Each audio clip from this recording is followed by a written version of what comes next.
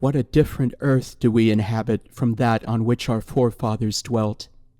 The globe was then encircled by a wall which paled in the bodies of men, whilst their feathered thoughts soared over the boundary. It had a brink, and in the deep profound which it overhung, men's imaginations, eagle-winged, dived and flew, and brought home strange tales to their believing auditors. Deep caverns harbored giants.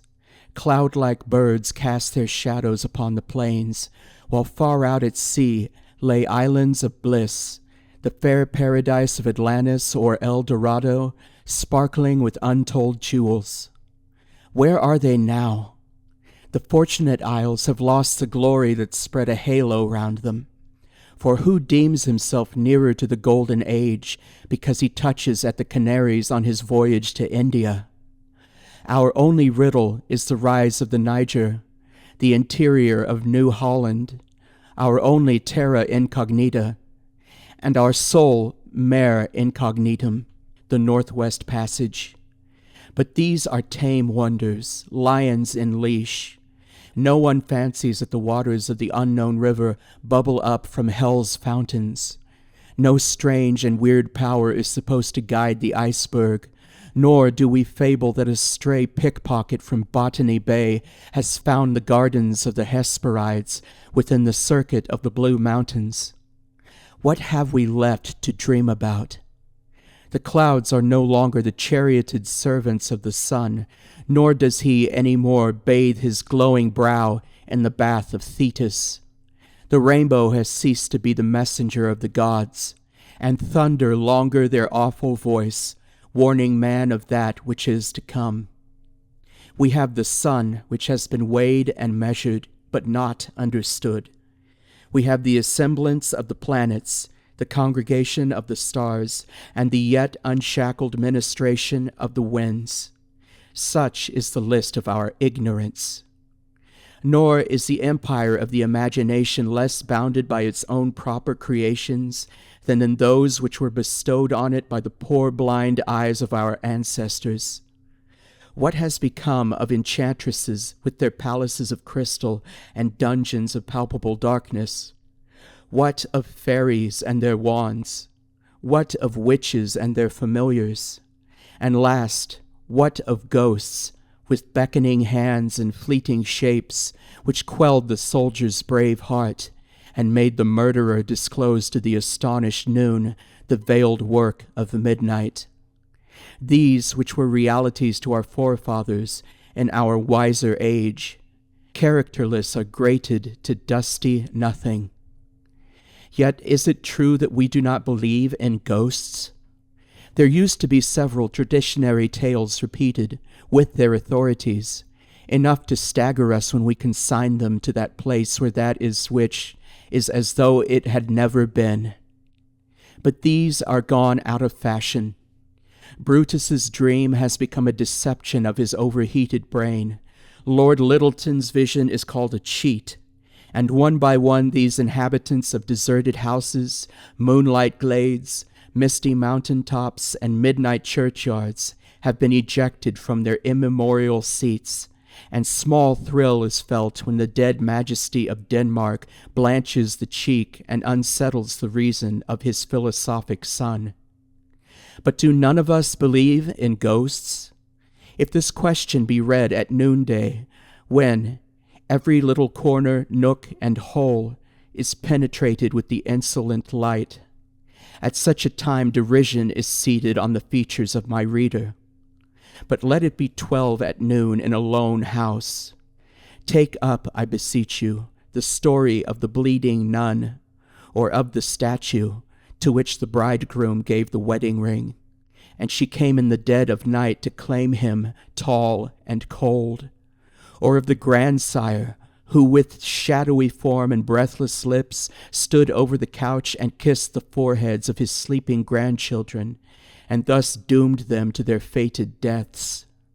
And let all these details be assisted by solitude, flapping curtains, rushing wind, a long and dusky passage, a half-open door. Then, truly, another answer may be given, and many will request leave to sleep upon it before they decide whether there should be such a thing as a ghost in the world or out of the world, if that phraseology be more spiritual. What is the meaning of this feeling? For my own part, I never saw a ghost except once in a dream. I feared it in my sleep. I awoke trembling, and lights and the speech of others could hardly dissipate my fear. Some years ago I lost a friend, and a few months afterwards visited the house where I had last seen him. It was deserted, and though in the midst of a city, its vast halls and spacious apartments occasioned the same sense of loneliness as if it had been situated on an uninhabited heath. I walked through the vacant chambers by twilight, and none save I awakened the echoes of their pavement. The far mountains, visible from the upper windows, had lost their tinge of sunset. The tranquil atmosphere grew leaden-colored as the golden stars appeared in the firmament. No wind ruffled the shrunk-up river which crawled lazily through the deepest channel of its wide and empty bed. The chimes of the Ave Maria had ceased, and the bell hung moveless in the open belfry. Beauty invested a reposing world, and awe was inspired by beauty only. I walked through the rooms filled with sensations of the most poignant grief. He had been there. His living frame had been caged by those walls. His breath had mingled with that atmosphere. His step had been on those stones. I thought, the earth is a tomb, the gaudy sky a vault, we but walking corpses. The wind rising in the east rushed through the open casements, making them shake. Methought I heard, I felt, I know not what, but I trembled.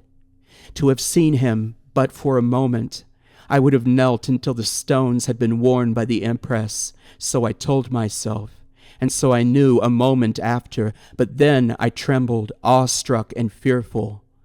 Wherefore? There is something beyond us of which we are ignorant. The sun drawing up the vaporous air makes a void, and the wind rushes in to fill it. Thus, beyond our soul's ken, there is an empty space, and our hopes and fears, in gentle gales or terrific whirlwinds, occupy the vacuum. And if it does no more, it bestows on the feeling heart a belief that influences do exist to watch and guard us, though they be impalpable to the coarser faculties. I have heard that when Coleridge was asked if he believed in ghosts, he replied that he had seen too many to put any trust in their reality. And the person of the most lively imagination that I ever knew echoed this reply. But these were not real ghosts, pardon, unbelievers, my mode of speech, that they saw. They were shadows, phantoms unreal, that while they appalled the senses, yet carried no other feeling to the mind of others than delusion, and were viewed as we might view an optical deception which we see to be true with our eyes and know to be false with our understandings. I speak of other shapes, the returning bride who claims the fidelity of her betrothed, the murdered man who shakes to remorse the murderer's heart, ghosts that lift the curtains at the foot of your bed as the clock chimes one, who rise all pale and ghastly from the churchyard and haunt their ancient abodes, who, spoken to, reply, and whose cold, unearthly touch makes the hair stand stark upon the head, the true, old-fashioned, foretelling, flitting, gliding ghost. Who has seen such a one? I have known two persons who at broad daylight have owned that they believed in ghosts, for that they had seen one. One of these was an Englishman, and the other an Italian. The former had lost a friend he dearly loved, who for a while appeared to him nightly, gently stroking his cheek and spreading a serene calm over his mind. He did not fear the appearance, although he was somewhat awe-stricken as each night it glided into his chamber and placed itself on the left side of the bed. The visitation continued for several weeks, when by some accident he altered his residence, and then he saw it no more. Such a tale may easily be explained away, but several years had passed, and he, a man of strong and virile intellect, said that he had seen a ghost. The Italian was a noble, a soldier, and by no means addicted to superstition. He had served in Napoleon's armies from early youth, and had been to Russia, had fought and bled, and had been rewarded, and he unhesitatingly, and with deep relief, recounted his story. This chevalier, a young and somewhat a miraculous incident, a gallant Italian, was engaged in a duel with a brother officer and wounded him in the arm. The subject of the duel was frivolous, and distressed therefore at its consequences, he attended on his youthful adversary during his consequent illness, so that when the latter recovered they became firm and dear friends. They were quartered together at Milan, where the youth fell desperately in love with the wife of a musician, who disdained his passion, so that it preyed on his spirits and his health. He absented himself from all amusements, avoided all his brother officers, and his only consolation was to pour his lovesick plaints into the ear of the chevalier, who strove in vain to inspire him either with indifference towards the fair disdainer, or to incalculate lessons of fortitude and heroism. As a last resource, he urged him to ask leave of absence, and to seek, either in change of scene or the amusement of hunting, some diversion to his passion. One evening the youth came to the chevalier and said, "Well, I have asked leave of absence, and am to have it early tomorrow morning, so lend me your fowling piece and cartridges, for I shall go to hunt for a fortnight." The chevalier gave him what he asked. Among the shot there were a few bullets. "I will take these also," said the youth, "to secure myself against the attack of any wolf, for I mean to bury myself in the woods." Although he had obtained that for which he came, the youth still lingered. He talked of the cruelty of his lady, lamented that she would not even permit him a hopeless attendance, but that she inexorably banished him from her sight, "so that," said he, "I have no hope but in oblivion." At length he rose to depart. He took the chevalier's hand and said, "You will see her tomorrow. You will speak to her and hear her speak. Tell her, I entreat you, that our conversation tonight has been concerning her, and that her name was the last that I spoke." "Yes, yes," cried the chevalier, "I will say anything you please, but you must not talk of her any more. You must forget her." The youth embraced his friend with warmth, but the latter saw nothing more in it than the effects of his affection, combined with his melancholy at absenting himself from his mistress, whose name, joined to a tender farewell, was the last sound that he uttered. When the chevalier was on guard that night, he heard the report of a gun. He was at first troubled and agitated by it, but afterwards thought no more of it, and when relieved from guard, went to bed. Although he passed a restless, sleepless night. Early in the morning, someone knocked on his door. It was a soldier who said that he had got the young officer's leave of absence and had taken it to his house. A servant had admitted him, and he had gone upstairs, but the room door of the officer was locked, and no one answered to his knocking, but something oozed through from under the door that looked like blood. The chevalier, agitated and frightened at this account, hurried to his friend's house, burst open the door, and found him stretched on the ground. He had blown out his brains, and the body lay a headless trunk, cold and stiff. The shock and grief which the chevalier experienced in consequence of this catastrophe produced a fever which lasted for some days. When he got well, he obtained leave of absence, and went into the country to try to divert his mind. One evening at moonlight, he was returning home from a walk, and passed through a lane with a hedge on both sides, so high that he could not see over them. The night was balmy. The bushes gleamed with fireflies, brighter than the stars which the moon had veiled with her silver light. Suddenly he heard a rustling near him, and the figure of his friend issued from the hedge and stood before him, mutilated as he had seen him after death. The figure he saw several times, always in the same place. It was impalpable to the touch, motionless, except in its advance, and made no sign when it was addressed. Once the chevalier took a friend with him to the spot. The same rustling was heard, the same shadow slept forth. His companion fled in horror, but the chevalier stayed, vainly endeavoring to discover what called his friend from his quiet tomb, and if any act of his might give repose to the restless shade. Such are my two stories, and I record them the more willingly, since they occurred to men, and to individuals distinguished, the one for courage and the other for sagacity.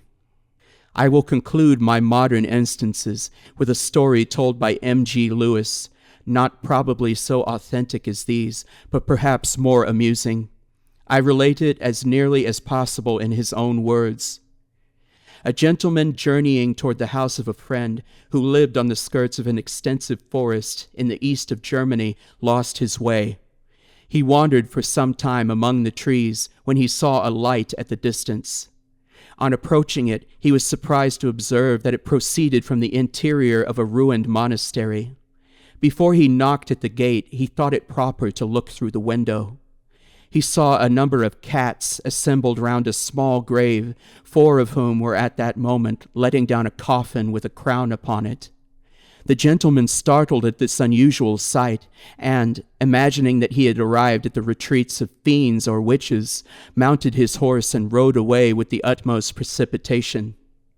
He arrived at his friend's house at a late hour, who sat up waiting for him.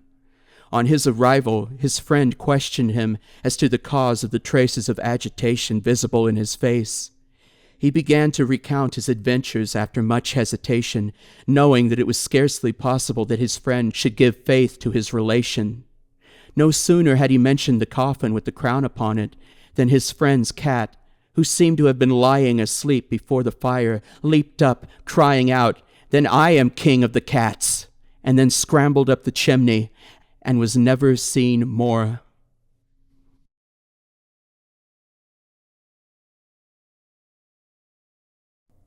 I have heard it said that when any strange, supernatural, and necromantic adventure has occurred to a human being, that being, however desirous he may be to conceal the same, feels at certain periods torn up, as it were, by an intellectual earthquake, and is forced to bear the inner depths of his spirit to another. I am a witness of the truth of this. I have dearly sworn to myself never to reveal to human ears the horrors to which I once, in excess of fiendly pride, delivered myself over. The holy man who heard my confession and reconciled me to the church is dead. No one knows that once. Why should it not be thus? Why tell a tale of impious tempting of providence and soul-subduing humiliation? Why? Why? Answer me, ye who are wise in the secrets of human nature. I only know that so it is, and in spite of strong resolve, of a pride that too much masters me, of shame and even of fear, so to render myself odious to my species, I must speak. Genoa, my birthplace, proud city, looking upon the blue waves of the Mediterranean Sea, dost thou remember me in my boyhood, when thy cliffs and promontories, thy bright blue sky and gay vineyards were my world? Happy time! When to the young heart the narrow-bounded universe, which leaves, by its very limitation, free scope to the imagination, enchains our physical energies, and, sole period in our lives, innocence and enjoyment are united. Yet, who can look back to childhood and not remember its sorrows and its harrowing fears? I was born with the most imperious, haughty, tameless spirit with which ever mortal was gifted. I quailed before my father only, and he, generous and noble, but capricious and tyrannical, at once fostered and checked the wild impetuosity of my character, making obedience necessary, but inspiring no respect for the motives which guided his commands. To be a man, free, independent, or, in better words, insolent and domineering, was the hope and prayer of my rebel heart. My father had one friend, a wealthy Genoese noble who, in a political tumult, was suddenly sentenced to banishment and his property confiscated. The Marquise Torella went into exile alone. Like my father, he was a widower. He had one child, the almost infant Juliet, who was left under my father's guardianship. I should certainly have been an unkind master to the lovely girl, but that I was forced by my position to become her protector. A variety of childish incidents all tended to one point, to make Juliet see in me a rock of refuge, I in her one, who must perish through the soft sensibility of her nature, too rudely visited, but for my guardian care. We grew up together. The opening rose in May was not more sweet than this dear girl. An irradiation of beauty was spread over her face. Her form, her step, her voice. My heart weeps even now to think of all of relying, gentle, loving, and pure that was enshrined in that celestial tenement. When I was 11 and Juliet 8 years of age, a cousin of mine, much older than either, he seemed to us a man, took great notice of my playmate. He called her his bride and asked her to marry him. She refused, and he insisted, drawing her unwillingly toward him. With the countenance and emotions of a maniac, I threw myself on him. I strove to draw his sword. I clung to his neck with the ferocious resolve to strangle him. He was obliged to call for assistance to disengage himself from me. On that night, I led Juliet to the chapel of our house. I made her touch the sacred relics. I harrowed her child's heart and profaned her child's lips with an oath that she would be mine and mine only. Well, those days passed away.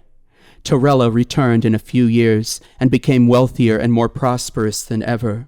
When I was 17, my father died. Torella rejoiced that my minority would afford an opportunity for repairing my fortunes. Juliet and I had been affianced beside my father's deathbed. Torella was to be a second parent to me. I desired to see the world, and I was indulged. I went to Florence, to Rome, to Naples. Thence I passed on to Toulon, and at length reached what had long been the bourne of my wishes, Paris. There was wild work in Paris then. The poor king, Charles VI, now sane, now mad, now a monarch, now an abject slave, was the very mockery of humanity. The queen, the dauphin, the Duke of Burgundy, alternately friends and foes, now meeting in prodigal feasts, now shedding blood in rivalry, were blind to the miserable state of their country and the dangers that impended over it, and gave themselves wholly up to dissolute enjoyment or savage strife. My character still followed me. I was arrogant and self-willed. I loved display, and, above all, I threw all control far from me. Who could control me in Paris? My young friends were eager to foster passions which furnished them with pleasures. I was deemed handsome. I was master of every knightly accomplishment. I was disconnected with any political party. I grew a favorite with all. My presumption and arrogance were pardoned in one so young. I became a spoiled child. Who could control me? Not the letters and advice of Torella. Only strong necessity visiting me in the abhorred shape of an empty purse. But there were means to refill this void. Acre after acre, estate after estate I sold. My dress, my jewels, my horses, and their caparisons were almost unrivaled in gorgeous Paris, while the lands of my inheritance passed into possession of others. The Duke of Orleans was waylaid and murdered by the Duke of Burgundy. Fear and terror possessed all Paris. The Dauphin and the Queen shut themselves up. Every pleasure was suspended. I grew weary of this state of things, and my heart yearned for my boyhood's haunts. I was nearly a beggar, yet still I would go there, claim my bride, and rebuild my fortunes. A few happy ventures as a merchant would make me rich again. Nevertheless, I would not return in humble guise. My last act was to dispose of my remaining estate near Albaro for half its worth, for ready money. Then I dispatched all kinds of artificers, arras, furniture of regal splendor to fit up the last relic of my inheritance, my palace in Genoa. I lingered a little longer yet, ashamed at the part of the prodigal returned, which I feared I should play. I sent my horses. One matchless Spanish jennet I dispatched to my promised bride. Its caparisons flamed with jewels and cloth of gold. In every part I caused to be entwined the initials of Juliet and her Guido. My present found favor in hers and in her father's eyes.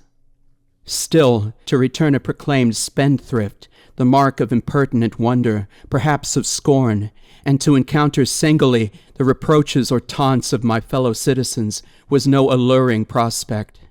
As a shield between me and censure, I invited some few of the most reckless of my comrades to accompany me. Thus I went armed against the world, hiding a rankling feeling, half fear and half penitence, by bravado and an insolent display of satisfied vanity. I arrived in Genoa. I trod the pavement of my ancestral palace. My proud step was no interpreter of my heart, for I deeply felt that, though surrounded by every luxury, I was a beggar. The first step I took in claiming Juliet must widely declare me such. I read contempt or pity in the looks of all. I fancied, so apt is conscience to imagine what it deserves, that rich and poor, young and old, all regarded me with derision. Torella came not near me. No wonder that my second father should expect a son's deference from me in waiting first on him. But, galled and stung by a sense of my follies and demerit, I strove to throw the blame on others. We kept nightly orgies in Palazzo Correga.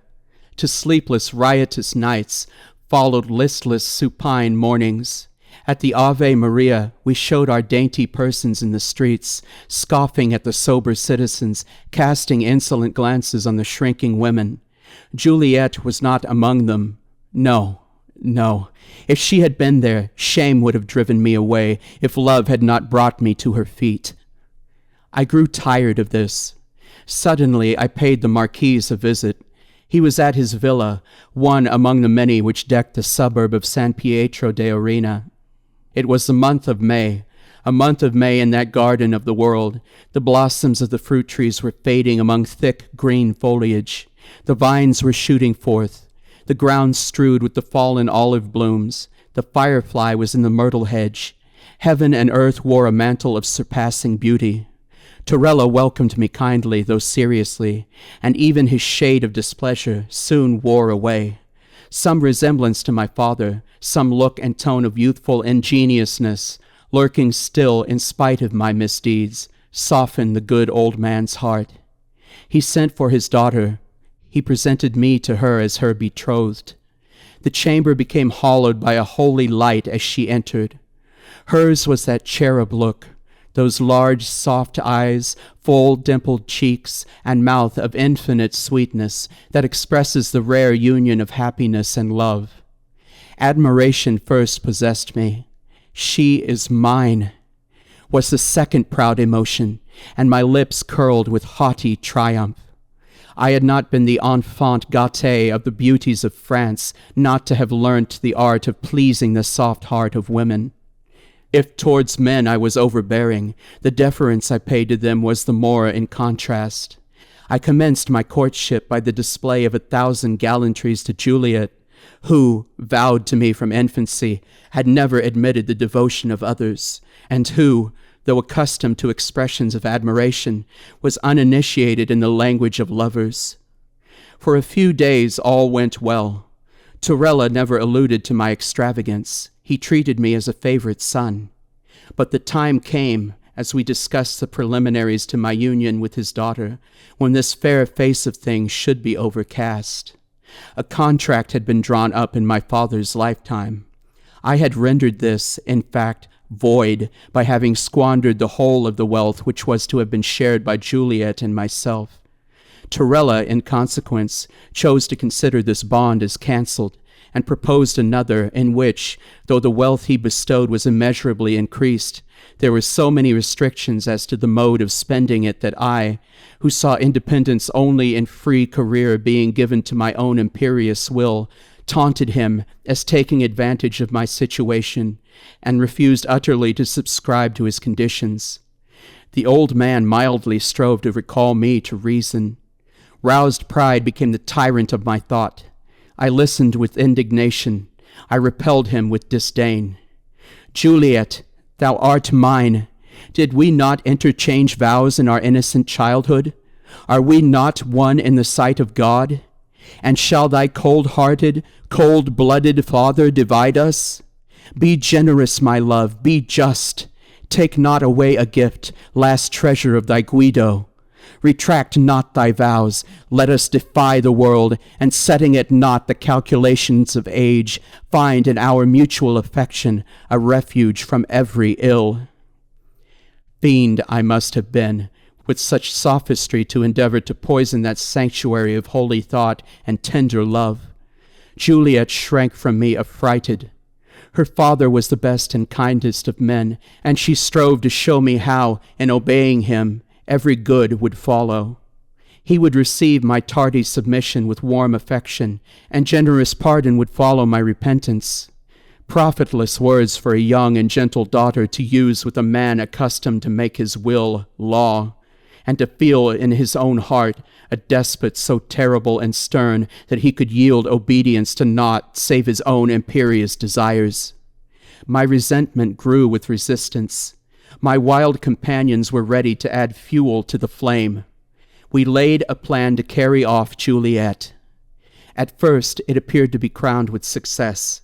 Midway on our return, we were overtaken by the agonized father and his attendants. A conflict ensued. Before the city guard came to decide the victory in favor of our antagonists, 2 of Torella's servitors were dangerously wounded. This portion of my history weighs most heavily with me.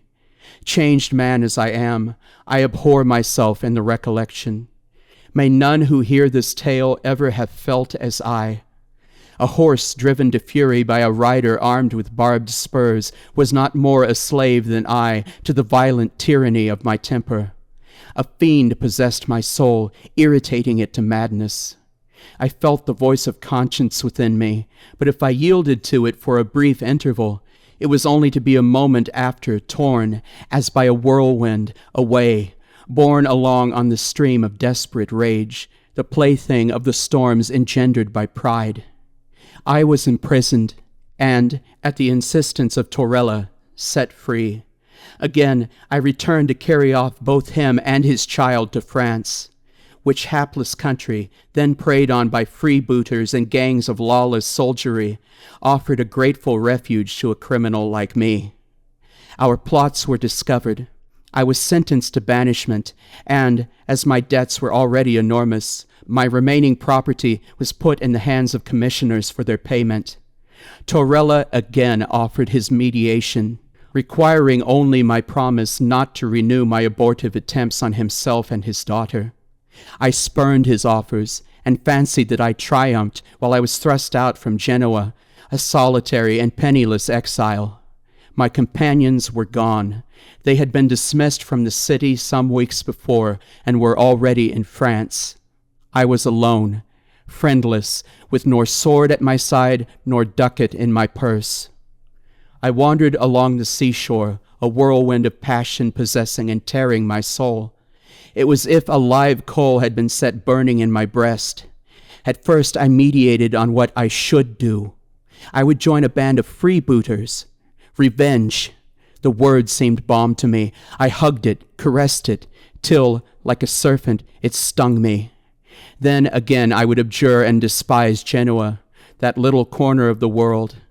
I would return to Paris, where so many of my friends swarmed, where my services would be eagerly accepted, where I would carve out fortune with my sword, and might, through success, make my paltry birthplace and the false Torella rue the day that they drove me, a new Coriolanus, from her walls.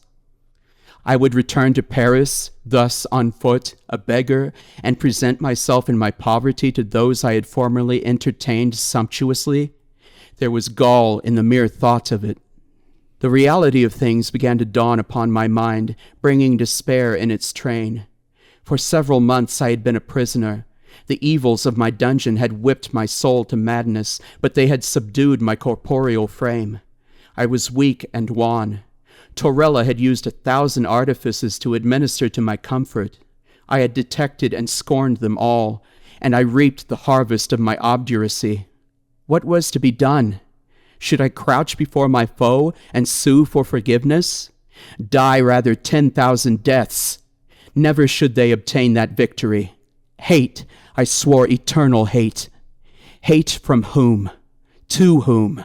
From a wandering outcast to a mighty noble. I and my feelings were nothing to them. Already had they forgotten one so unworthy.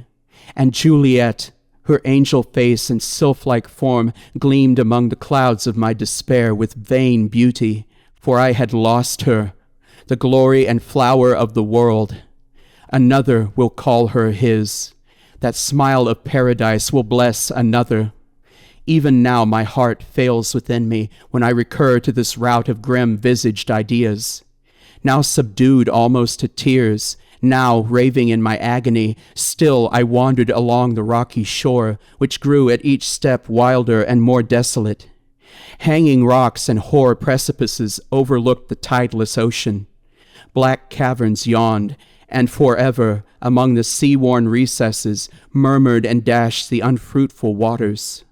Now my way was almost barred by an abrupt promontory, now rendered nearly impracticable by fragments fallen from the cliff. Evening was at hand when, seaward, arose, as if on the waving of a wizard's wand, a murky web of clouds, blotting the late azure sky, and darkening and disturbing the till now placid deep. The clouds had strange, fantastic shapes, and they changed and mingled, and seemed to be driven about by a mighty spell. The waves raised their white crests. The thunder first muttered, then roared from across the waste of waters, which took a deep purple dye, flecked with foam. The spot where I stood looked, on one side, to the widespread ocean. On the other, it was barred by a rugged promontory. Round this cape suddenly came, driven by the wind, a vessel. In vain the mariners tried to force a path for her to the open sea. The gale drove her on the rocks. It will perish. All on board will perish. Would I were among them. And to my young heart the idea of death came for the first time blended with that of joy. It was an awful sight to behold the vessel struggling with her fate. Hardly could I discern the sailors, but I heard them. It was soon all over. A rock, just covered by the tossing waves, and so unperceived, lay in wait for its prey. A crash of thunder broke over my head at the moment that, with a frightful shock, the skiff dashed upon her unseen enemy. In a brief space of time, she went to pieces. There I stood in safety, and there were my fellow creatures, battling, how hopelessly, with annihilation. Methoughts I saw them struggling.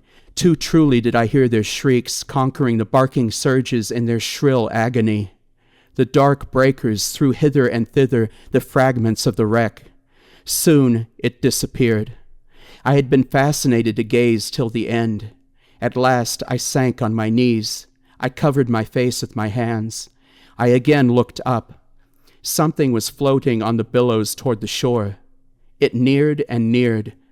Was that a human form? It grew more distinct, and at last a mighty wave, lifting the whole freight, lodged it upon a rock. A human being bestriding a sea chest. A human being. Yet was it one? Surely never such had existed before. A misshapen dwarf, with squinting eyes, distorted features, and body deformed, till it became a horror to behold. My blood, lately warming towards a fellow being so snatched from a watery tomb, froze in my heart. The dwarf got off his chest. He tossed his straight, straggling hair from his odious visage. "By Saint Beelzebub," he exclaimed, "I have been well bested." He looked round and saw me.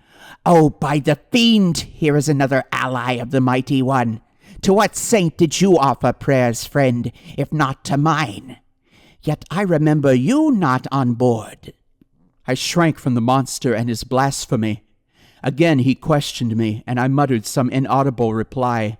He continued, "Your voice is drowned by this dissonant roar. What a noise this big ocean makes! Schoolboys bursting from their prison are not louder than these waves set free to play. They disturb me. I will no more of their ill-timed brawling. Silence, hoary one! Winds, avaunt! To your homes!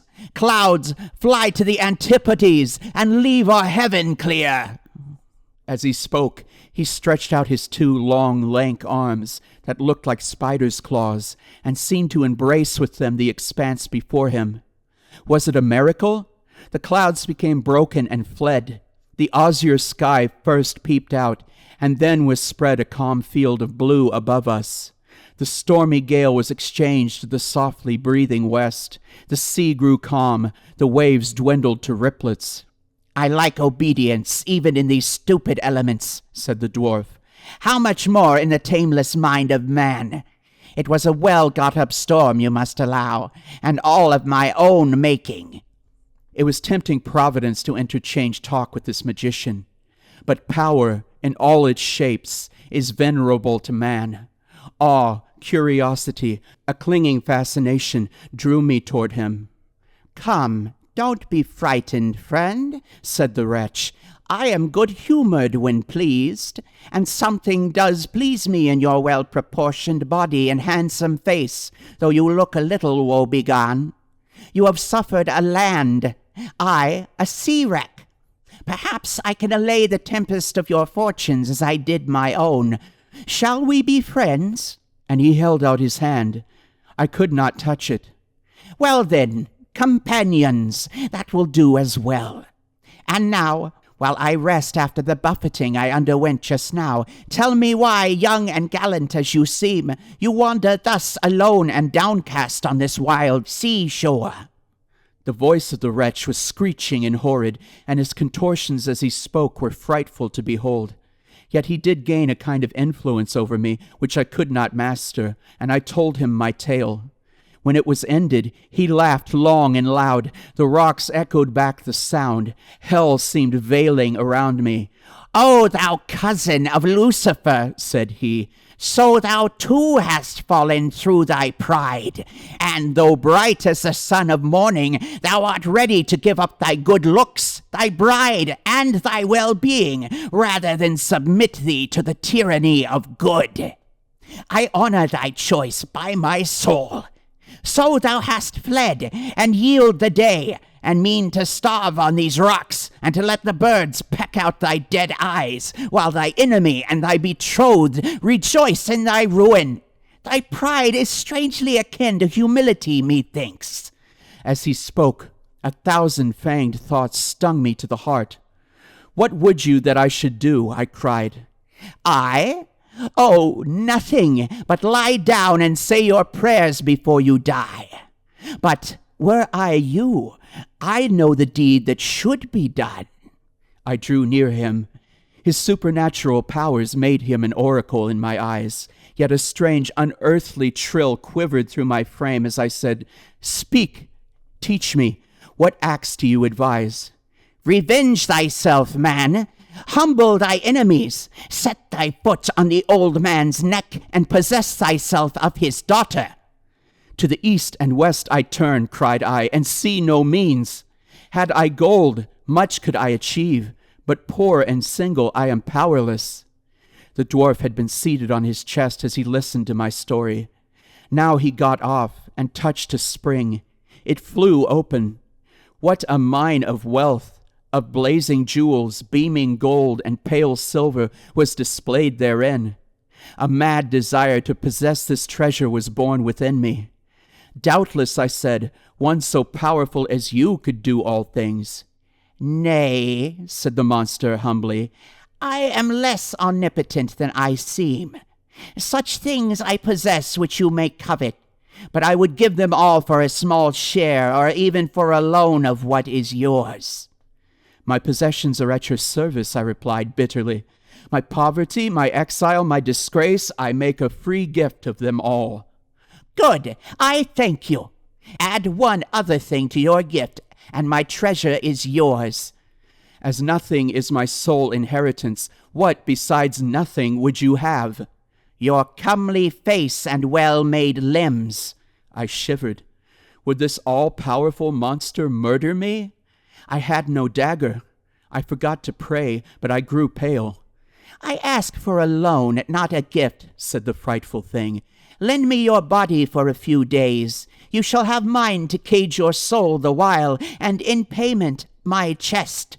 What say you to the bargain? 3 short days. We are told that it is dangerous to hold unlawful talk, and well do I prove the same. Tamely written down, it may seem incredible that I should lend any ear to this proposition. But, in spite of his unnatural ugliness, there was something fascinating in a being whose voice could govern earth, air, and sea. I felt a keen desire to comply, for with that chest I could command the world. My only hesitation resulted from a fear that he would not be true to his bargain. Then, I thought, I should soon die here on these lonely sands, and the limbs he covets will be mine no more. It is worth the chance. And besides, I knew that, by all the rules of art magic, there were formula and oaths which none of its practicers dared break.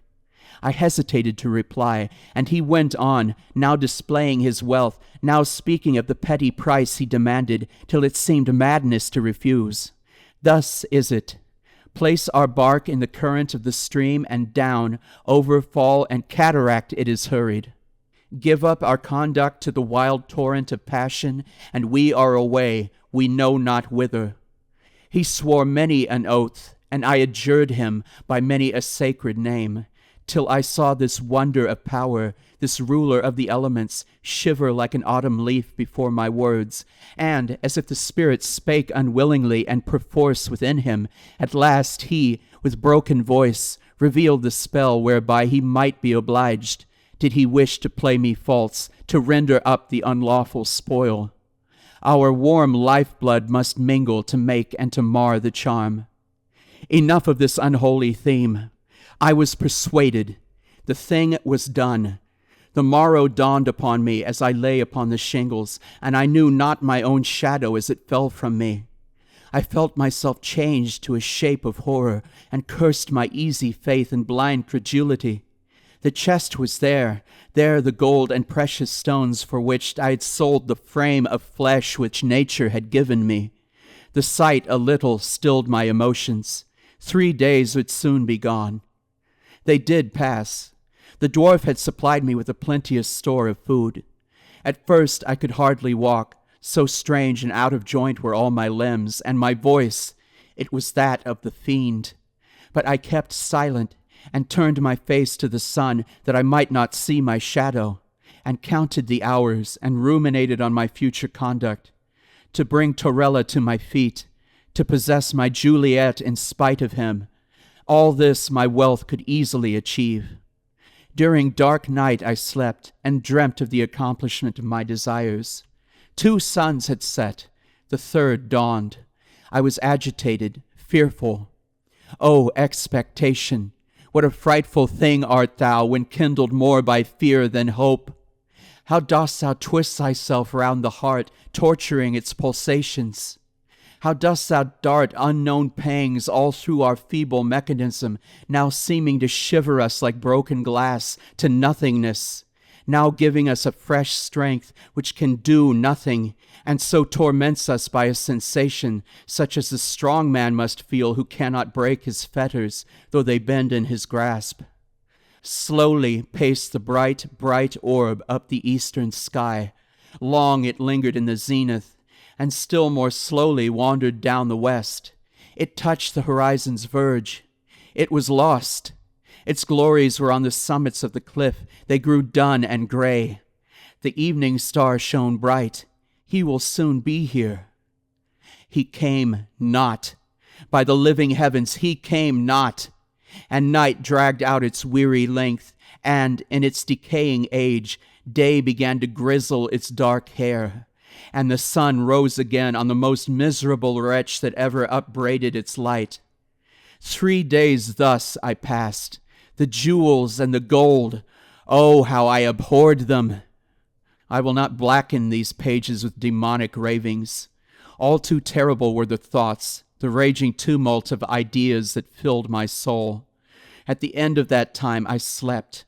I had not before the third sunset, and I dreamt that I was at Juliet's feet, and she smiled, and then she shrieked, for she saw my transformation. And again she smiled, for still her beautiful lover knelt before her. But it was not I. It was he, the fiend, arrayed in my limbs, speaking with my voice, winning her with my looks of love. I strove to warn her, but my tongue refused its office. I strove to tear him from her, but I was rooted to the ground. I awoke with the agony. There were the solitary hoar precipices.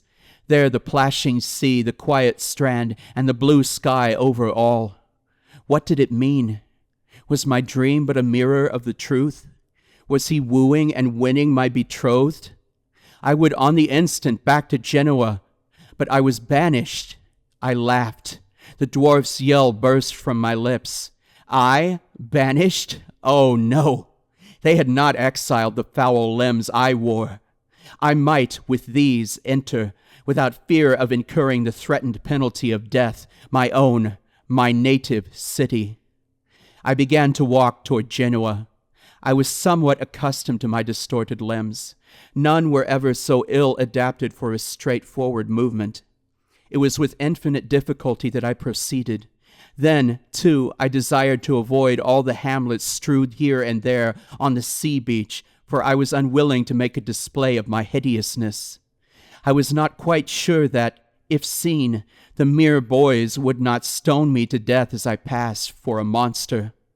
Some ungentle salutations I did receive from the few peasants or fishermen I chanced to meet. But it was dark night before I approached Genoa. The weather was so balmy and sweet that it struck me that the Marquis and his daughter would very probably have quitted that city for their country retreat. It was from Villa Torella that I had attempted to carry off Juliet. I had spent many an hour reconnoitering the spot, and knew every inch of ground in its vicinity. It was beautifully situated, embosomed in trees, on the margin of a stream. As I drew near, it became evident that my conjecture was right. Nay, moreover, that the hours were being then devoted to feasting and merriment, for the house was lighted up. Strains of soft and gay music were wafted toward me by the breeze. My heart sank within me. Such was the generous kindness of Torella's heart that I felt sure that he would not have indulged in public manifestations of rejoicing just after my unfortunate banishment, but for a cause I dared not dwell upon. The country people were all alive and flocking about. It became necessary that I should study to conceal myself, and yet I longed to address someone, or to hear others discourse, or in any way to gain intelligence of what was really going on. At length, entering the walks that were in immediate vicinity to the mansion, I found one dark enough to veil my excessive frightfulness, and yet others as well as I were loitering in its shade. I soon gathered all I wanted to know, all that first made my very heart die with horror, and then boil with indignation. Tomorrow Juliet was to be given to the penitent, reformed, beloved Guido. Tomorrow my bride was to pledge her vows to a fiend from hell. And I did this. My accursed pride, my demonic violence and wicked self-idolatry had caused this act. For if I had acted as the wretch who had stolen my form had acted, if, with a mien at once yielding and dignified, I had presented myself to Torella, saying, I have done wrong, forgive me. I am unworthy of your angel child, but permit me to claim her hereafter, when my altered conduct shall manifest that I abjure my vices and endeavor to become in some sort worthy of her. I go to serve against the infidels, and when my zeal for religion and my true penitence for the past shall appear to you to cancel my crimes, permit me again to call myself your son. Thus had he spoken, and the penitent was welcomed even as the prodigal son of Scripture. The fatted calf was killed for him, and he, still pursuing the same path, displayed such open-hearted regret for his follies, so humble a concession of all his rights, and so ardent a resolve to reacquire them by a life of contrition and virtue, that he quickly conquered the kind old man. and full pardon, and the gift of his lovely child followed in swift succession. Oh, had an angel from paradise whispered to me to act thus! But now, what would be the innocent Juliet's fate? Would God permit the foul union, or some prodigy destroying it, link the dishonored name of Correggia with the worst of crimes? Tomorrow at dawn they were to be married. There was but one way to prevent this: to meet mine enemy and to enforce the ratification of our agreement. I felt that this could only be done by a mortal struggle. I had no sword, if indeed my distorted arms could wield a soldier's weapon, but I had a dagger, and in that lay my every hope. There was no time for pondering or balancing nicely the question. I might die in the attempt, but besides the burning jealousy and despair of my own heart, honor, mere humanity, demanded that I should fall rather than not destroy the machinations of the fiend. The guests departed. The lights began to disappear. It was evident that the inhabitants of the villa were seeking repose. I hid myself among the trees. The garden grew desert. The gates were closed. I wandered round and came under a window. Ah, well did I know the same. A soft twilight glimmered in the room. The curtains were half withdrawn. It was the temple of innocence and beauty. Its magnificence was tempered, as it were, by the slight disarrangements occasioned by its being dwelt in, and all the objects scattered around displayed the taste of her who hallowed it by her presence. I saw her enter with a quick, light step. I saw her approach the window. She drew back the curtain yet further and looked out into the night. Its breezy freshness played among her ringlets and wafted them from the transparent marble of her brow. She clasped her hands and raised her eyes to heaven. I heard her voice. "Guido," she softly murmured, "mine own Guido." And then, as if overcome by the fullness of her own heart, she sank on her knees. Her upraised eyes, her negligent but graceful attitude, the beaming thankfulness that lighted upon her face. Oh, these are tame words. Heart of mine, thou imaginest ever, though thou canst not portray, the celestial beauty of that child of light and love. I heard a step, a quick, firm step along the shady avenue.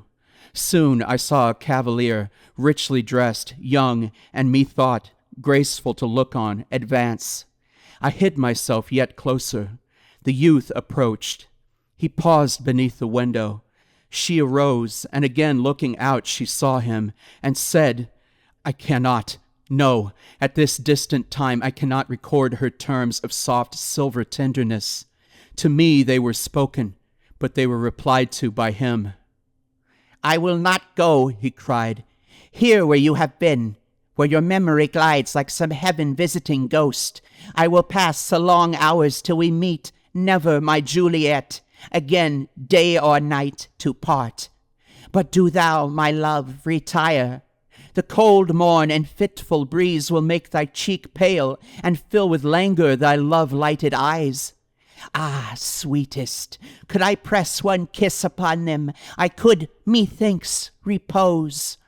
And then he approached still nearer, and methought he was about to clamber into her chamber. I had hesitated, not to terrify her.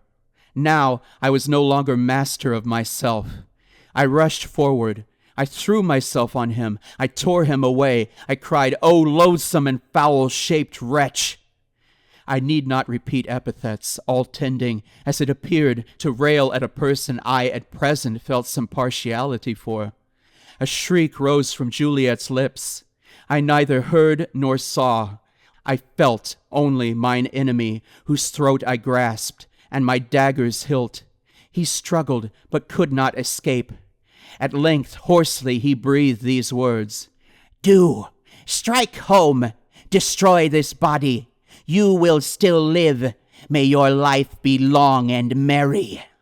The descending dagger was arrested at the word, and he, feeling my hold relax, extricated himself and drew his sword, while the uproar in the house and the flying of torches from one room to the other showed that soon we would be separated, and I, Oh, far better die.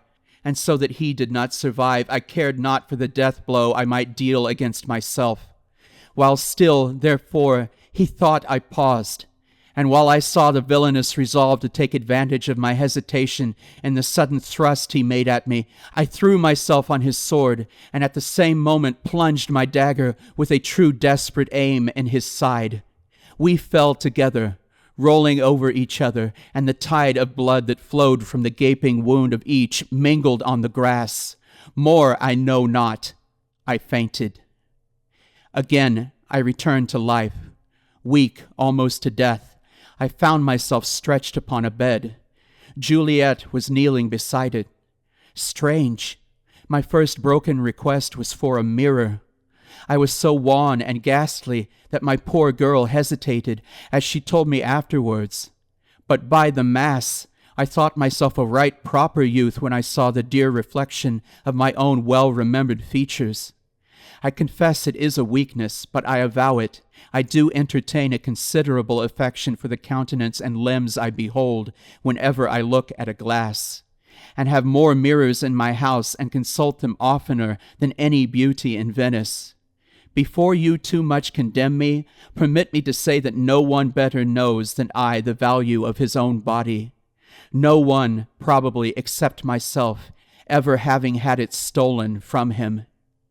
Incoherently, I at first talked of the dwarf and his crimes, and reproached Juliet for her too easy admission of his love.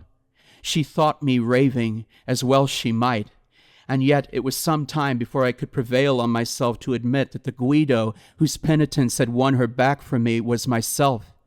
And while I cursed bitterly the monstrous dwarf, and blessed the well-directed blow that had deprived him of life, I suddenly checked myself when I heard her say, Amen, knowing that him whom she reviled was my very self. A little reflection taught me silence. A little practice enabled me to speak of that frightful night without any excessive blunder. The wound I had given myself was no mockery of one. It was long before I recovered.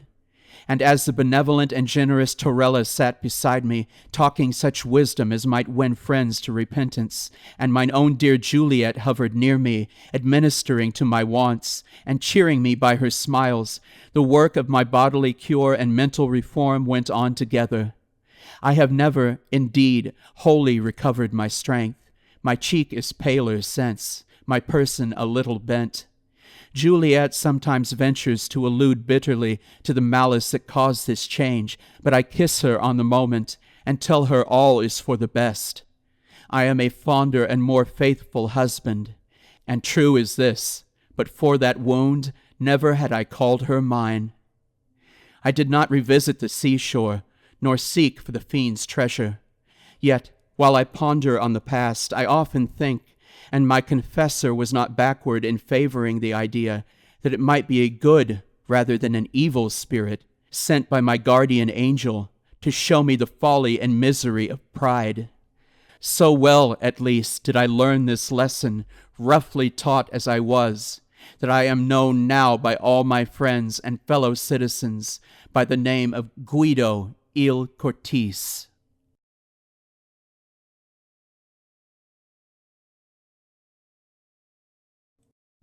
July 16th, 1833. This is a memorable anniversary for me. On it, I complete my 323rd year. Am I, then, immortal? This is a question which I have asked myself by day and night for now 303 years, and yet cannot answer it. I detected a gray hair amidst my brown locks this very day. That surely signifies decay. Yet it may have remained concealed there for 300 years, for some persons have become entirely white-headed before 20 years of age. I will tell my story, and my reader shall judge for me. I will tell my story, and so contrive to pass some few hours of a long eternity become so wearisome to me. Forever, can it be? To live forever. I have heard of enchantments in which the victims were plunged into a deep sleep to wake after 100 years as fresh as ever. I have heard of the 7 sleepers. Thus to be immortal would not be so burdensome. But oh, the weight of never-ending time, the tedious passage of the still succeeding hours. How happy was the fabled Nur-Jahad! But to my task. All the world has heard of Cornelius Agrippa. His memory is as immortal as his arts have made me. All the world has also heard of his scholar, who, unawares, raised the foul fiend during his master's absence and was destroyed by him. The report, true or false, of this accident was attended with many inconveniences to the renowned philosopher. All his scholars at once deserted him. His servants disappeared. He had no one near him to put coals on his ever-burning fires while he slept, or to attend to the changeful colors of his medicines while he studied. Experiment after experiment failed, because one pair of hands was insufficient to complete them. The dark spirits laughed at him for not being able to retain a single mortal in his service. I was then very young, very poor, and very much in love. I had been for about a year the pupil of Cornelius, though I was absent when this accident took place. On my return, my friends implored me not to return to the alchemist's abode. I trembled as I listened to the dire tale they told. I required no second warning, and when Cornelius came and offered me a purse of gold if I would remain under his roof, I felt as if Satan himself tempted me. My teeth chattered. My hair stood on end. I ran off as fast as my trembling knees would permit. My failing steps were directed whither for 2 years they had every evening been attracted. A gently bubbling spring of pure living water, beside which lingered a dark-haired girl whose beaming eyes were fixed on the path I was accustomed each night to tread. I cannot remember the hour when I did not love Bertha. We had been neighbors and playmates from infancy. Her parents, like mine, were of humble life, yet respectable. Our attachment had been a source of pleasure to them. In an evil hour, a malignant fever carried off both her father and mother, and Bertha became an orphan. She would have found a home beneath my paternal roof, but, unfortunately, the old lady of the near castle, rich, childless, and solitary, declared her intention to adopt her. Henceforth, Bertha was clad in silk, inhabited a marble palace, and was looked on as being highly favored by fortune. But in her new situation among her new associates, Bertha remained true to the friend of her humbler days. She often visited the cottage of my father, and when forbidden to go thither, she would stray towards the neighboring wood and meet me beside its shady fountain. She often declared that she owed no duty to her new protectress equal in sanctity to that which bound us. Yet still I was too poor to marry, and she grew weary of being tormented on my account. She had a haughty but impatient spirit, and grew angry at the obstacle that prevented our union. We met now after an absence, and she had been sorely beset while I was away. She complained bitterly, and almost reproached me for being poor. I replied hastily, "I am honest if I am poor. Were I not, I might soon become rich." This exclamation produced 1,000 questions. I feared to shock her by owning the truth, but she drew it from me. And then, casting a look of disdain on me, she said, "You pretend to love, and you fear to face the devil for my sake." I protested that I had only dreaded to offend her, while she dwelt on the magnitude of the reward that I should receive. Thus encouraged, shamed by her, led by love and hope, laughing at my later fears, with quick steps and a light heart, I returned to accept the offer of the alchemist and was instantly installed in my office. A year passed away. I became possessed of no insignificant sum of money. Custom had banished my fears. In spite of the most painful vigilance, I had never detected the trace of a cloven foot, nor was the studious silence of our abode ever disturbed by demonic howls. I still continued my stolen interviews with Bertha, and hope dawned on me. Hope, but not perfect joy.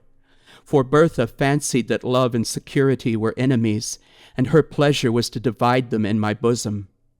Though true of heart, she was something of a coquette in manner. She slighted me in 1,000 ways, yet would never acknowledge herself to be in the wrong. She would drive me mad with anger, and then force me to beg her pardon. Sometimes she fancied that I was not sufficiently submissive, and then she had some story of a rival, favored by her protectress. She was surrounded by silk-clad youths, the rich and gay. What chance had the sad-robed scholar of Cornelius compared with these? On one occasion, the philosopher made such large demands upon my time that I was unable to meet her as I was wont. He was engaged in some mighty work, and I was forced to remain day and night, feeding his furnaces and watching his chemical preparations. Bertha waited for me in vain at the fountain. Her haughty spirit fired at this neglect, and when at last I stole out during a few short minutes allotted to me for slumber, and hoped to be consoled by her, she received me with disdain, dismissed me in scorn, and vowed that any man should possess her hand rather than he who could not be in 2 places at once for her sake. She would be revenged, and truly she was. In my dingy retreat I heard that she had been hunting, attended by Albert Hoffer. Albert Hoffer was favored by her protectress, and the 3 passed in cavalcade before my smoky window. Methought that they mentioned my name. It was followed by a laugh of derision as her dark eyes glanced contemptuously toward my abode. Jealousy, with all its venom and all its misery, entered my breast. Now I shed a torrent of tears to think that I should never call her mine, and, anon, I imprecated 1,000 curses on her inconsistency. Yet, still I must stir the fires of the alchemist, still attend on the changes of his intelligible medicines. Cornelius had watched for 3 days and nights, nor closed his eyes. The progress of his alembics was slower than he expected. In spite of his anxiety, sleep weighed upon his eyelids. Again and again he threw off drowsiness with more than human energy. Again and again it stole away his senses. He eyed his crucibles wistfully. "Not ready yet," he murmured. "Will another night pass before the work is accomplished? Wenzy, you are the vigilant. You are faithful. You have slept, my boy. You slept last night. Look at that glass vessel. The liquid it contains is of a soft rose color. The moment it begins to change hue, awaken me. Till then I may close my eyes. First it will turn white, and then emit golden flashes, but wait not till then. When the rose color fades, rouse me." I scarcely heard the last words, muttered as they were in sleep. Even then he did not quite yield to nature. "Wenzy, my boy," he again said, "do not touch the vessel. Do not put it to your lips. It is a filter to cure love. You would not cease to love your Bertha. Beware to drink." And he slept. His venerable head sunk on his breast, and I scarce heard his regular breathing. For a few minutes I watched the vessel. The rosy hue of the liquid remained unchanged. Then my thoughts wandered. They visited the fountain and dwelt on 1,000 charming scenes never to be renewed, never. Serpents and adders were in my heart as the word never half formed itself on my lips. False girl, false and cruel. Never more would she smile on me as that evening she smiled on Albert. Worthless, detested woman. I would not remain unrevenged. She should see Albert expire at her feet.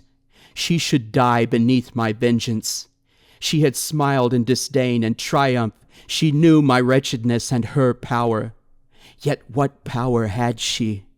The power of exciting my hate, my utter scorn, all but indifference. Could I attain that? Could I regard her with careless eyes, transferring my rejected love to one fairer and more true? That were indeed a victory. A bright flash darted before my eyes. I had forgotten the medicine of the adept. I gazed on it with wonder. Flashes of admirable beauty, more bright than those which the diamond emits when the sun's rays are on it, glanced from the surface of the liquid. An odor, the most fragrant and graceful, stole over my sense. The vessel seemed one globe of living radiance, lovely to the eye and more inviting to the taste. The first thought, instinctively inspired by the grosser sense, was, I must drink. I raised the vessel to my lips. It will cure me of love, of torture. Already I had quaffed half of the most delicious liquor ever tasted by the palate of man when the philosopher stirred. I started. I dropped the glass. The fluid flamed and glanced along the floor, while I felt Cornelius's grip at my throat as he shrieked aloud, "Wretch, you have destroyed the labor of my life!" The philosopher was totally unaware that I had drunk any portion of his drug.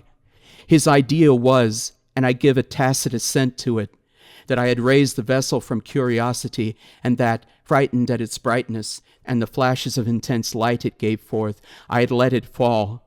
I never undeceived him. The fire of the medicine was quenched. The fragrance died away. He grew calm, as a philosopher should under the heaviest trials, and dismissed me to rest. I will not attempt to describe the sleep of glory and bliss which bathed my soul in paradise during the remaining hours of that memorable night. Words would be faint and shallow types of my enjoyment, or of the gladness that possessed my bosom when I woke. I trod air. My thoughts were in heaven. Earth appeared heaven, and my inheritance upon it was to be one trance of delight. This is to be cured of love, I thought. I will see Bertha this day, and she will find her lover cold and regardless, too happy to be disdainful, yet how utterly indifferent to her. The hours danced away. The philosopher, secure that he had once succeeded, and believing that he might again, began to concoct the same medicine once more. He was shut up with his books and drugs, and I had a holiday. I dressed myself with care. I looked in an old but polished shield which served me for a mirror. Methoughts my good looks had wonderfully improved. I hurried beyond the precincts of the town, joy in my soul, the beauty of heaven and earth around me. I turned my steps toward the castle. I could look on its lofty turrets with lightness of heart, for I was cured of love. My Bertha saw me afar off, and I came up the avenue. I know not what sudden impulse animated her bosom, but at the sight she sprung with a light fawn-like bound down the marble steps, and was hastening towards me. But I had been perceived by another person. The old high-born hag, who called herself her protectress, and was her tyrant, had seen me also. She hobbled, panting, up the terrace.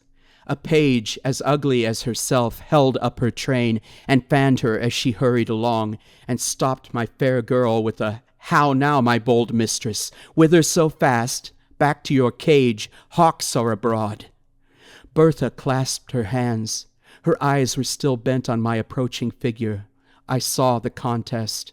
How I abhorred the old crone who checked the kind impulses of my Bertha's softening heart. Hitherto, respect for her rank had caused me to avoid the lady of the castle. Now I disdained such trivial considerations. I was cured of love and lifted above all human fears. I hastened forward and soon reached the terrace. How lovely Bertha looked!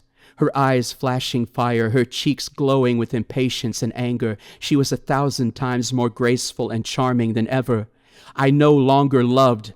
Oh no, I adored, worshipped, idolized her. She had that morning been persecuted with more than usual vehemence to consent to an immediate marriage with my rival. She was reproached with the encouragement that she had shown him. She was threatened with being turned out of doors with disgrace and shame.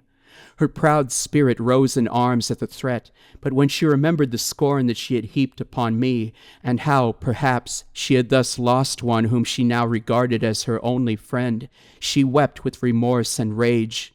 At that moment I appeared. "Oh, Wenzy," she exclaimed, "take me to your mother's cot. Swiftly let me leave the detested luxuries and wretchedness of this noble dwelling. Take me to poverty and happiness." I clasped her in my arms with transport. The old dame was speechless with fury, and broke forth into invective only when we were far on the road to my natal cottage.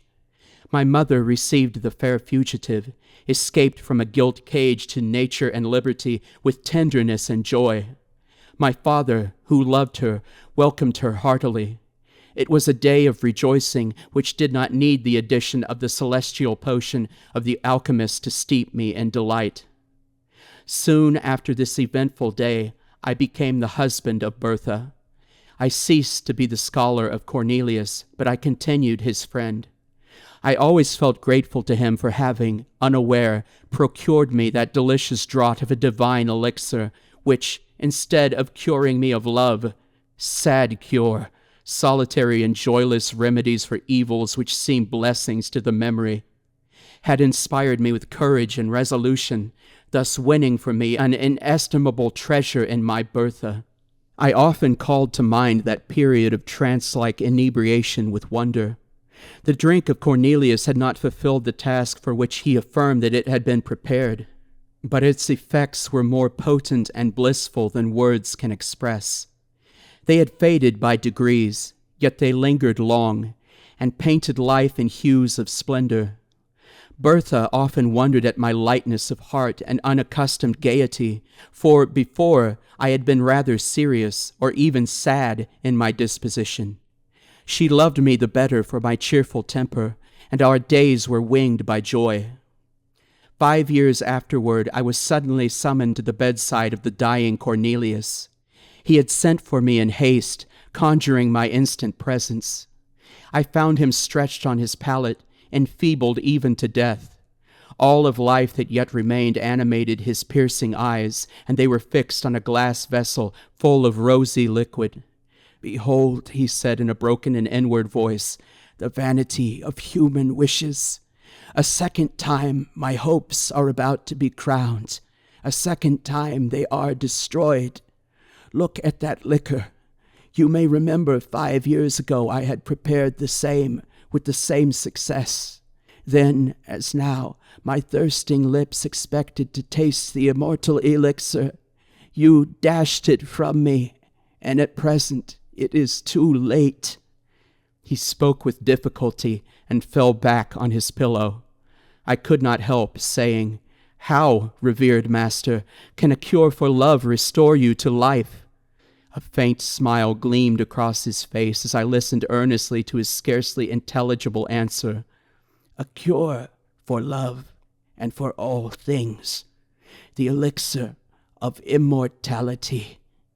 Ah, if now I might drink, I should live forever." As he spoke, a golden flash gleamed from the fluid. A well-remembered fragrance stole over the air. He raised himself, all weak as he was. Strength seemed miraculously to re-enter his frame. He stretched forth his hand. A loud explosion startled me. A ray of fire shot up from the elixir, and the glass vessel which contained it was shivered to atoms. I turned my eyes toward the philosopher. He had fallen back. His eyes were glassy, his features rigid. He was dead. But I lived, and was to live forever. So said the unfortunate alchemist, and for a few days I believed his words. I remembered the glorious intoxication that had followed my stolen draught. I reflected on the change I had felt in my frame, in my soul, the bounding elasticity of the one, the buoyant lightness of the other. I surveyed myself in a mirror, and could perceive no change in my features during the space of the 5 years which had elapsed. I remembered the radiant hues and grateful scent of that delicious beverage, worthy the gift it was capable of bestowing.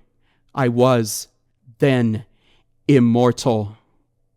A few days after, I laughed at my credulity. The old proverb that a prophet is least regarded in his own country was true with respect to me and my defunct master. I loved him as a man. I respected him as a sage, but I derided the notion that he could command the powers of darkness, and laughed at the superstitious fears with which he was regarded by the vulgar. He was a wise philosopher, but had no acquaintance with any spirits but those clad in flesh and blood. His science was simply human, and human science, I soon persuaded myself, could never conquer nature's laws so far as to imprison the soul forever within its carnal habitation. Cornelius had brewed a soul-refreshing drink, more inebriating than wine, sweeter and more fragrant than any fruit. It possessed probably strong medicinal powers, imparting gladness to the heart and vigor to the limbs, but its effects would wear out. Already they were diminished in my frame. I was a lucky fellow to have quaffed health and joyous spirits, and perhaps a long life at my master's hands, but my good fortune ended there. Longevity was far different from immortality. I continued to entertain this belief for many years. Sometimes a thought stole across me. Was the alchemist indeed deceived? But my habitual credence was that I should meet the fate of all the children of Adam at my appointed time, a little late, but still at a natural age. Yet it was certain that I retained a wonderfully youthful look. I was laughed at for my vanity in consulting the mirror so often, but I consulted it in vain. My brow was untrenched. My cheeks, my eyes, my whole person continued as untarnished as in my 20th year. I was troubled. I looked at the faded beauty of Bertha. I seemed more like her son. By degrees our neighbors began to make similar observations, and I found at last that I went by the name of the scholar Bewitched. Bertha herself grew uneasy. She became jealous and peevish, and at length she began to question me. We had no children. We were all in all to each other, and though, as she grew older, her vivacious spirit became a little allied to her ill temper, and her beauty sadly diminished, I cherished her in my heart as the mistress I idolized, the wife I had sought and won with such perfect love. At last our situation became intolerable. Bertha was 50, I 20 years of age. I had, in very shame, in some measure adopted the habits of advanced age. I no longer mingled in the dance among the young and the gay, but my heart bounded along with them while I restrained my feet, and a sorry figure I cut among the Nestors of our village. But before the time I mention, things were altered. We were universally shunned. We were, at least I was, reported to have kept up an iniquitous acquaintance with some of my former master's supposed friends. Poor Bertha was pitied, but deserted. I was regarded with horror and detestation. What was to be done? We sat by our winter fire. Poverty had made itself felt, for none would buy the produce of my farm, and often I had been forced to journey 20 miles to some place where I was not known, to dispose of our property. It is true, we had saved something for an evil day. That day was come. We sat by our lone fireside, the old-hearted youth and his antiquated wife. Again Bertha insisted on knowing the truth. She recapitulated all that she had ever heard said about me, and added her own observations. She conjured me to cast off the spell. She described how much more comely gray hairs were than my chestnut locks. She descanted on the reverence and respect due to age, how preferable to the slight regard paid to mere children. Could I imagine that the despicable gifts of youth and good looks outweighed disgrace, hatred, and scorn? Nay, in the end I should not be burnt as a dealer in the black art, while she, to whom I had not deigned to communicate any portion of my good fortune, might be stoned as my accomplice. At length she insinuated that I must share my secret with her, and bestow on her like benefits to those I myself enjoyed, or she would denounce me, and then she burst into tears. Thus beset, methought it was the best way to tell the truth. I revealed it as tenderly as I could, and spoke only of a very long life, not of immortality, which representation, indeed, coincided best with my own ideas. When I ended, I rose and said, "And now, my Bertha, will you denounce the lover of your youth? You will not, I know, but it is too hard, my poor wife, that you should suffer for my ill luck and the accursed arts of Cornelius. I will leave you. You have wealth enough, and friends will return in my absence. I will go. Young as I seem and strong as I am, I can work and gain my bread among strangers, unsuspected and unknown. I loved you in youth. God is my witness that I would not desert you in age, but that your safety and happiness require it." I took my cap and moved toward the door. In a moment, Bertha's arms were round my neck, and her lips were pressed to mine. "No, my husband, my Wincy," she said, "you shall not go alone. Take me with you. We will remove from this place, and, as you say, among strangers we will be unsuspected and safe. I am not quite so old as to shame you, my Wincy, and I dare say the charm will soon wear off, and, with the blessing of God, you will become more elderly-looking, as is fitting. You shall not leave me." I returned the good soul's embrace heartily. "I will not, my Bertha, but for your sake I had not thought of such a thing. I will be your true, faithful husband while you are spared to me, and do my duty by you to the last." The next day we prepared secretly for our emigration. We were obliged to make great pecuniary sacrifices. It could not be helped. We realized a sum sufficient, at least, to maintain us while Bertha lived, and, without saying adieu to anyone, quitted our native country to take refuge in a remote part of western France. It was a cruel thing to transport poor Bertha from her native village and the friends of her youth to a new country, new language, new customs. The strange secret of my destiny rendered this removal immaterial to me, but I compassionated her deeply, and was glad to perceive that she found compensation for her misfortunes in a variety of little ridiculous circumstances. Away from all telltale chroniclers, she sought to decrease the apparent disparity of our ages by 1,000 feminine arts, rouge, youthful dress, and assumed juvenility of manner. I could not be angry. Did I not myself wear a mask? Why quarrel with hers because it was less successful? I grieved deeply when I remembered that this was my Bertha, whom I had loved so fondly and won with such transport, the dark-eyed, dark-haired girl, with smiles of enchanting archness and a step like a fawn, this mincing, simpering, jealous old woman. I should have revered her gray locks and withered cheeks, but thus. It was my work, I knew, but I did not the less deplore this type of human weakness. Her jealousy never slept. Her chief occupation was to discover that, in spite of outward appearances, I was myself growing old.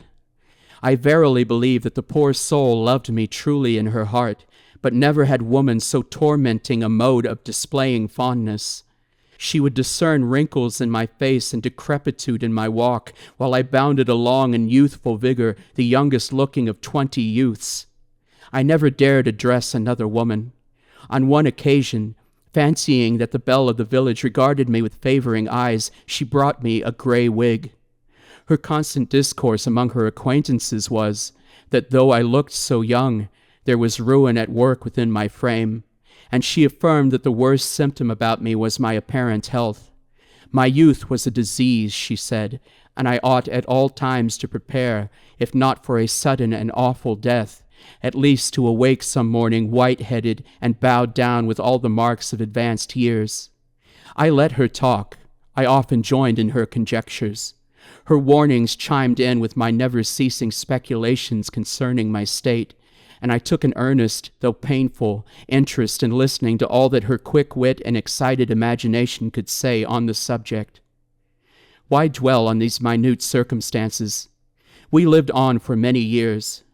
Bertha became bedrid and paralytic. I nursed her as a mother might a child. She grew peevish and still harped upon one string, of how long I should survive her. It has ever been a source of consolation to me that I performed my duty scrupulously toward her.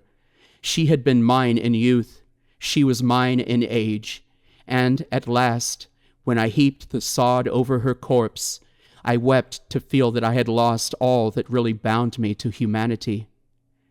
Since then, how many have been my cares and woes, how few and empty my enjoyments. I pause here in my history. I will pursue it no further. A sailor without rudder or compass, tossed on a stormy sea. a traveler lost on a widespread heath, without landmark or stone to guide him. Such I have been, more lost, more hopeless than either. A nearing ship, a gleam from some far cot, might save them, but I have no beacon except the hope of death. Death, mysterious, ill-visaged friend of weak humanity, why alone of all mortals have you cast me from your sheltering fold?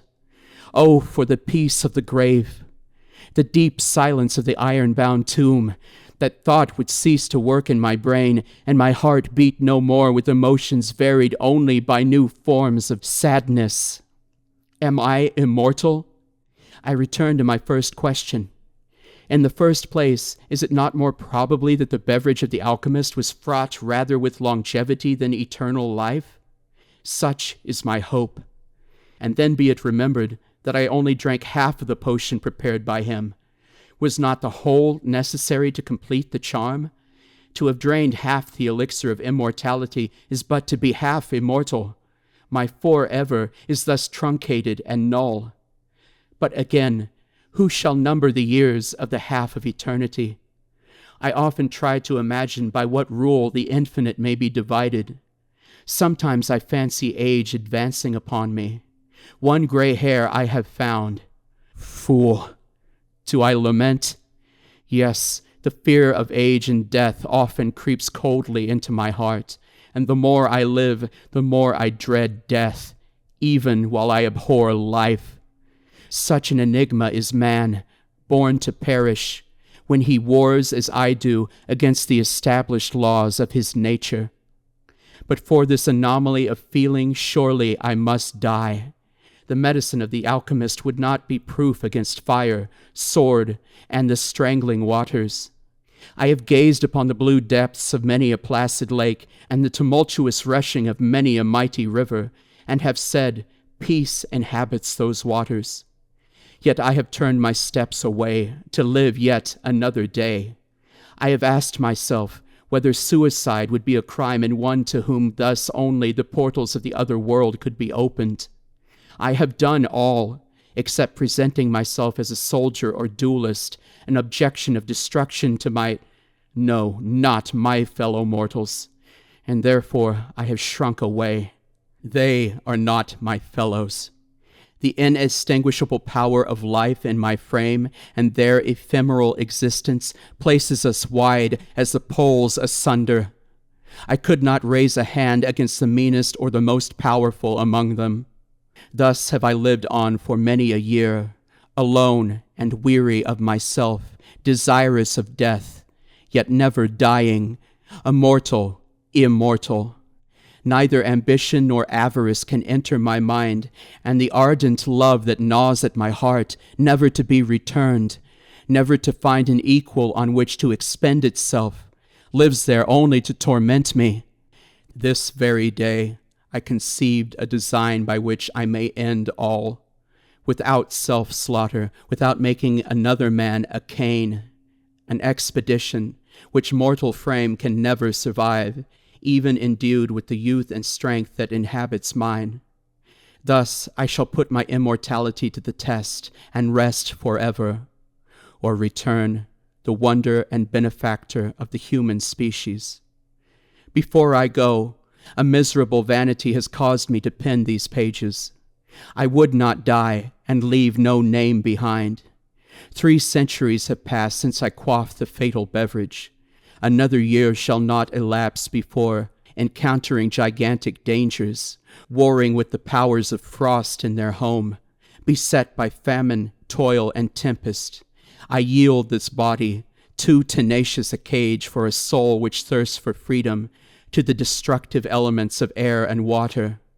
Or, if I survive, my name shall be recorded as one of the most famous among the sons of men, and, my task achieved, I shall adopt more resolute means, and, by scattering and annihilating the atoms that compose my frame, set at liberty the life imprisoned within, and so cruelly prevented from soaring from this dim earth to a sphere more congenial to its immortal essence.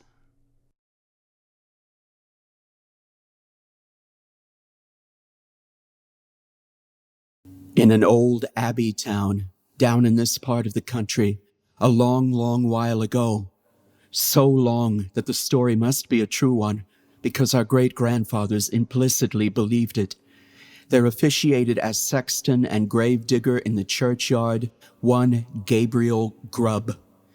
It by no means follows that because a man is a sexton, and constantly surrounded by the emblems of mortality, therefore he should be a morose and melancholy man. Your undertakers are the merriest fellows in the world, and I once had the honor of being on intimate terms with a mute, who in private life and off-duty was as comical and jocose a little fellow as had ever chirped out a devil-may-care song without a hitch in his memory, or drained off a good stiff glass without stopping for breath.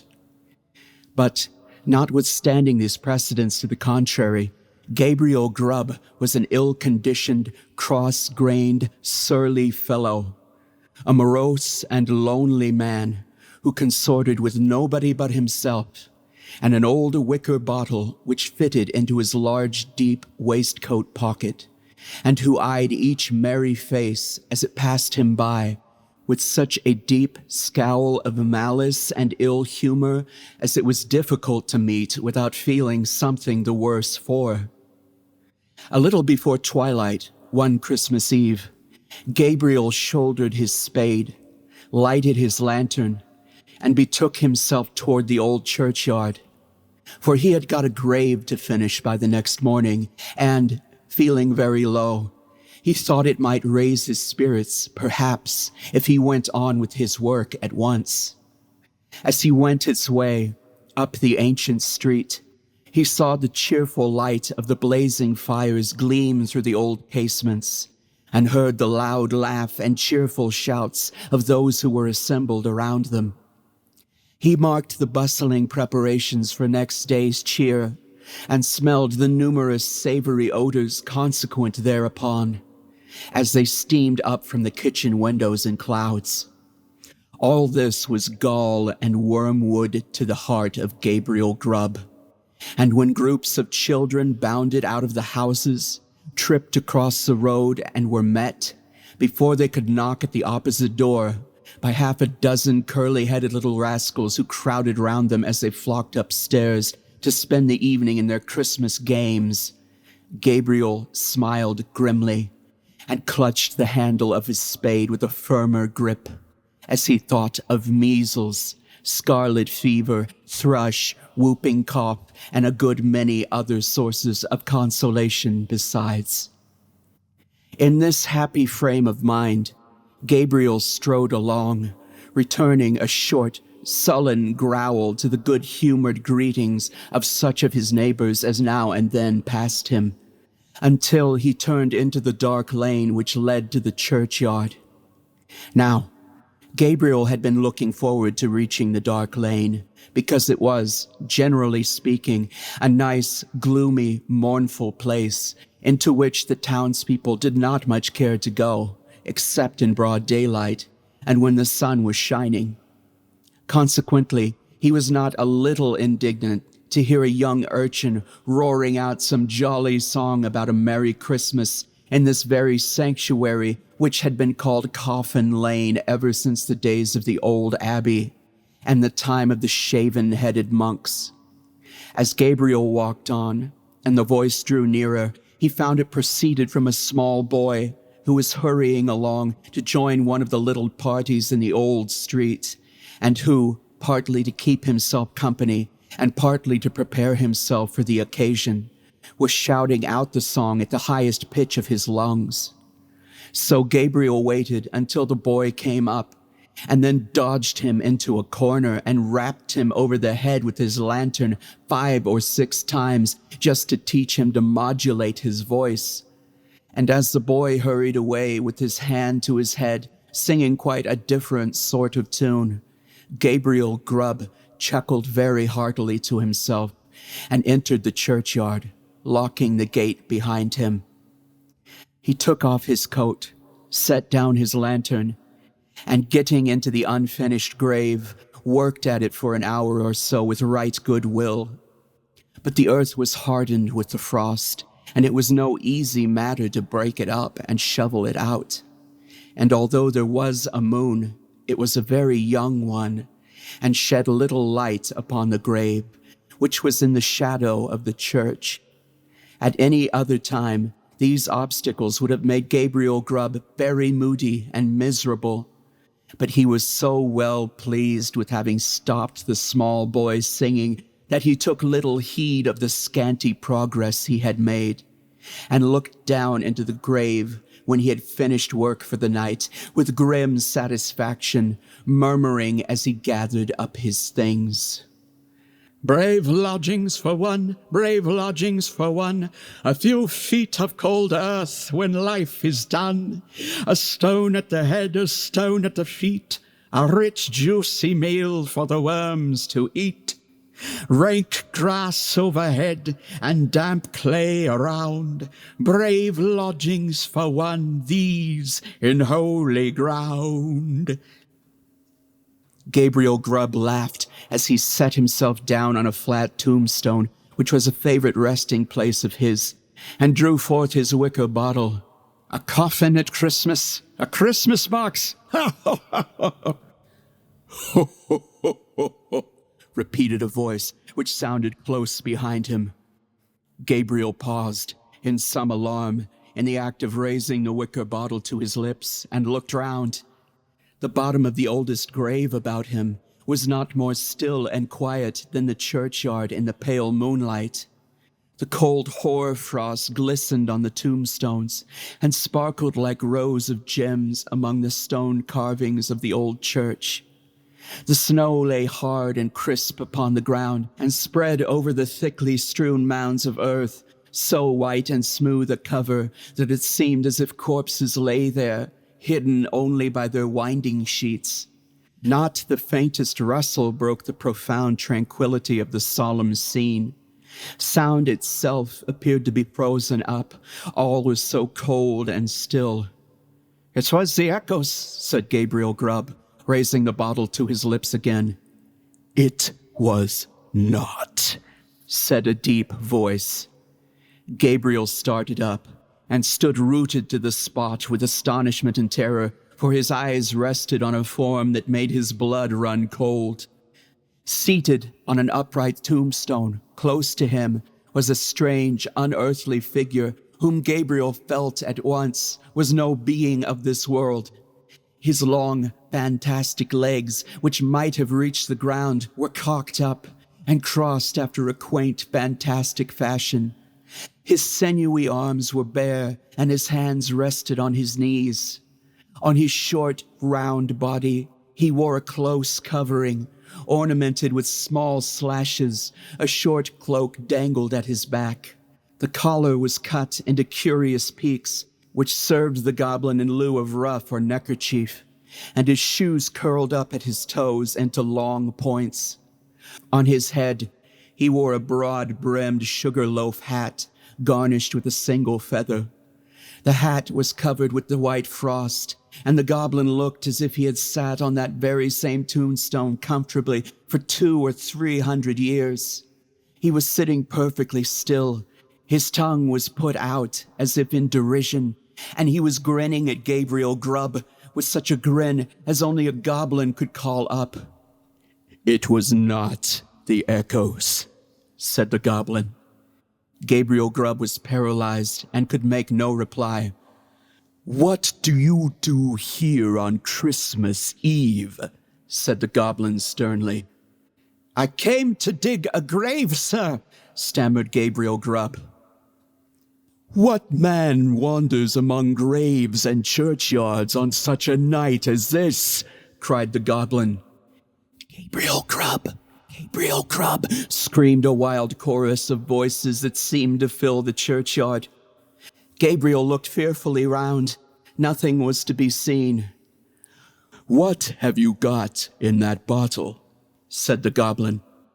"Hollands, sir," replied the sexton, trembling more than ever, for he had bought it of the smugglers, and he thought that perhaps his questioner might be in the excise department of the goblins.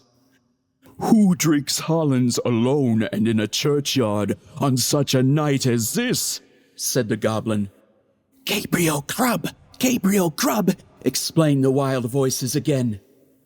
The goblin leered maliciously at the terrified Sexton, and then, raising his voice, exclaimed, "And who, then, is our fair and lawful prize?"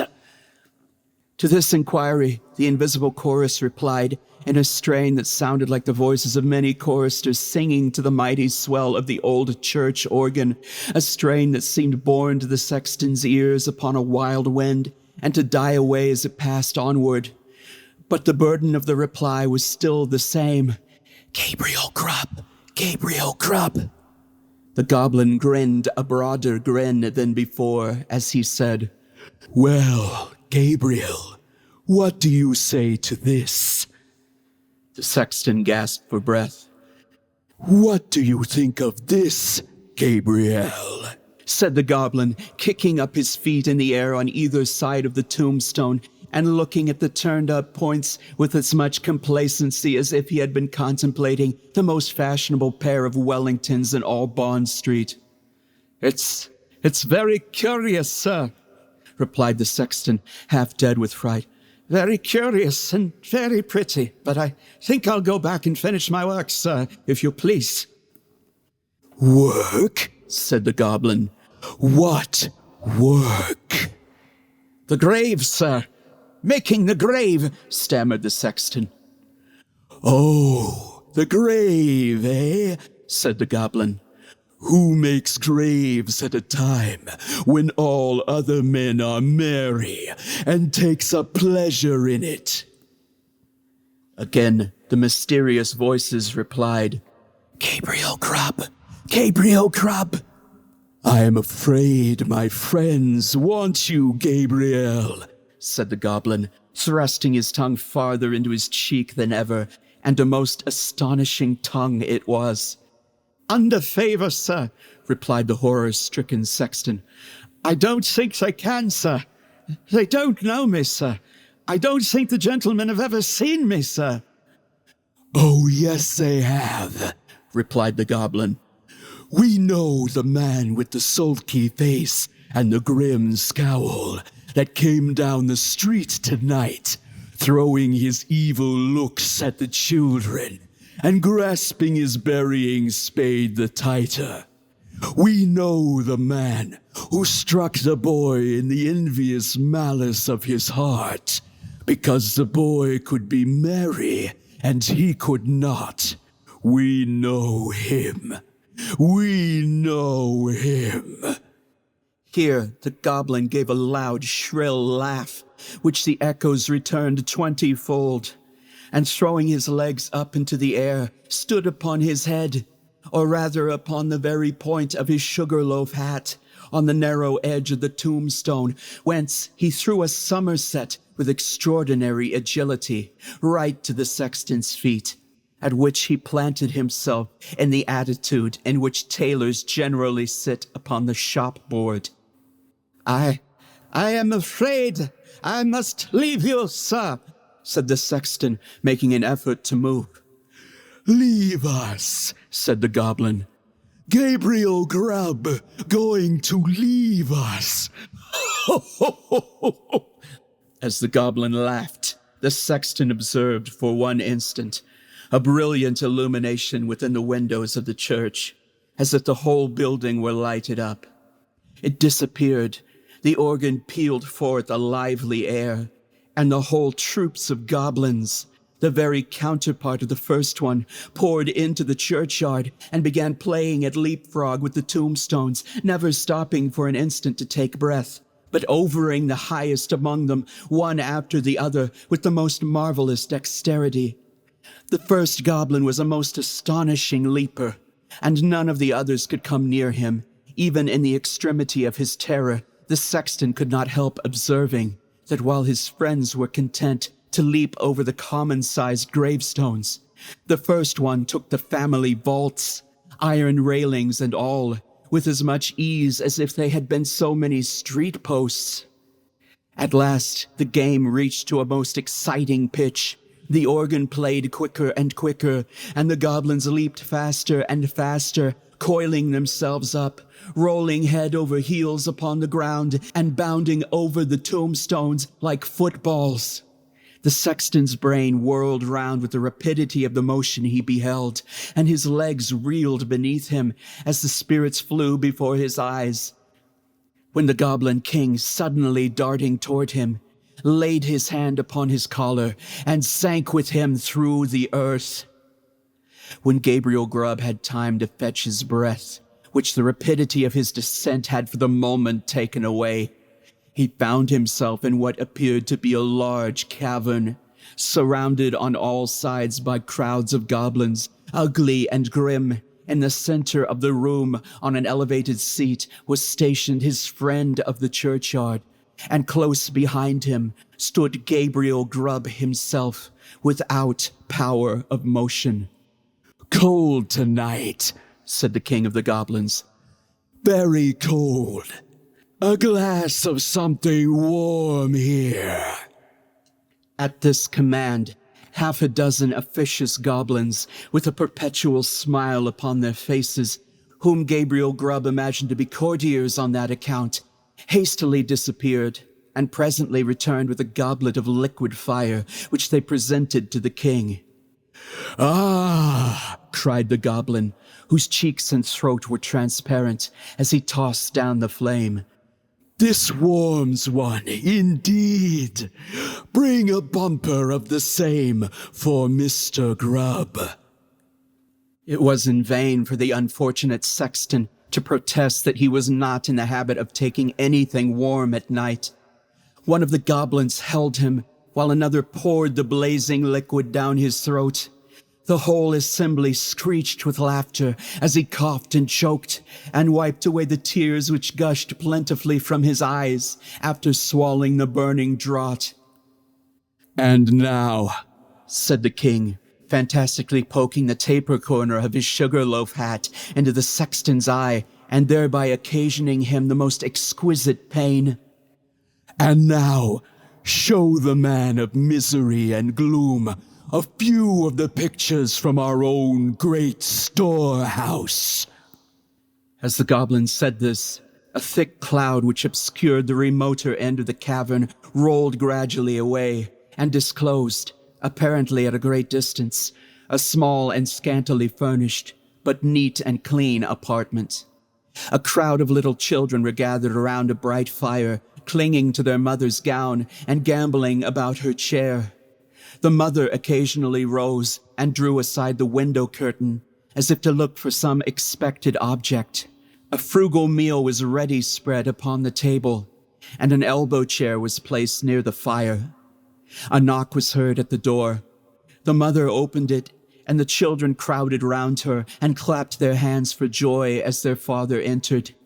He was wet and weary, and shook the snow from his garments as the children crowded round him, and seizing his cloak, hat, stick, and gloves with busy zeal, ran with them from the room. Then, as he sat down to his meal before the fire, the children climbed about his knee, and the mother sat by his side, and all seemed happiness and comfort. But a change came upon the room, almost imperceptibly. The scene was altered to a small bedroom, where the fairest and youngest child lay dying. The roses had fled from his cheek, and the light from his eye, and even as the sexton looked upon him with an interest he had never felt or known before, he died. His young brothers and sisters crowded round his little bed, and seized his little hand, so cold and heavy. But they shrank back from its touch, and looked with awe on his infant face, for calm and tranquil as it was, and sleeping in rest and peace as the beautiful child seemed to be, they saw that he was dead, and they knew that he was an angel looking down upon and blessing them from a bright and happy heaven. Again, the light cloud passed across the picture, and again the subject changed. The father and mother were old and helpless now, and the number of those about them was diminished more than half. But content and cheerfulness sat on every face, and beamed in every eye, as they crowded round the fireplace and told and listened to old stories of earlier and bygone days. Slowly and peacefully, the father sank into the grave, and soon after, the sharer of all of his cares and troubles followed him to a place of rest. The few who yet survived them kneeled by their tomb and watered the green turf which covered it with their tears, then rose and turned away sadly and mournfully, but not with bitter cries or despairing lamentations, for they knew they should one day meet again. And once more they mixed with the busy world, and their content and cheerfulness were restored. The clouds settled upon the picture and concealed it from the sexton's view. "Now, what do you think of that?" said the goblin, turning his large face toward Gabriel Grubb. Gabriel murmured out something about it being very pretty and looked somewhat ashamed as the goblin bent his fiery eyes upon him. "You, a miserable man," said the goblin in a tone of excessive contempt. "You!"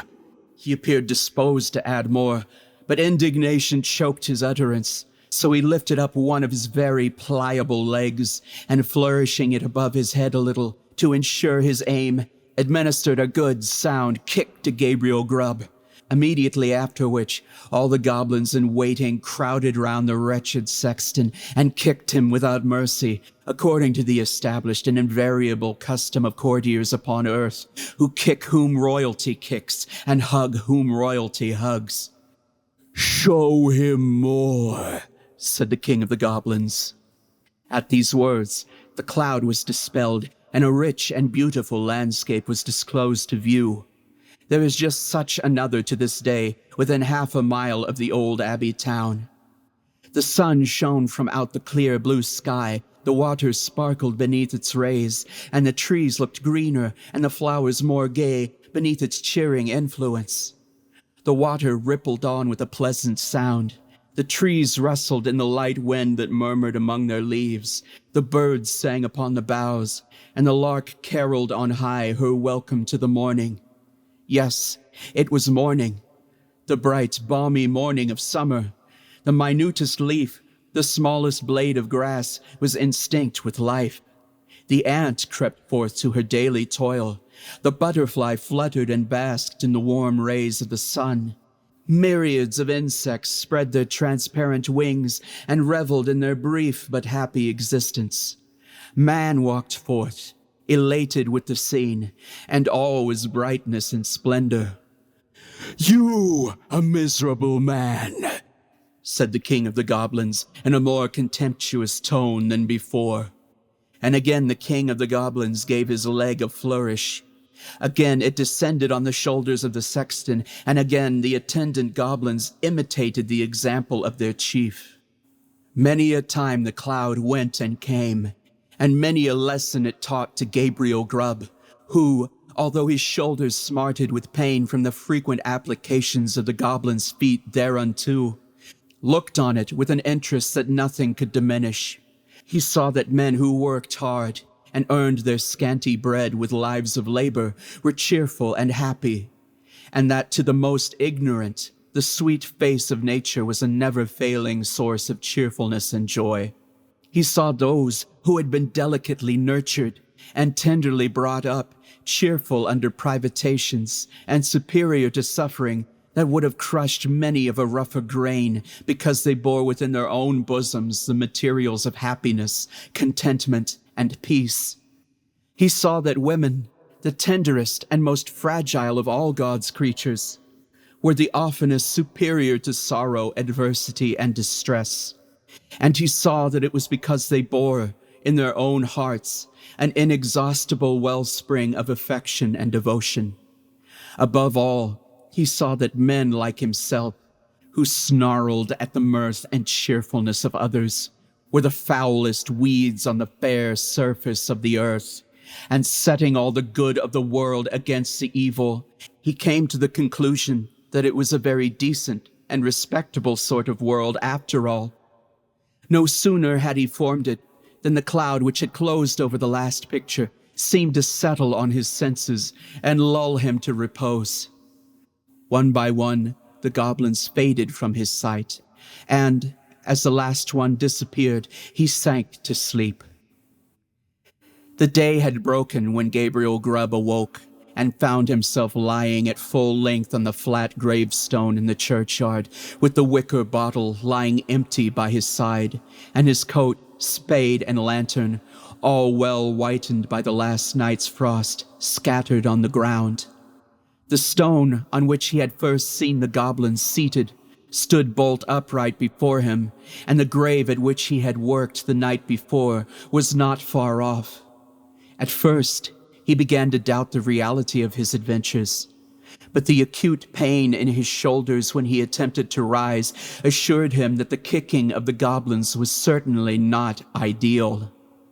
He was staggered again by observing no traces of footsteps in the snow on which the goblins had played at leapfrog with the gravestones, but he speedily accounted for that circumstance when he remembered that, being spirits, they would leave no visible impression behind them. So, Gabriel Grubb got on his feet as well as he could for the pain in his back, and, brushing the frost off his coat, put it on and turned his face toward the town. But he was an altered man, and he could not bear the thought of returning to a place where his repentance would be scoffed at and his reformation disbelieved. He hesitated for a few moments, and then turned away to wander where he might and seek his bread elsewhere. The lantern, the spade, and the wicker bottle were found that day in the churchyard. There were a great many speculations about the sexton's fate at first, but it was speedily determined that he had been carried away by the goblins, and there were not wanting some very credible witnesses who had distinctly seen him whisked through the air on the back of a chestnut horse, blind of one eye, with the hindquarters of a lion and the tail of a bear. At length, all this was devoutly believed, and the new sexton used to exhibit to the curious, for a trifling emolument, a good-sized piece of the church weathercock which had been accidentally kicked off by the aforesaid horse in his aerial flight, and picked up by himself in the churchyard a year or two afterwards. Unfortunately, these stories were somewhat disturbed by the unlooked-for reappearance of Gabriel Grubb himself, some 10 years afterwards, a ragged, contented, rheumatic old man. He told his story to the clergyman and also to the mayor, and in course of time it began to be received as a matter of history, in which form it has continued down to this very day. The believers in the weathercock tale, having misplaced their confidence once, were not easily prevailed upon to part with it again, so they looked as wise as they could, shrugged their shoulders, touched their foreheads, and murmured something about Gabriel Grubb having drunk all the Hollands and then fallen asleep on the flat tombstone. And they affected to explain what he supposed he had witnessed in the Goblin's cavern by saying that he had seen the world and grown wiser. But this opinion, which was by no means a popular one at any time, gradually died off. And be the matter how it may, as Gabriel Grubb was afflicted with rheumatism to the end of his days, this story has at least one moral if it teach no better one. And that is, that if a man turn sulky and drink by himself at Christmas time, he may make up his mind to be not a bit the better for it. Let the spirits be never so good, or let them be even as many degrees beyond proof, as those which Gabriel Grubb saw in the Goblin's cavern.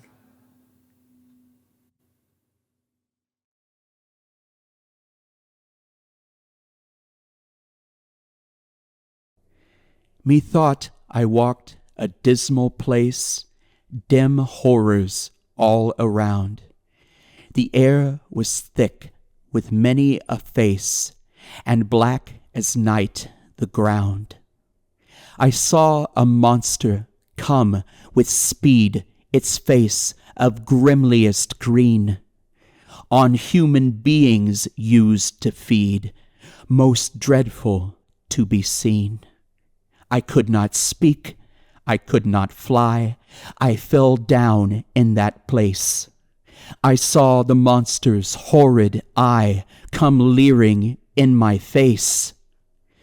Amidst my scarcely stifled groans, amidst my moanings deep, I heard a voice, "Wake, Mr. Jones, you're screaming in your sleep."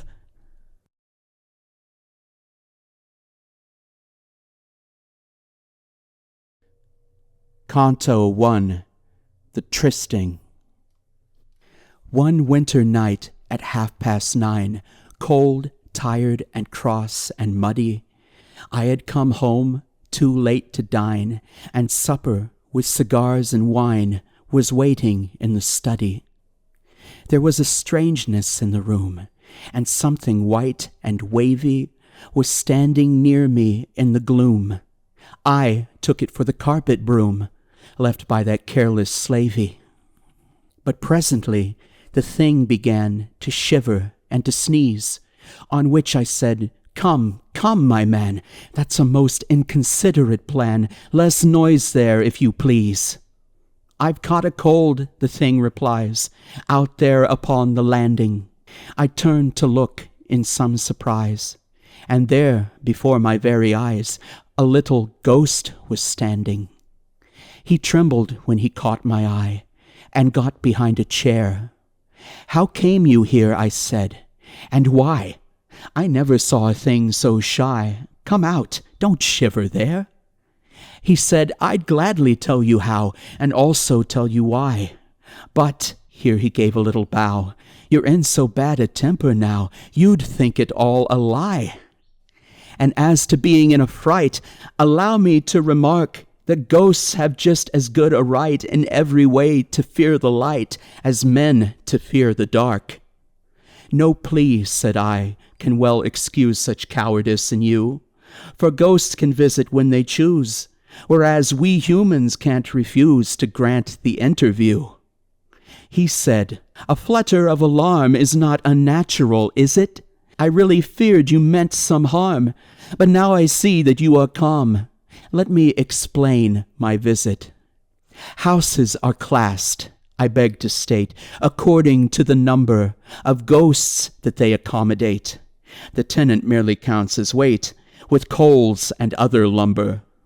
This is a one-ghost house, and you, when you arrived last summer, may have remarked a spectre who was doing all that ghosts can do to welcome the newcomer. In villas, this is always done, however cheaply rented. For though, of course, there's less of fun when there is only room for one, ghosts have to be contented. That spectre left you on the 3rd. Since then you've not been haunted. For, as he never sent us word, 'twas quite by accident we heard that any one was wanted. A spectre has first choice, by right, in filling up a vacancy. Then phantom, goblin, elf, and sprite, if all these fail them, they invite the nicest ghoul that they can see. The spectres said the place was low, and that you kept bad wine. So, as a phantom had to go, and I was first, of course, you know, I couldn't well decline. No doubt, said I, they settled who was fittest to be sent. Yet still to choose a brat like you, to haunt a man of 42, was no great compliment. I'm not so young, sir, he replied, as you might think. The fact is, in caverns by the waterside, and other places that I've tried, I've had a lot of practice. But I have never taken yet a strict domestic part, and in my flurry I forget the 5 good rules of etiquette we have to know by heart. My sympathies were warming fast toward the little fellow. He was so utterly aghast at having found a man at last, and looked so scared and yellow. At least, I said, I'm glad to find a ghost is not a dumb thing. But pray sit down, you'll feel inclined, if, like myself, you have not dined, to take a snack of something. though certainly you don't appear a thing to offer food to, and then I shall be glad to hear, if you will say them loud and clear, the rules that you allude to. Thanks. You shall hear them by and by. This is a piece of luck. What may I offer you, said I. Well, since you are so kind, I'll try a little bit of duck. One slice, and may I ask you for another drop of gravy? I sat and looked at him in awe, for certainly I never saw a thing so white and wavy. And still he seemed to grow more white, more vapory and wavier, seen in the dim and flickering light, as he proceeded to recite his maxims of behavior. Canto 2, his 5 rules. My first, but don't suppose, he said, I'm setting you a riddle, is, if your victim be in bed, don't touch the curtains at his head, but take him in the middle, and wave them slowly in and out, while drawing them asunder. And in a minute's time, no doubt, he'll raise his head and look about with eyes of wrath and wonder. And here you must on no pretense make the first observation. Wait for the victim to commence. No ghost of any common sense begins a conversation. If he should say, "How came you here?" the way that you began, sir, in such a case your course is clear. "On the bat's back, my little dear," is the appropriate answer. If after this he says no more, you'd best perhaps curtail your exertions. Go and shake the door. Then, if he begins to snore, you'll know the thing's a failure. By day, if he should be alone, at home or on a walk, you merely give a hollow groan to indicate the kind of tone in which you mean to talk. But if you find him with his friends, the thing is rather harder. In such a case, success depends on picking up some candle ends or butter in the larder. With this you make a kind of slide, it answers best with suet, on which you must contrive to glide and swing yourself from side to side. One soon learns how to do it. The second tells us what is right, and ceremonious calls. First burn a blue or crimson light, a thing I quite forgot tonight, then scratch the doors or walls. I said, "You'll visit here no more if you attempt the guy. I'll have no bonfires on my floor, and as for scratching at the door, I'd like to see you try." The third was written to protect the interests of the victim, and tells us, as I recollect, to treat him with a grave respect, and not to contradict him. "That's plain," said I, "as tear and tret to any comprehension. I only wish some ghosts I'd met would not so constantly forget that maxim you just mentioned." "Perhaps," he said, "you first transgress the laws of hospitality. All ghosts instinctively detest the man who fails to treat his guest with proper cordiality. If you address a ghost as thing, or strike him with a hatchet, he is permitted by the king to drop all formal parleying, and then you're sure to catch it. The fourth prohibits trespassing where other ghosts are quartered, and those convicted of the thing, unless when pardoned by the king, may instantly be slaughtered. That simply means be cut up small. Ghosts soon unite anew. The process scarcely hurts at all, not more than when you're what you call cut up by a review. The fifth is one you may prefer that I should quote entire. The king must be addressed as Sir. This, from a simple courtier, is all the law require. But should you wish to do the thing with out-and-out politeness, accost him as my Goblin King, and always use, in answering, the phrase your royal whiteness. I'm getting rather hoarse, I fear, after so much reciting, so if you don't object, my dear, we'll try a glass of bitter beer. I think it looks inviting. Canto 3, Scarmages. And did you really walk, said I, on such a wretched night?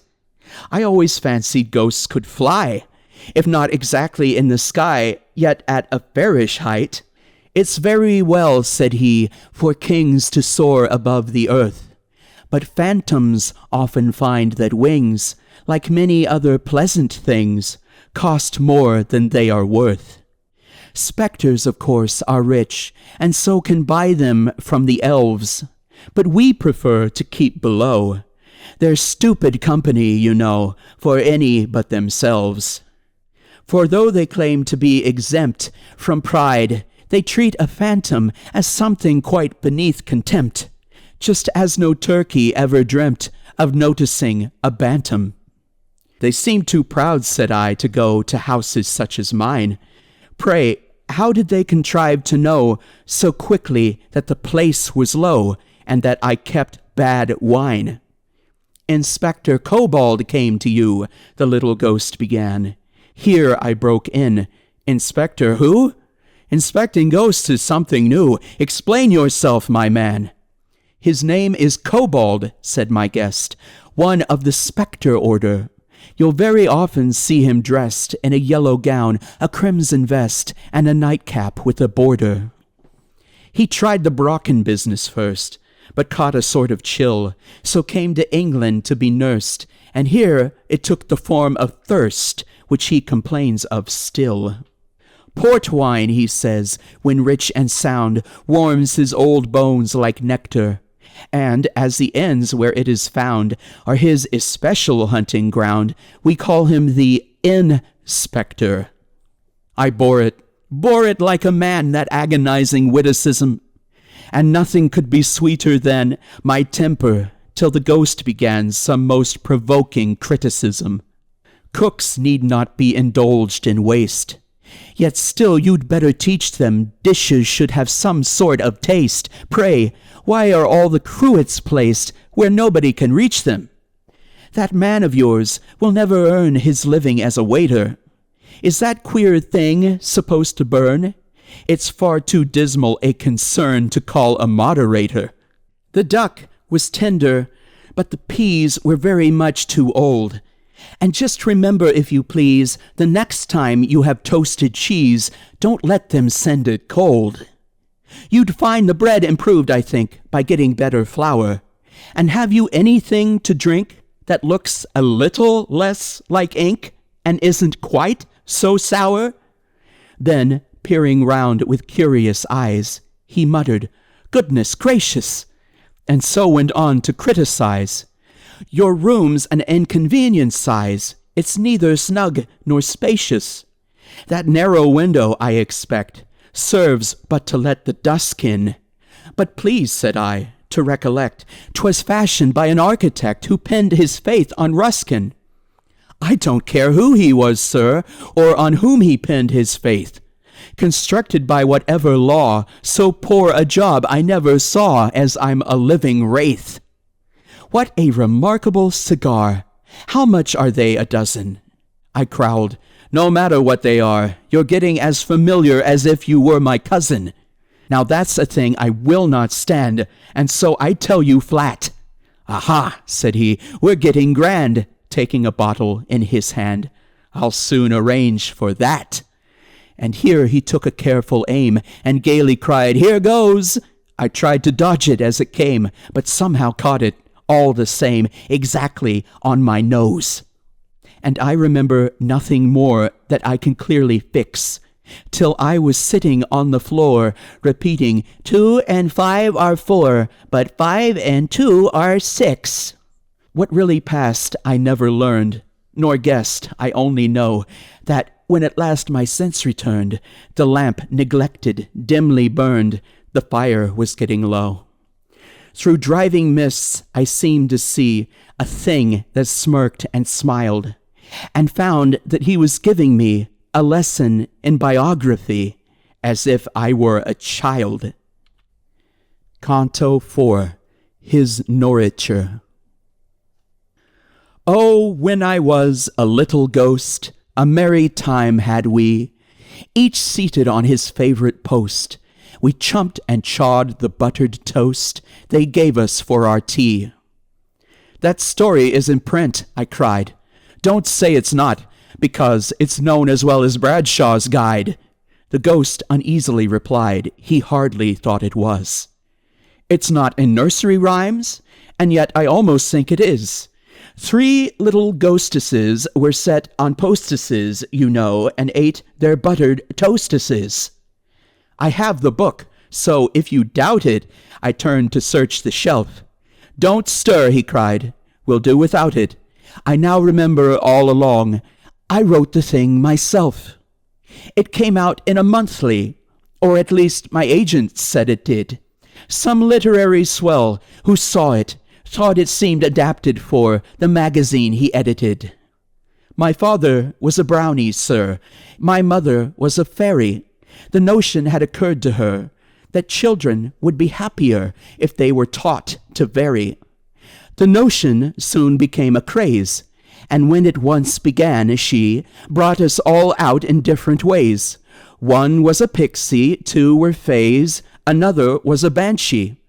The fetch and kelpie went to school and gave a lot of trouble.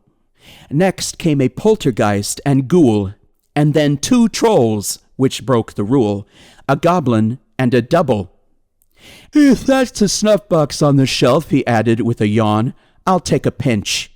Next came an elf, and then a phantom, that's myself, and last, a leprechaun.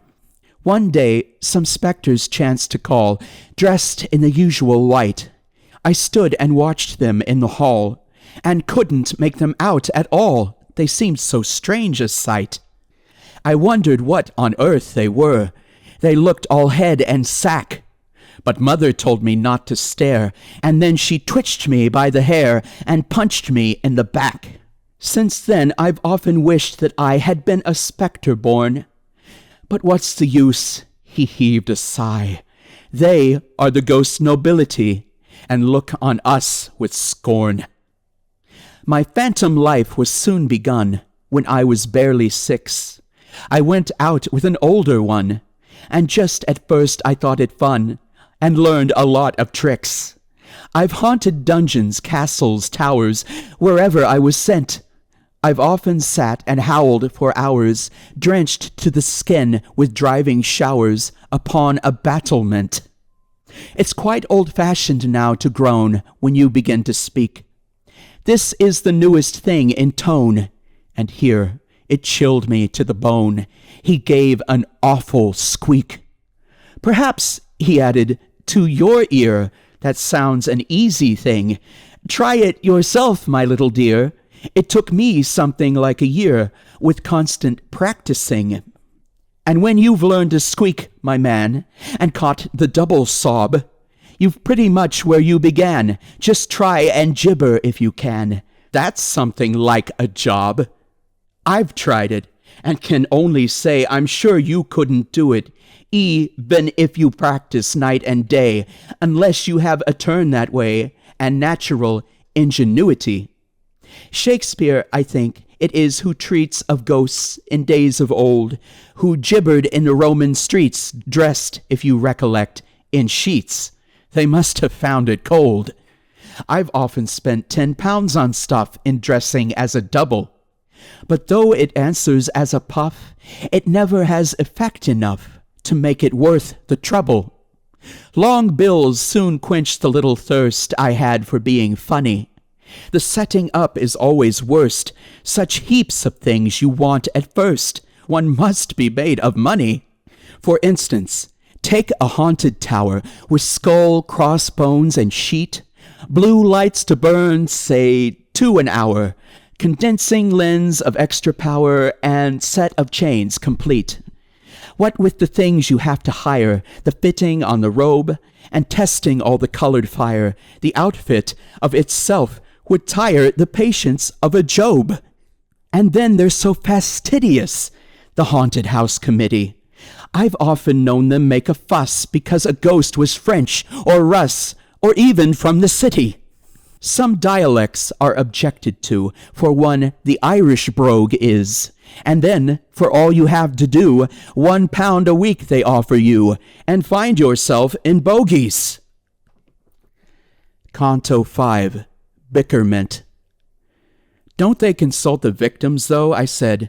They should, by rights, give them a chance, because you know the tastes of people differ so, especially in sprites. The Phantom shook his head and smiled. Consult them? Not a bit. 'Twould be a job to drive one wild, to satisfy one single child. There'd be no end to it. Of course, you can't leave children free, said I, to pick and choose. But in the case of men like me, I think mine host might fairly be allowed to state his views.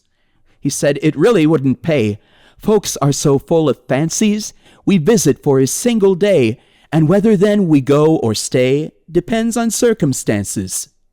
And though we don't consult mine host before the thing's arranged, still, if he often quits his post, or is not a well-mannered ghost, then you can have him changed. But if the host's a man like you, I mean a man of sense, and if the house is not too new, why, what has that, I said, to do with ghost convenience? A new house does not suit, you know. It's such a job to trim it. But after 20 years or so, the wainscotings begin to go, so 20 is the limit.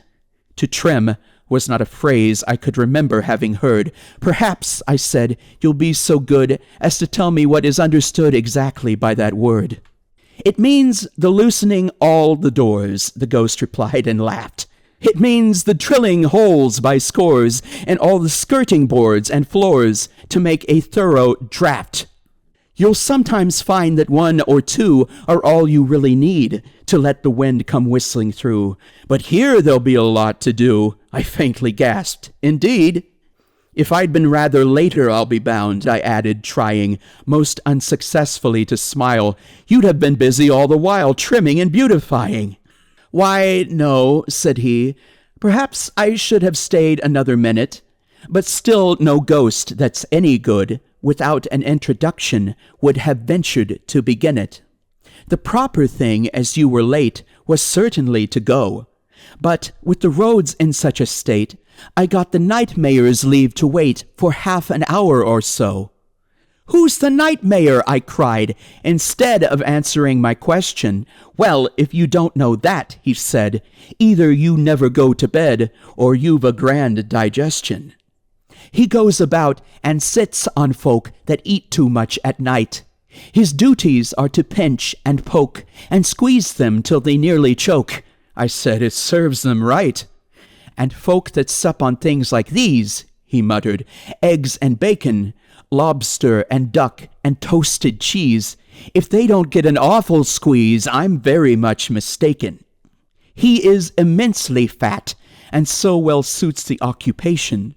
In point of fact, if you must know, we used to call him, years ago, the mayor and corporation. The day he was elected mayor, I know that every sprite meant to vote for me, but did not dare. He was so frantic with despair and furious with excitement. When it was over, for a whim he ran to tell the king, and being the reverse of slim, a 2-mile trot was not for him a very easy thing.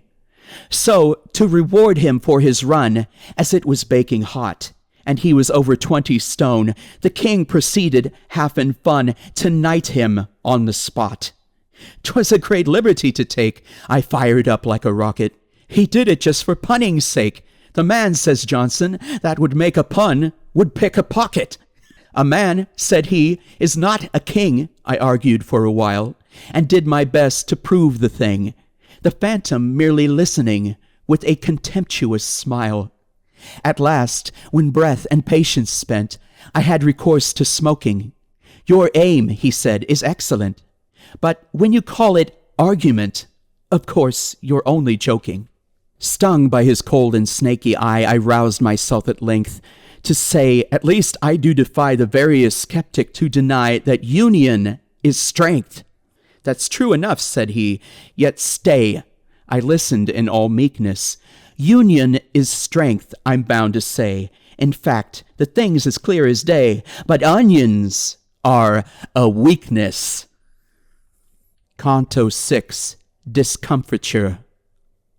As one who strives a hill to climb, who never climbed before, who finds it in a little time grow every moment less sublime, and votes the thing a bore, yet, having once begun to try, dares not desert his quest, but climbing, ever keeps his eye on one small hut against the sky, wherein he hopes to rest, who climbs till nerve and force are spent, with many a puff and pant, who still, as rises the ascent, in language grows more violent, although in breath more scant, who, climbing, gains at length the place that crowns the upward track, and entering with unsteady pace, receives a buffet in the face that lands him on his back, and feels himself, like one in sleep, glide swiftly down again, a helpless weight from steep to steep, till with a headlong giddy sweep he drops upon the plain. So I, that had resolved to bring conviction to a ghost, and found it quite a different thing from any human arguing, yet dared not quit my post, but, keeping still the end in view to which I hoped to come, I strove to prove the matter true by putting everything I knew into an axiom, commencing every single phrase with therefore or because. I blindly reeled 100 ways about the syllogistic maze, unconscious where I was.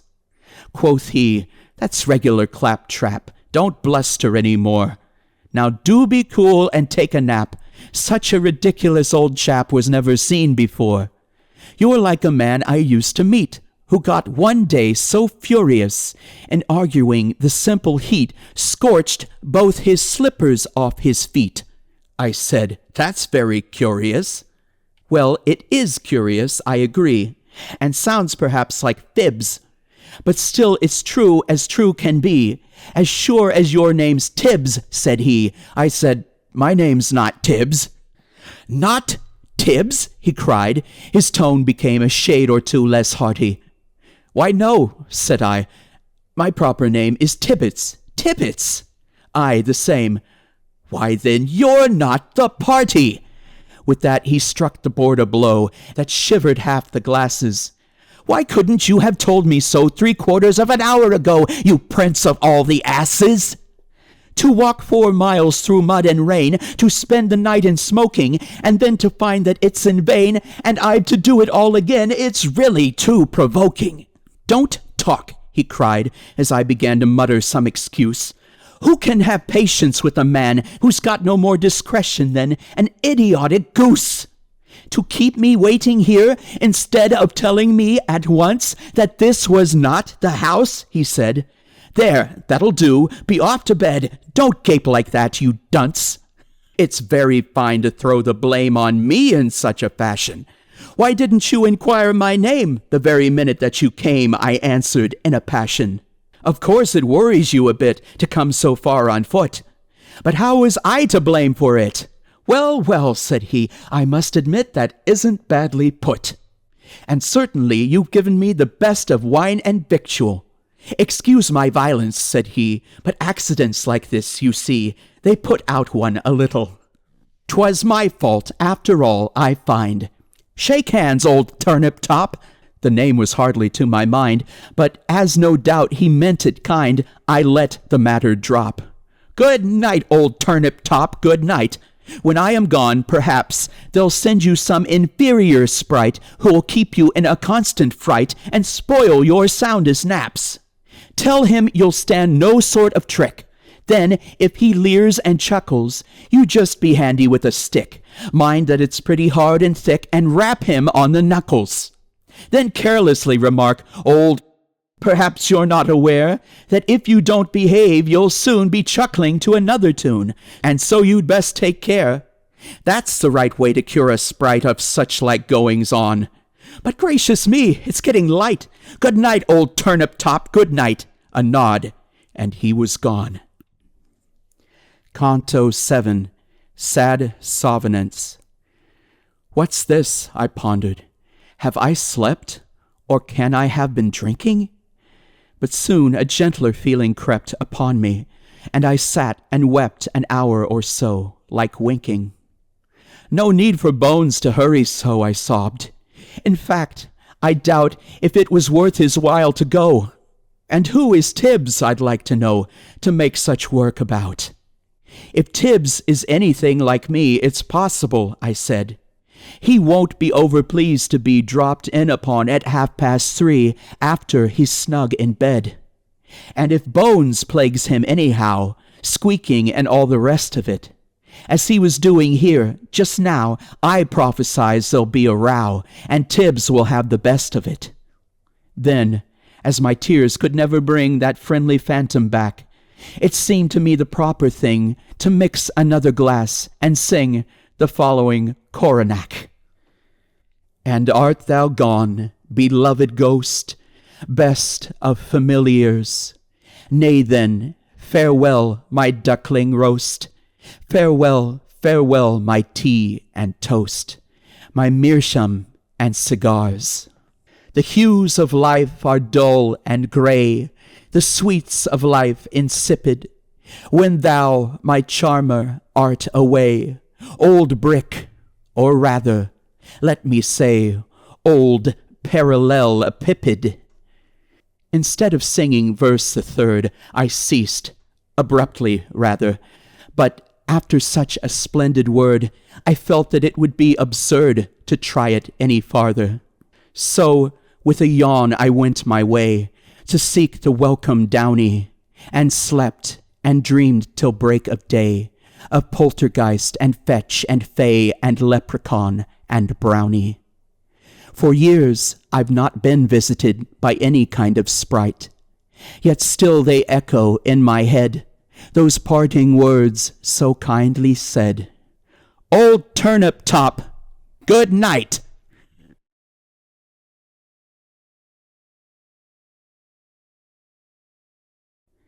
'Twas brillig, and the slithy toves did gyre and gimble in the wabe. All mimsy were the borogoves, and the mome raths outgrabe. Beware the Jabberwock, my son, the jaws that bite, the claws that catch. Beware the Jubjub bird, and shun the frumious Bandersnatch. He took his vorpal sword in hand, long time the manxome foe he sought. So rested he by the tum-tum tree, and stood a while in thought. And as in uffish thought he stood, the Jabberwock with eyes of flame came whiffling through the tulgey wood, and burbled as it came. 1, 2, 1, 2, and through the vorpal blade went snicker-snack. He left it dead, and with its head he went galumphing back. And hast thou slain the Jabberwock? Come to my arms, my beamish boy. O Frabjous Calloo, Calais, he chortled in his joy. 'Twas brillig, and the slithy toves did gyre and gimble in the wabe. All mimsy were the borogoves, and the mome raths outgrabe.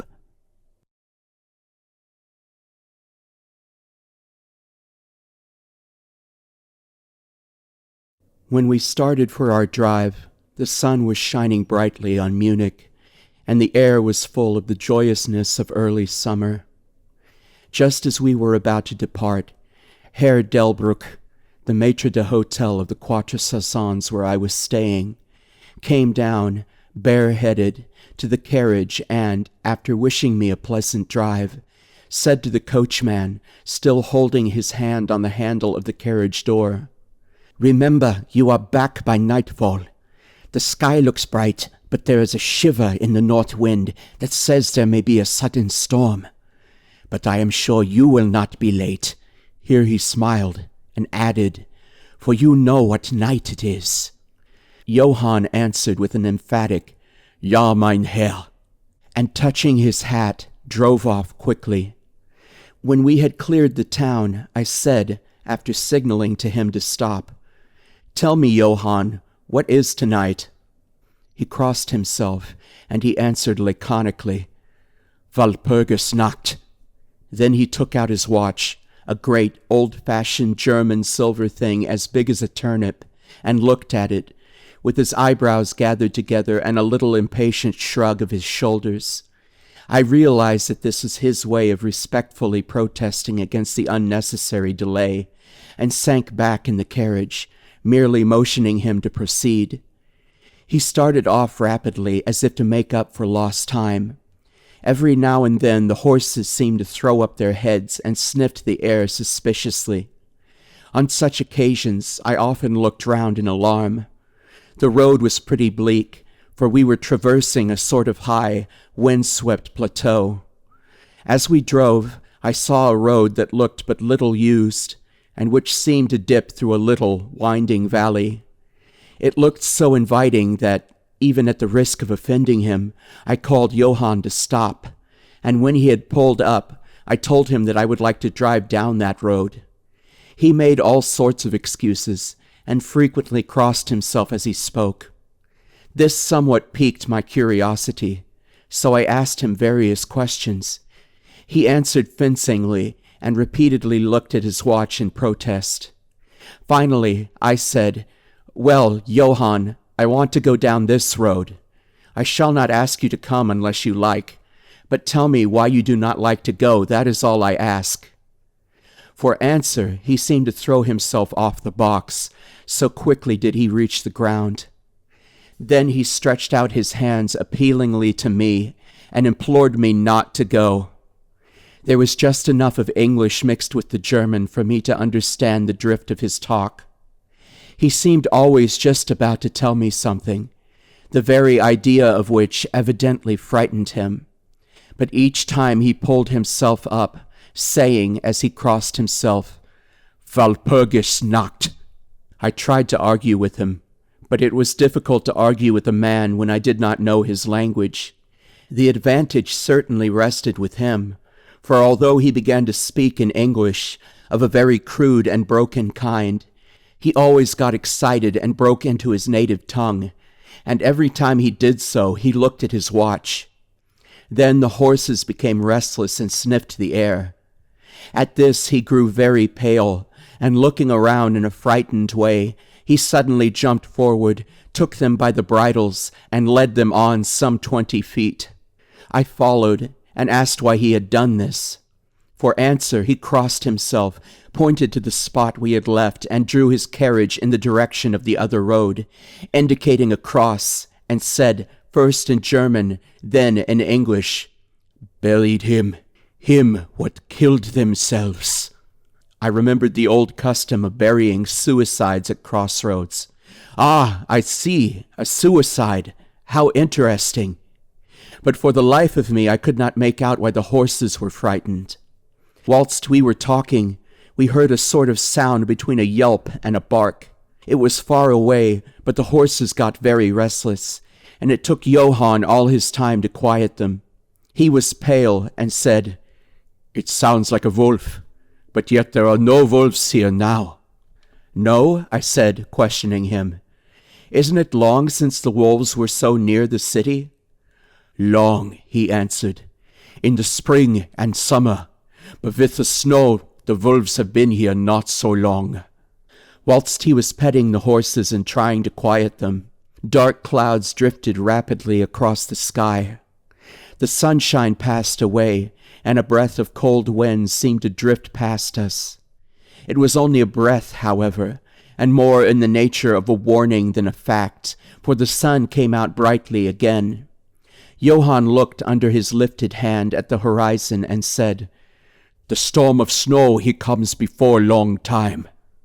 Then he looked at his watch again, and straightway holding his reins firmly, for the horses were still pawing the ground restlessly and shaking their heads, he climbed to his box as though the time had come for proceeding on our journey. I felt a little obstinate, and did not at once get into the carriage.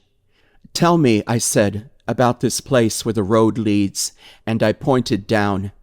Again he crossed himself and mumbled a prayer before he answered, "It is unholy." "What is unholy?" I inquired. "The village." "Then there is a village?" No one lives there hundreds of years." My curiosity was piqued. "But you said there was a village." "There was." "Where is it now?" Whereupon he burst out into a long story in German and English, so mixed up that I could not quite understand exactly what he said, but roughly I gathered that long ago, hundreds of years, men had died there and been buried in their graves, and sounds were heard under the clay, and when the graves were opened, men and women were found rosy with life, and their mouths red with blood.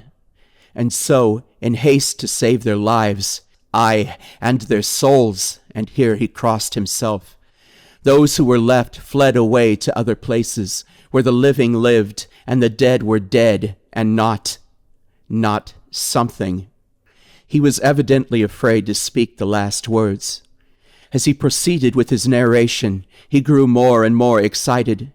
It seemed as if his imagination had got hold of him, and he ended in a perfect paroxysm of fear, white-faced, perspiring, trembling, and looking round him, as if expecting that some dreadful presence would manifest itself there in the bright sunshine on the open plain. Finally, in an agony of desperation, he cried, "Walpurgis Nacht," and pointed to the carriage for me to get in. All my English blood rose at this, and standing back, I said, "You are afraid, Johann. Go home. I shall return alone. The walk will do me good." The carriage door was open. I took from my seat my oak walking stick, which I always carried on my holiday excursions, and closed the door, pointing back to Munich, and said, "Go home, Johann. Walpurgisnacht doesn't concern Englishmen." The horses were now more restive than ever, and Johann was trying to hold them in, while excitedly imploring me not to do anything so foolish. I pitied the poor fellow. He was so deeply in earnest. But all the same, I could not help laughing. His English is quite gone now. In his anxiety, he had forgotten that his only means of making me understand was to talk my language, so he jabbered away in his native German. It began to be a little tedious. After giving the direction, "Home," I turned to go down the crossroad into the valley. With a despairing gesture, Johann turned his horses toward Munich. I leaned on my stick and looked after him. He went slowly along the road for a while. Then there came over the crest of the hill a man tall and thin. I could see so much in the distance. When he drew near the horses, they began to jump and kick about, then to scream with terror. Johann could not hold them in. They bolted down the road, running away madly. I watched them out of sight, then looked for the stranger, but I found that he, too, was gone. With a light heart, I turned down the side road through the deepening valley to which Johann had objected. There was not the slightest reason that I could see for his objection, and I dare say I tramped for a couple of hours without thinking of time or distance, and certainly without seeing a person or a house. So far as the place was concerned, it was desolation itself. But I did not notice this particularly until, on turning a bend in the road, I came upon a scattered fringe of wood. Then I recognized that I had been impressed unconsciously by the desolation of the region through which I had passed. I sat down to rest myself and began to look around. It struck me that it was considerably colder than it had been at the commencement of my walk. A sort of sighing sound seemed to be around me, with, now and then, high overhead, a sort of muffled roar. Looking upwards, I noticed that great thick clouds were drifting rapidly across the sky from north to south at a great height. There were signs of coming storm in some lofty stratum of the air. I was a little chilly, and thinking that it was the sitting still after the exercise of walking, I resumed my journey. The ground I passed over was now much more picturesque. There were no striking objects that the eye might single out, but in all there was a charm of beauty. I took little heed of time, and it was only when the deepening twilight forced itself upon me that I began to think of how I should find my way home. The brightness of the day had gone, the air was cold, and the drifting of clouds high overhead was more marked. They were accompanied by a sort of far-away rushing sound, through which seemed to come at intervals that mysterious cry which the driver had said to come from a wolf. For a while I hesitated. I had said I would see the deserted village, so on I went, and presently came on a wide stretch of open country, shut in by hills all around. Their sides were covered with trees, which spread down to the plain, dotting in clumps the gentler slopes and hollows which showed here and there. I followed with my eye the winding of the road, and saw that it curved close to one of the densest of these clumps and was lost behind it. As I looked, there came a cold shiver in the air, and the snow began to fall. I thought of the miles and miles of bleak country I had passed, and then hurried on to seek the shelter of the wood in front. Darker and darker grew the sky, and faster and heavier fell the snow, till the earth before and around me was a glistening white carpet, the further edge of which was lost in misty vagueness. The road was here but crude, and when on the level, its boundaries were not so marked, and when it passed through the cuttings. And in a little while I found that I must have strayed from it, for I missed underfoot the hard surface, and my feet sank deeper into the grass and moss. Then the wind grew stronger and blew with ever-increasing force, till I was fain to run before it. The air became icy cold, and in spite of my exercise I began to suffer. The snow was now falling so thickly and whirling around me in such rapid eddies that I could hardly keep my eyes open. Every now and then the heavens were torn asunder by vivid lightning, and in the flashes I could see ahead of me a great mass of trees, chiefly yew and cypress, all heavily coated with snow.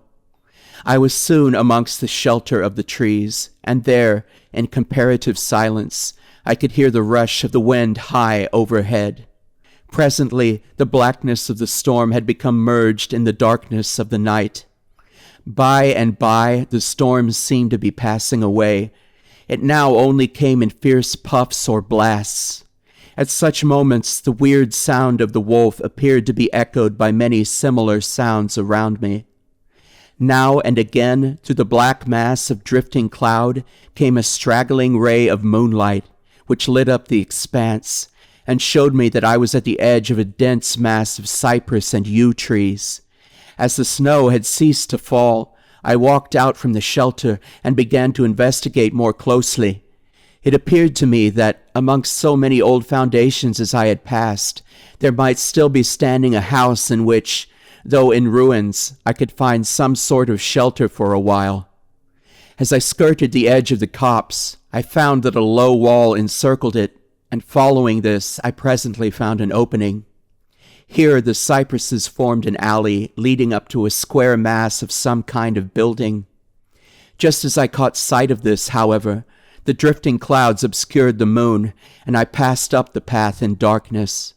The wind must have grown colder, for I felt myself shiver as I walked, but there was hope of shelter, and I groped my way blindly on. I stopped, for there was a sudden stillness. The storm had passed, and perhaps in sympathy with nature's silence, my heart seemed to cease to beat. But this was only momentarily, for suddenly the moonlight broke through the clouds, showing me that I was in a graveyard, and that the square object before me was a great massive tomb of marble, as white as the snow that lay on and all around it.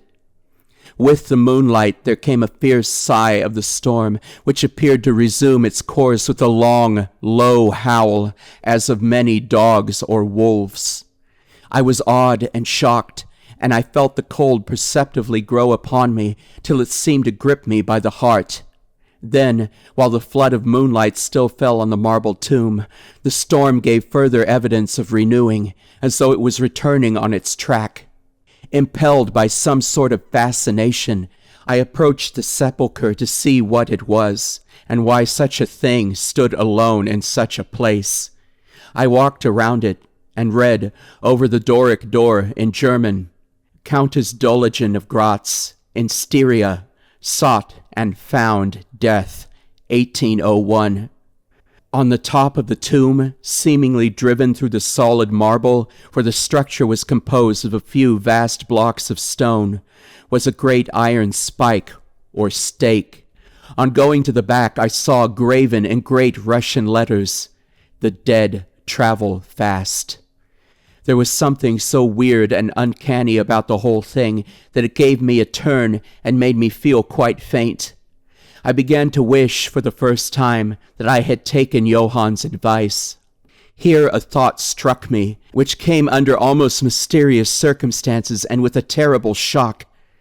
This was Walpurgis Night.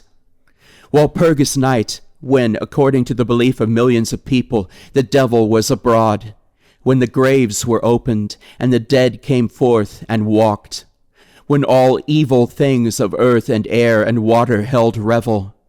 This very place the driver had specially shunned. This was the depopulated village of centuries ago. This was where the suicide lay, and this was the place where I was alone, unmanned, shivering with cold and a shroud of snow, with a wild storm gathering again upon me. It took all my philosophy, all the religion I had been taught, all my courage, not to collapse in a paroxysm of fright. And now a perfect tornado burst upon me. The ground shook as though thousands of horses thundered across it, and this time the storm bore on its icy wings not snow, but great hailstones which drove with such violence that they might have come from the thongs of Balearic slingers. Hailstones that beat down leaf and branch and made the shelter of the cypresses of no more avail than though their stems were standing corn. At the first I had rushed to the nearby tree, but I was soon fain to leave it and seek the only spot that seemed to afford refuge, the deep Doric doorway of the marble tomb. There, crouching against the massive bronze door, I gained a certain amount of protection from the beating of the hailstones, for now they only drove against me as they ricocheted from the ground and the side of the marble. As I leaned against the door, it moved slightly and opened inwards. The shelter of even a tomb was welcome in that pitiless tempest, and I was about to enter it when there came a flash of forked lightning that lit up the whole expanse of the heavens. In the instant, as I am a living man, I saw, as my eyes were turned into the darkness of the tomb, a beautiful woman with rounded cheeks and red lips, seemingly sleeping on a bier. As the thunder broke overhead, I was grasped as by the hand of a giant and hurled out into the storm. The whole thing was so sudden that before I could realize the shock, moral as well as physical, I found the hailstones beating me down. At the same time, I had a strange, dominating feeling that I was not alone. I looked toward the tomb. Just then there came another blinding flash, which seemed to strike the iron stake that surmounted the tomb, and to pour through to the earth, blasting and crumbling the marble as in a burst of flame. The dead woman rose for a moment of agony, while she was lapped in the flame, and her bitter scream of pain was drowned in the thunder crash. The last thing I heard was this mingling of dreadful sound, and again I was seized in the giant grasp and dragged away, while the hailstones beat on me, and the air around seemed reverberant with the howling of wolves. The last sight that I remembered was a vague, white, moving mass, as if all the graves around me had sent out the phantoms of their sheeted dead, and that they were closing in on me through the white cloudiness of the driving hail. Gradually, there came a sort of vague beginning of consciousness, then a sense of weariness that was dreadful. For a time, I remembered nothing, but slowly my senses returned. My feet seemed positively racked with pain, yet I could not move them. They seemed to be numbed. There was an icy feeling at the back of my neck and all down through my spine, and my ears, like my feet, were dead, yet in torment. but there was in my breast a sense of warmth which was, by comparison, delicious. It was as a nightmare, a physical nightmare, if one may use such an expression, for some heavy weight on my chest made it difficult for me to breathe. The period of semi-lethargy seemed to remain for a long time, and as it faded away, I must have slept or swooned. Then came a sort of loathing, like the first stage of seasickness, and a wild desire to be free from something, I knew not what. A vast stillness enveloped me, as though all the world were asleep or dead, only broken by the low panting as of some animal close to me. I felt a warm rasping at my throat. Then came a consciousness of the awful truth, which chilled me to the heart and sent the blood surging up through my brain.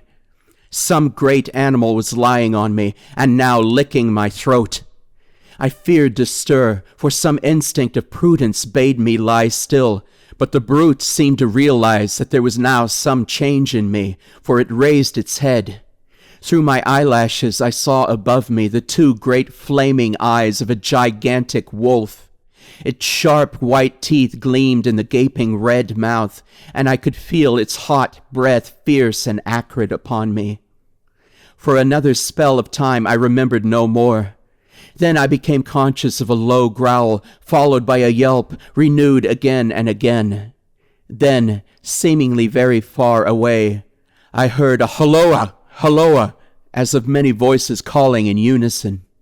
Cautiously I raised my head and looked in the direction whence the sound came, but the cemetery blocked my view. The wolf still continued to yelp in a strange way, and a red glare began to move round the grove of cypresses, as though following the sound. As the voices drew closer, the wolf yelped faster and louder. I feared to make either sound or motion. Nearer came the red glow, over the white pall which stretched into the darkness around me. Then, all at once from beyond the trees there came at a trot a troop of horsemen bearing torches. The wolf rose from my breast and made for the cemetery. I saw one of the horsemen, soldiers by their caps and their long military cloaks, raise his carbine and take aim. A companion knocked up by his arm, and I heard the ball whiz over my head. He had evidently taken my body for that of the wolf.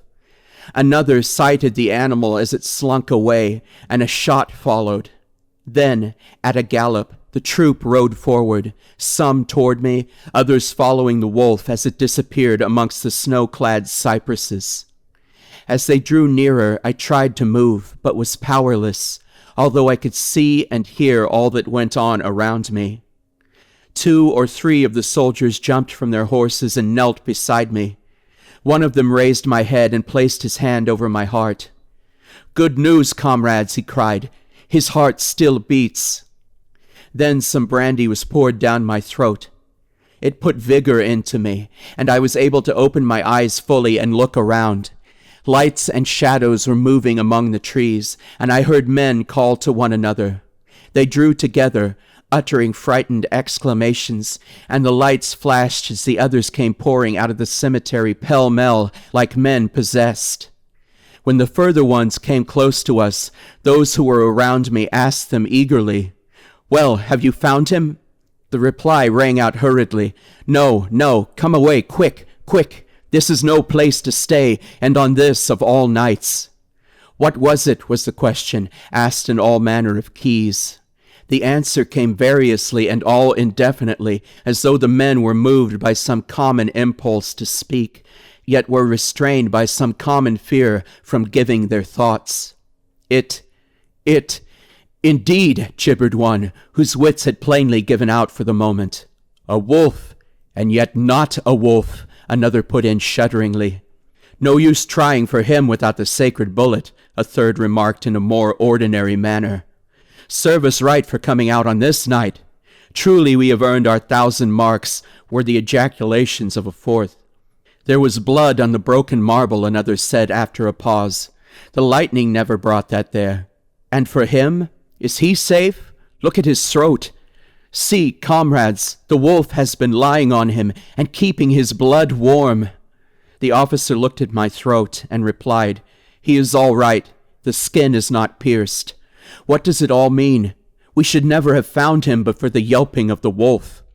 "What became of it?" asked the man who was holding up my head, and who seemed the least panic-stricken of the party, for his hands were steady and without tremor. On his sleeve was the chevron of a petty officer. "It went to its home," answered the man, whose long face was pallid, and who actually shook with terror as he glanced around him fearfully. "There are graves enough there in which it may lie. Come, comrades, come quickly, let us leave this cursed spot." The officer raised me to a sitting position as he uttered a word of command. Then several men placed me upon a horse. He sprang to the saddle behind me, took me in his arms, gave the word to advance, and turning our faces away from the cypresses, we rode away in swift military order. As yet, my tongue refused its office, and I was perforce silent. I must have fallen asleep, for the next thing I remembered was finding myself standing up, supported by a soldier on each side of me. It was almost broad daylight, and to the north a red streak of sunlight was reflected like a path of blood over the waste of snow. The officer was telling the men to say nothing of what they had seen, except they had found an English stranger guarded by a large dog. "Dog! That was no dog," cut in the man who exhibited such fear. "I think I know a wolf when I see one." The young officer answered calmly, "I said a dog." "Dog," reiterated the other ironically. It was evident that his courage was rising with the sun, and pointing to me, he said, "Look at his throat. Is that the work of a dog, master?" Instinctively I raised my hand to my throat, and as I touched it I cried out in pain.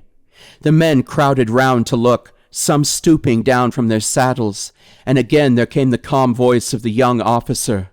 "A dog, as I said. If aught else were said, we should only be laughed at."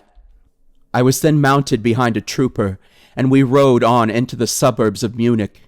Here we came across a stray carriage, into which I was lifted, and it was driven off to the Quatre Saisons, the young officer accompanying me, whilst a trooper followed with his horse, and the others rode off to their barracks. When we arrived, Herr Delbruck rushed so quickly down the steps to meet me that it was apparent he had been watching within. Taking me by both hands, he solicitously led me in. The officer saluted me and was turning to withdraw, when I recognized his purpose and insisted that he should come to my rooms. Over a glass of wine, I warmly thanked him and his brave comrades for saving me. He replied simply that he was more than glad, and that Herr Delbruck had at the first taken steps to make all the searching party pleased, at which ambiguous utterance the maitre d'hotel smiled, while the officer pleaded duty and withdrew. "But Herr Delbruck," I inquired, "how and why was it that the soldiers searched for me?" He shrugged his shoulders, as if in depreciation of his own deed, as he replied, "I was so fortunate as to obtain leave from the commander of the regiment in which I served to ask for volunteers."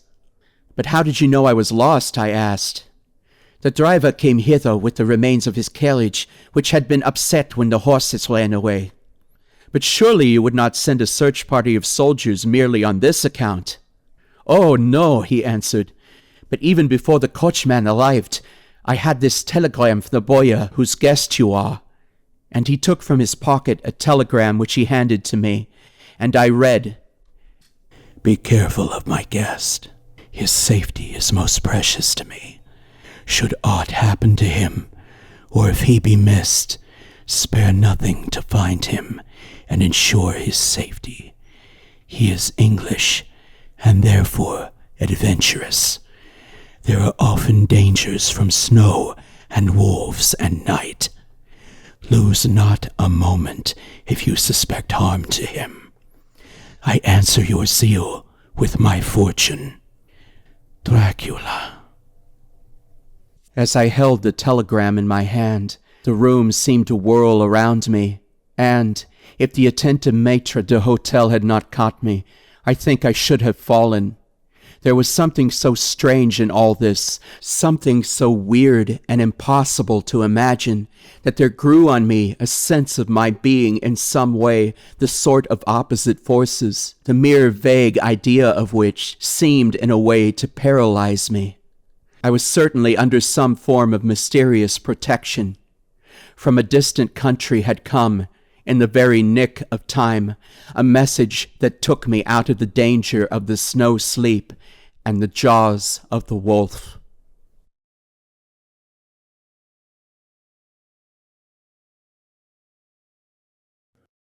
When Margaret Delandre went to live at Brent's Rock, the whole neighborhood awoke to the pleasure of an entirely new scandal. Scandals in connection with either the Delandre family or the Brents of Brent's Rock were not few. And if the secret history of the country had been written in full, both names would have been found well represented. It is true that the status of each was so different that they might have belonged to different continents, or to different worlds for the matter of that, for hitherto their orbits had never crossed. The Brents were accorded by the whole section of the country a unique social dominance, and had ever held themselves as high above the yeoman class to which Margaret Delandre belonged, as a blue-blooded Spanish hidalgo outtops his peasant tenantry. The Delandres had an ancient record, and were proud of it in their way as the Brents were of theirs. But the family had never risen above yeomanry, and although they had once been well-to-do in the good old times of foreign wars and protection, their fortunes had withered under the scorching of the free trade sun and the piping times of peace. They had, as the elder members used to assert, stuck to the land, with the result that they had taken root in it, body and soul.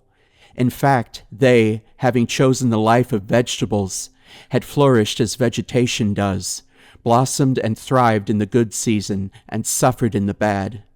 Their holding, Dander's Croft, seemed to have been worked out, and to be typical of the family which had inhabited it. The latter had declined generation after generation, sending out now and again some abortive shoot of unsatisfied energy in the shape of a soldier or sailor, who had worked his way to the minor grades of the services and had there stopped, cut short either from unheeding gallantry in action or from that destroying cause to men without breeding or youthful care, the recognition of a position above them which they feel unfitted to fill. So, little by little, the family dropped lower and lower, the men brooding and dissatisfied and drinking themselves into the grave, the women drudging at home or marrying beneath them, or worse. In process of time all disappeared, leaving only two in the croft, Wyncombe Delandre and his sister Margaret.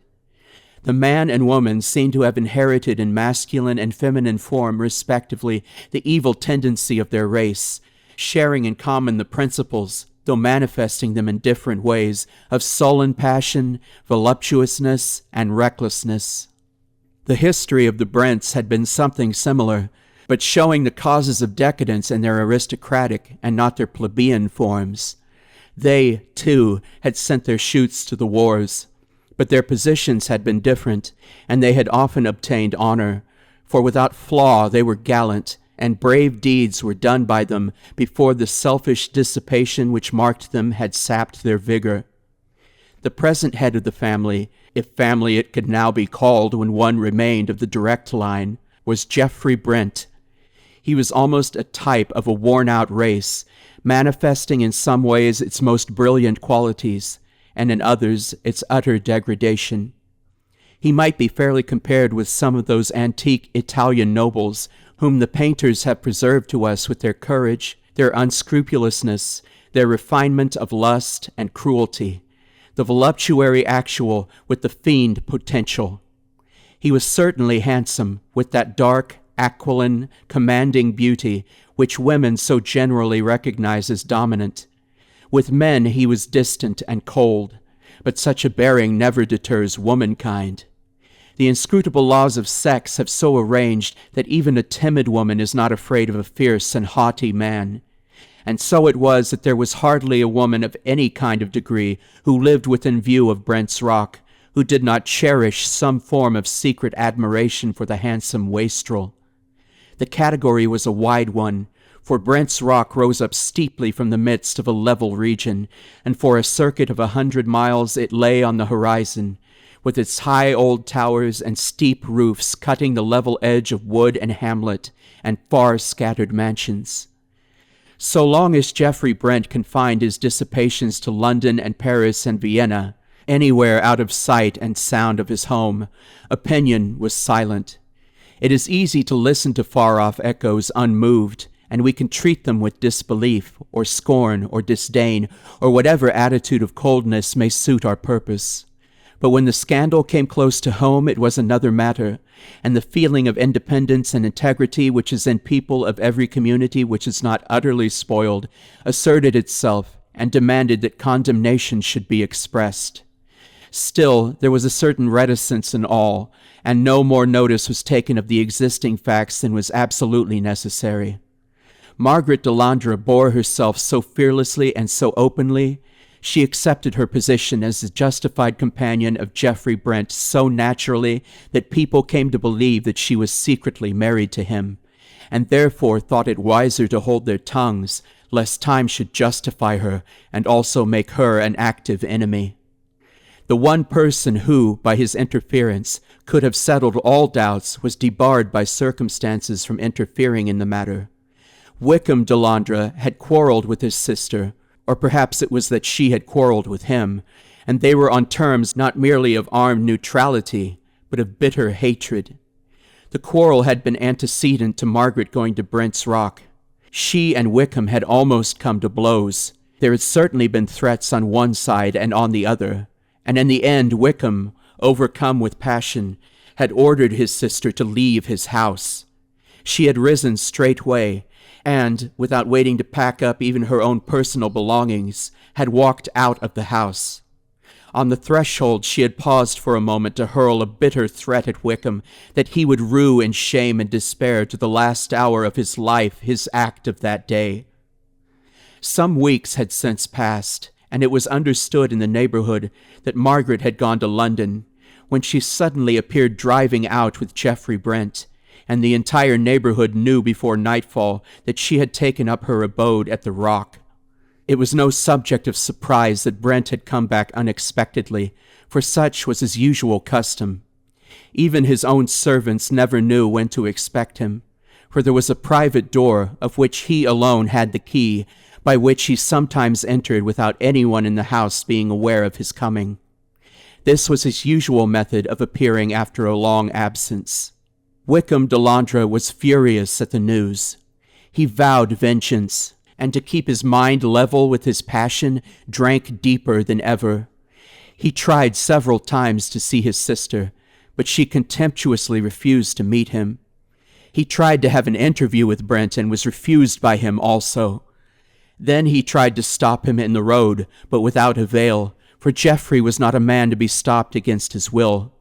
Several actual encounters took place between the two men, and many more were threatened and avoided. At last Wickham Delandre settled down to a morose, vengeful acceptance of the situation. Neither Margaret nor Geoffrey was of a pacific temperament, and it was not long before there began to be quarrels between them. One thing would lead to another, and wine flowed freely at Brent's Rock. Now and again the quarrels would assume a bitter aspect, and threats would be exchanged in uncompromising language that fairly awed the listening servants. But such quarrels generally ended where domestic altercations do, in reconciliation, and in a mutual respect for the fighting qualities proportionate to their manifestation. Fighting for its own sake is found by a certain class of persons, all the world over, to be a matter of absorbing interest, and there is no reason to believe that domestic conditions minimize its potency. Geoffrey and Margaret made occasional absences from Brent's Rock, and on each of these occasions Wickham Delandre also absented himself. But as he generally heard of the absence too late to be of any service, he returned home each time in a more bitter and discontented frame of mind than before. At last there came a time when the absence from Brent's Rock became longer than before. Only a few days earlier there had been a quarrel, exceeding in bitterness anything which had gone before, but this too had been made up, and a trip on the continent had been mentioned before the servants.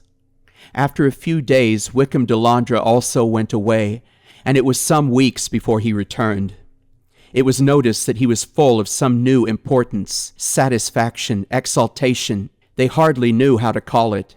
He went straightway to Brent's Rock and demanded to see Geoffrey Brent, and on being told that he had not returned, said with a grim decision which the servants noted, "I shall come again. My news is solid. It can wait," and turned away. Week after week went by, and month after month, and then there came a rumor, certified later on, that an accident had occurred in the Zermatt Valley. Whilst crossing a dangerous pass, the carriage containing an English lady and the driver had fallen over a precipice. The gentleman of the party, Mr. Geoffrey Brent, having been fortunately saved as he had been walking up the hill to ease the horses. He gave information, and search was made. The broken rail, the excoriated roadway, the marks where the horses had struggled on the decline before finally pitching over into the torrent, all told the sad tale. It was a wet season, and there had been much snow in the winter, so that the river was swollen beyond its usual volume, and the eddies of the stream were packed with ice. All search was made, and finally the wreck of the carriage and the body of one horse were found in an eddy of the river.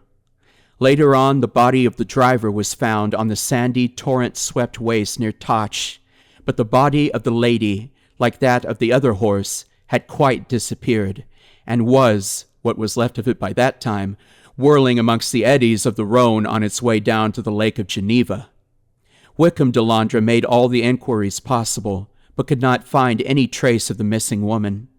He found, however, in the books of the various hotels the name of a Mr. and Mrs. Geoffrey Brent, and he had a stone erected at Zermatt to his sister's memory under her married name, and a tablet put up in the church at Breton, the parish in which both Brent's Rock and Dander's Croft were situated. There was a lapse of nearly a year after the excitement of the matter had worn away, and the whole neighborhood had gone on its accustomed way. Brent was still absent, and Delandre more drunken, more morose, and more vengeful than before. Then there was a new excitement. Brent's Rock was being made ready for a new mistress. It was officially announced by Geoffrey himself in a letter to the vicar that he had been married some months before to an Italian lady, and that they were on their way home. Then a small army of workmen invaded the house, and hammer and plane sounded, and a general air of size and paint pervaded the atmosphere. One wing of the old house, the south, was entirely redone, and then the great body of the workmen departed, leaving only materials for the doing of the old hall where Geoffrey Brent should have returned, for he had directed that the decoration was only to be done under his own eyes. He had brought with him accurate drawings of a hall in the house of his bride's father, for he wished to reproduce for her the place to which she had been accustomed. As the molding all had to be redone, some scaffolding poles and boards were brought in and laid on one side of the great hall, and also a great wooden tank or box for mixing the lime, which was laid in bags beside it. When the new mistress of Brent's Rock arrived, the bells of the church rang out, and there was a general jubilation.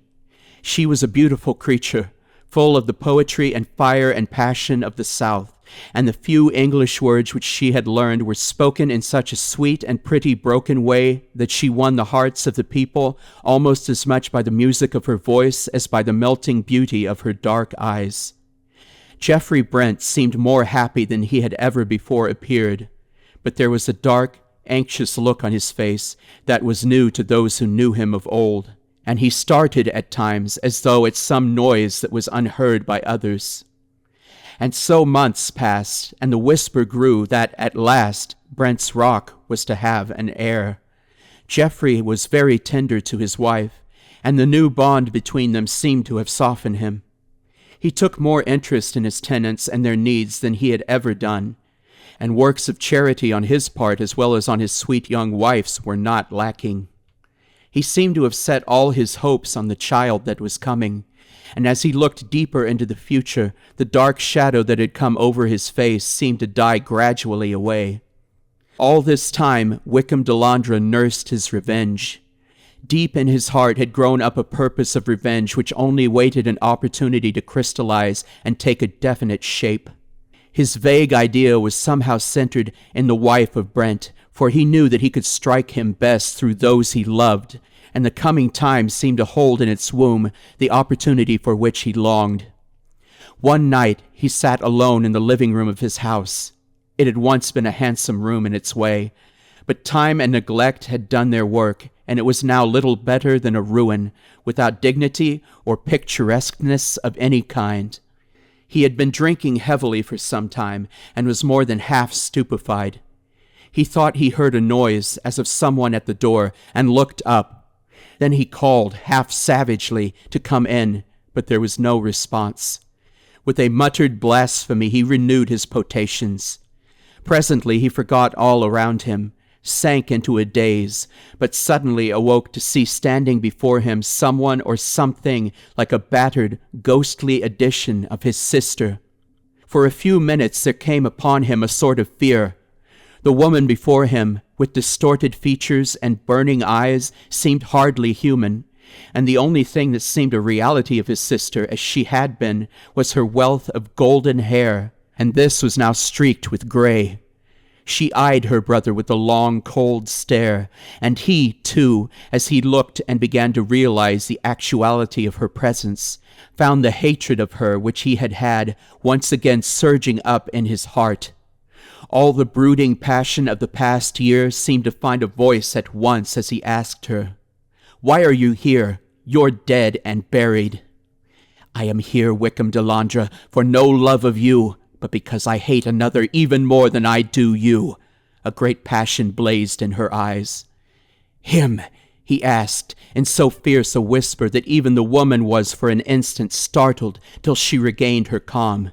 "Yes, him," she answered, "but make no mistake, my revenge is my own, and I merely use you to help me to it." Wickham asked suddenly, "Did he marry you?" The woman's distorted face broadened out into a ghastly attempt at a smile. It was a hideous mockery, for the broken features and seamed scars took strange shapes and strange colors, and queer lines of white showed out as the straining muscles pressed on the old cicatrices. "So you would like to know? It would please your pride to feel that your sister was truly married. Well, you shall not know. That was my revenge on you, and I do not mean to change it by a hair's breadth. I have come here tonight simply to let you know that I am alive, so that if any violence be done me where I am going, there may be a witness." "Where are you going?" demanded her brother.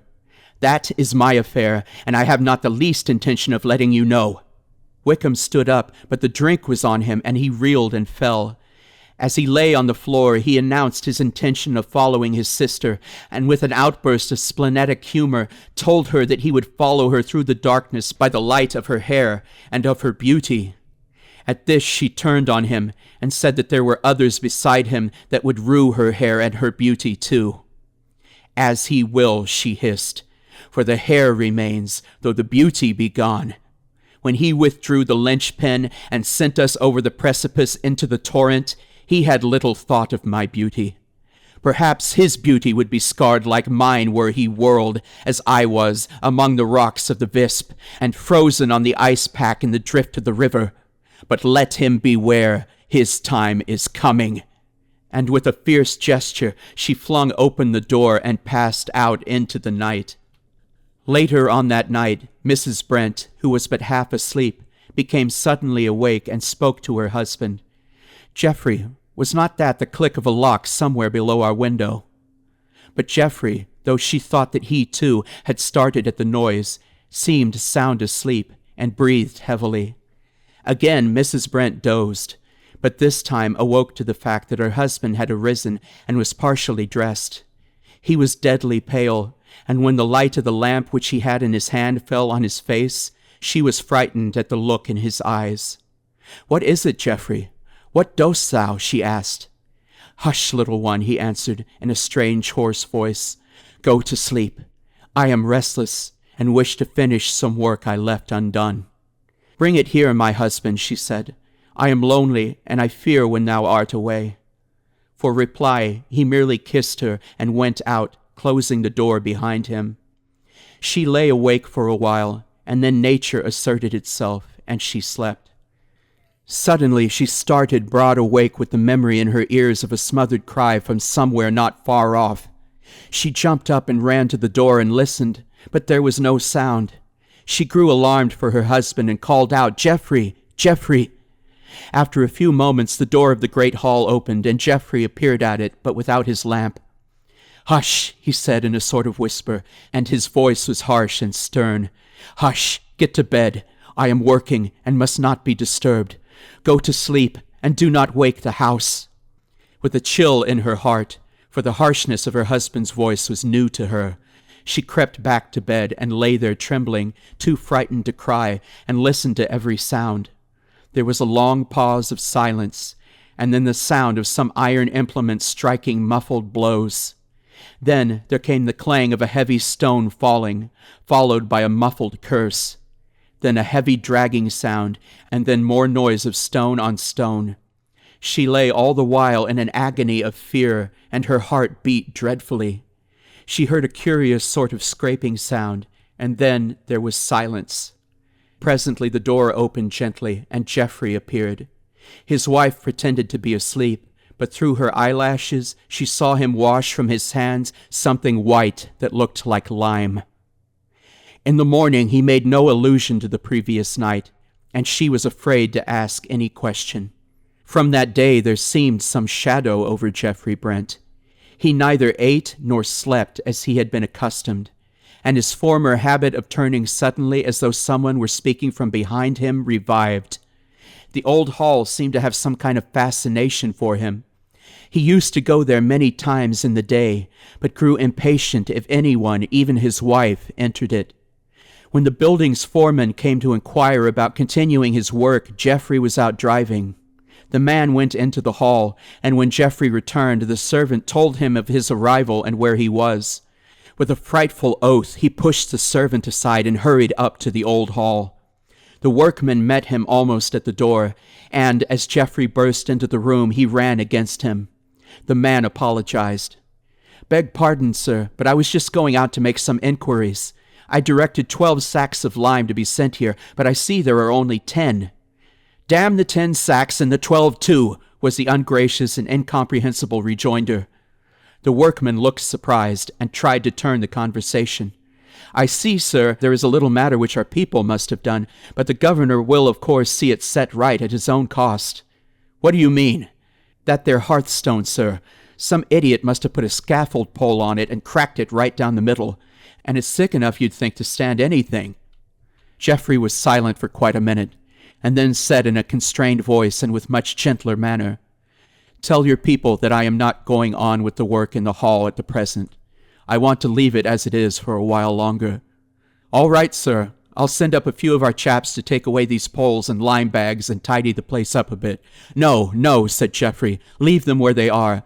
I shall send and tell you when you are to go on with the work."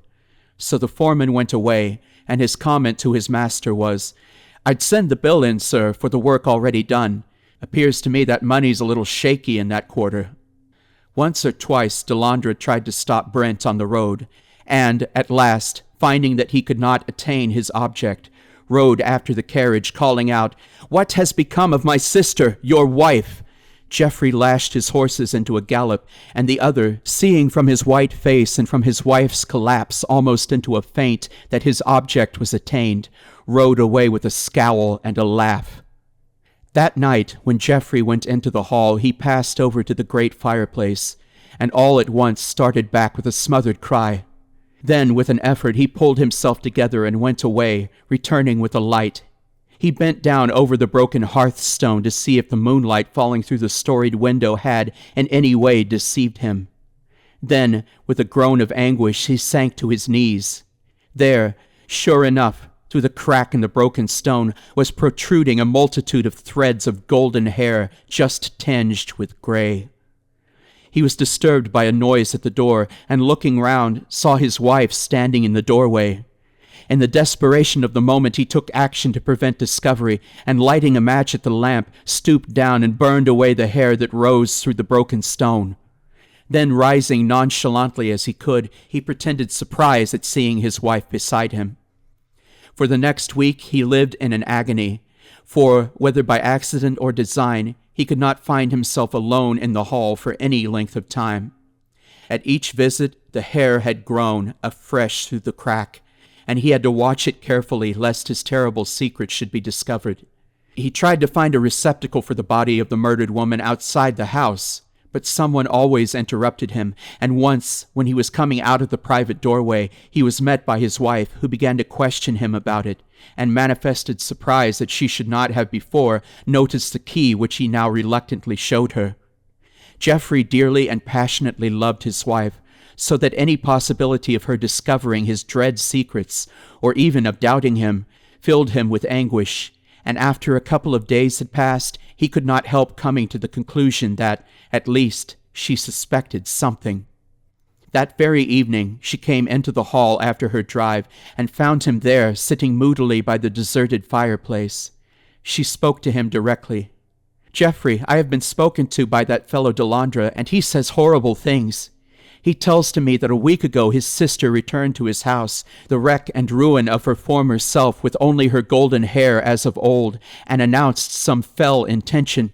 He asked me where she is, and, oh, Geoffrey, she is dead. She is dead. So how can she have returned? Oh, I am in dread, and I know not where to turn." For answer, Geoffrey burst into a torrent of blasphemy which made her shudder.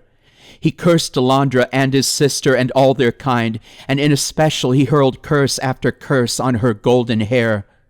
"Oh, hush, hush," she said, and was then silent, for she feared her husband when she saw the evil effect of his humor. Geoffrey, in the torrent of his anger, stood up and moved away from the hearth, but suddenly stopped as he saw a new look of terror in his wife's eyes. He followed their glance, and then he, too, shuddered, for there, on the broken hearthstone, lay a golden streak as the points of the hair rose through the crack. "Look, look," she shrieked. "Is it some ghost of the dead? Come away, come away!" And seizing her husband by the wrist with the frenzy of madness, she pulled him from the room. That night she was in a raging fever.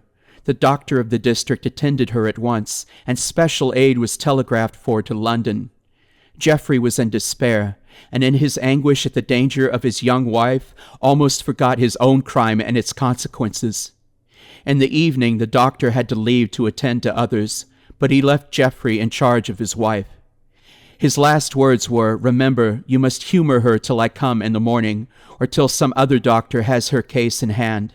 What you have to dread is another attack of emotion. See that she is kept warm. Nothing more can be done." Late in the evening, when the rest of the household had retired, Geoffrey's wife got up from her bed and called to her husband.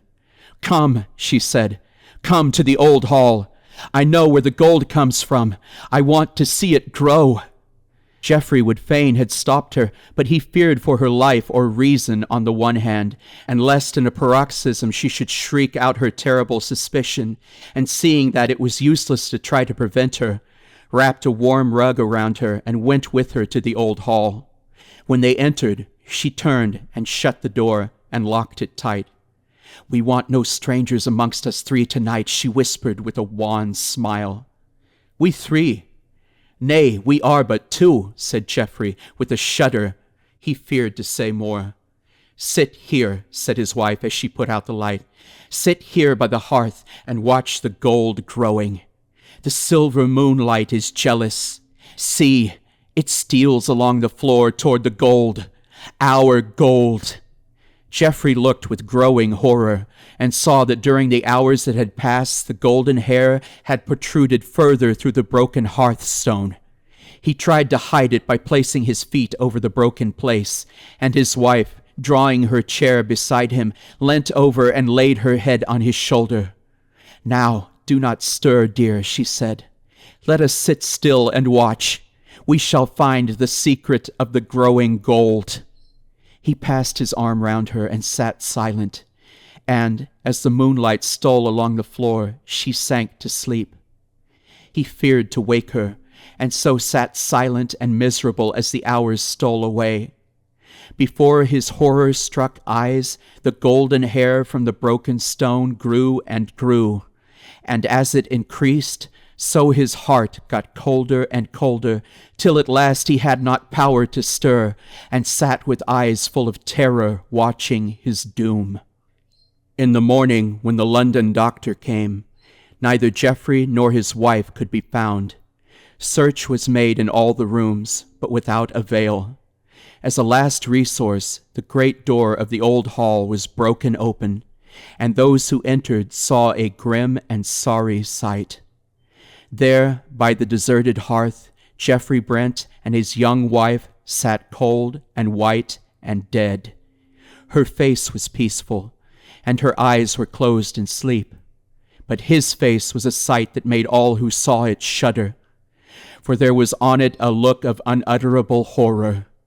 The eyes were open and stared glassily at his feet, which were twined with tresses of golden hair, streaked with gray, which came through the broken hearthstone.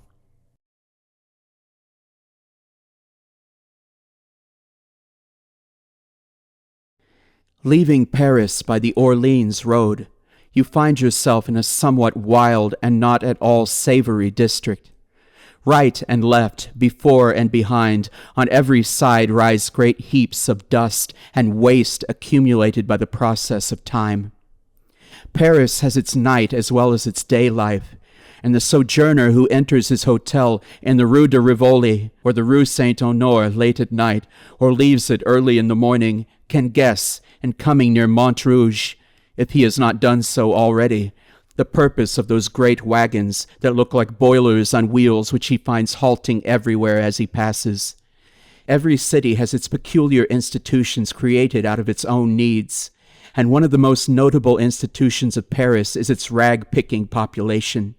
In the early morning, and Parisian life commences at an early hour, may be seen in most streets standing on the pathway opposite every court and alley and between every few houses, as still in some American cities, even in parts of New York, large wooden boxes into which the domestics or tenement holders empty the accumulated dust of the past day.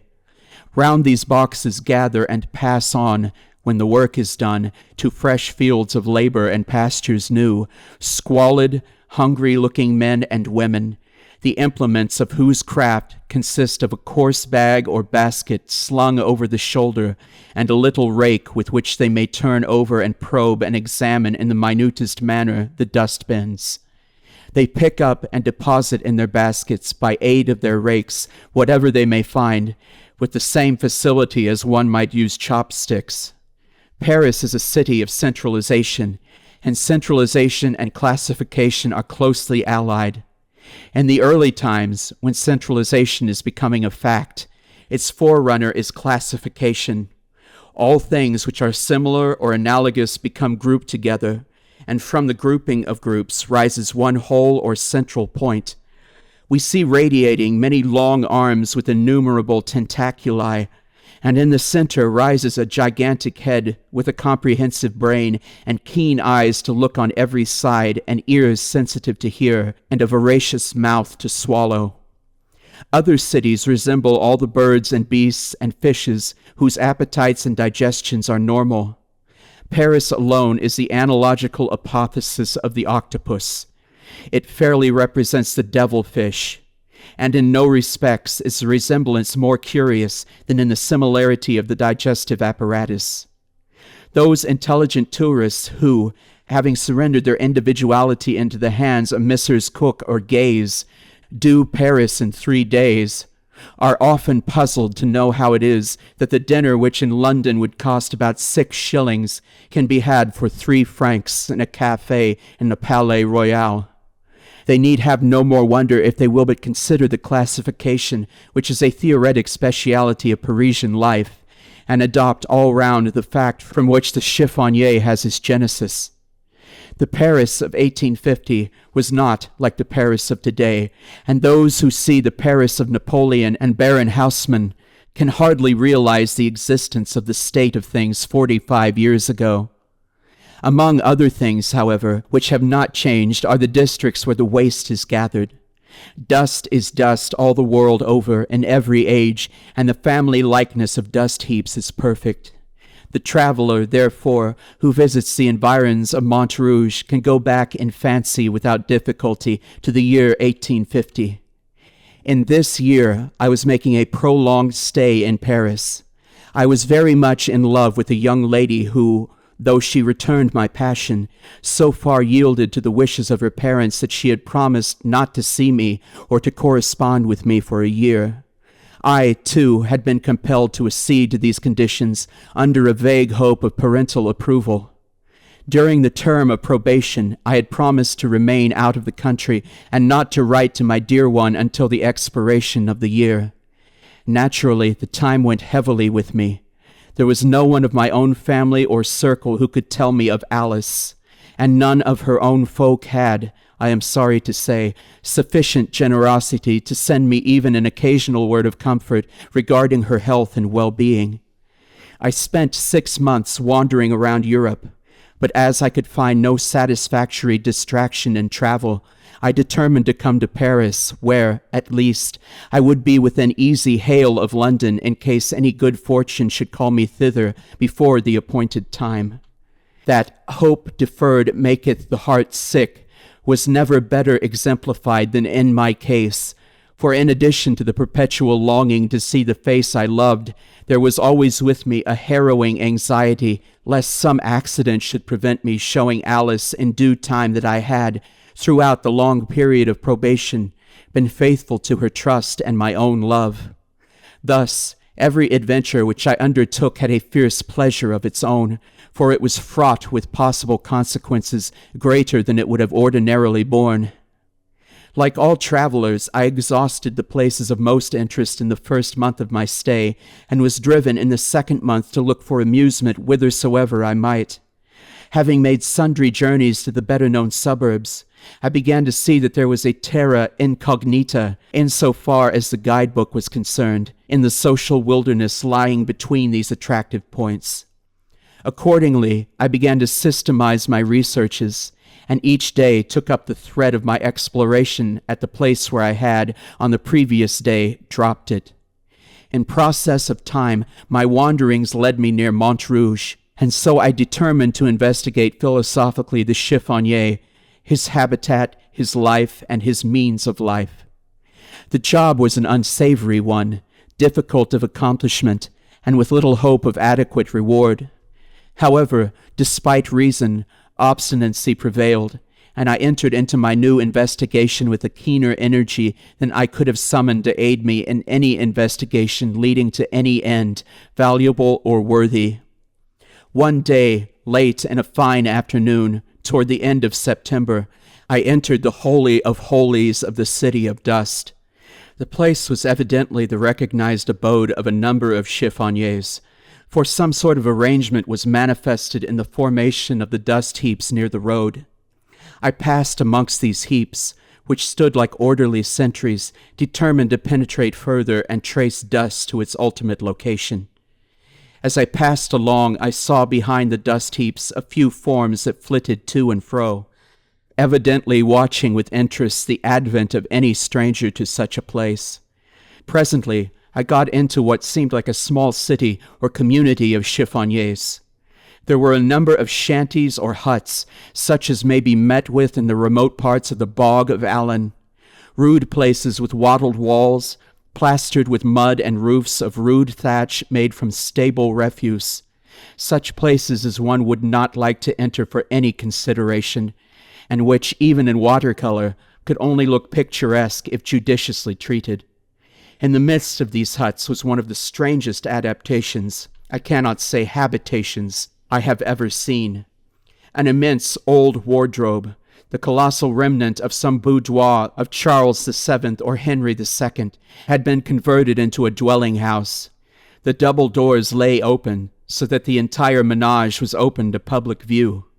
In the open half of the wardrobe was a common sitting room of some 4 feet by 6, in which sat, smoking their pipes round a charcoal brazier, no fewer than 6 old soldiers of the First Republic, with their uniforms torn and worn threadbare.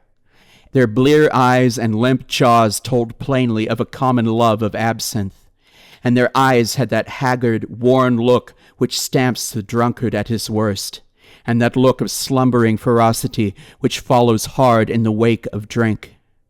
The other side stood as of old, with its shelves intact, save that they were cut to half their depth, and in each shelf, of which there were 6, was a bed made with rags and straw.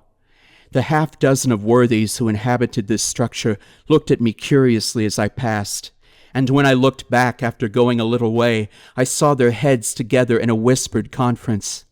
I did not like the look of this at all, for the place was very lonely, and the men looked very, very villainous. However, I did not see any cause for fear, and went on my way, penetrating further and further into the Sahara. The way was tortuous to a degree, and from going round in a series of semicircles, as one goes in skating with the Dutch roll, I got rather confused with regard to the points of the compass. When I had penetrated a little way, I saw, as I turned the corner of a half-made heap, sitting on a heap of straw, an old soldier with threadbare coat. "Hello," said I to myself, "the First Republic is well represented here in its soldiery." As I passed him, the old man never even looked up at me. Again I remarked to myself, "See what a life of rude warfare can do. This old man's curiosity is a thing of the past."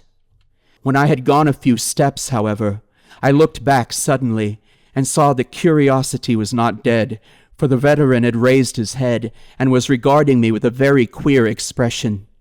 He seemed to me to look very like one of the 6 worthies in the press. When he saw me looking, he dropped his head, and without thinking further of him, I went on my way, satisfied that there was a strange likeness between these old warriors. Presently, I met another soldier in a similar manner. He, too, did not notice me whilst I was passing. By this time it was getting late in the afternoon, and I began to think of retracing my steps. Accordingly, I turned to go back, but could see a number of tracks leading between different mounds, and could not ascertain which of them I should take. In my perplexity, I wanted to see someone of whom to ask the way, but could see no one. I determined to go on a few mounds further, and so try to see someone, not a veteran. I gained my object, for after going a couple of 100 yards, I saw before me a single shanty such as I had seen before, with, however, the difference that this was not one for living in, but merely a roof with 3 walls open in front. From the evidences which the neighborhood exhibited, I took it to be a place for sorting. Within it was an old woman wrinkled and bent with age. She rose as I came close, and I asked her my way. She immediately commenced a conversation, and it occurred to me that here in the very center of the kingdom of dust was the place to gather details of the history of Parisian rag-picking, particularly as I could do so from the lips of one who looked like the oldest inhabitant. I began my enquiries, and the old woman gave me most interesting answers.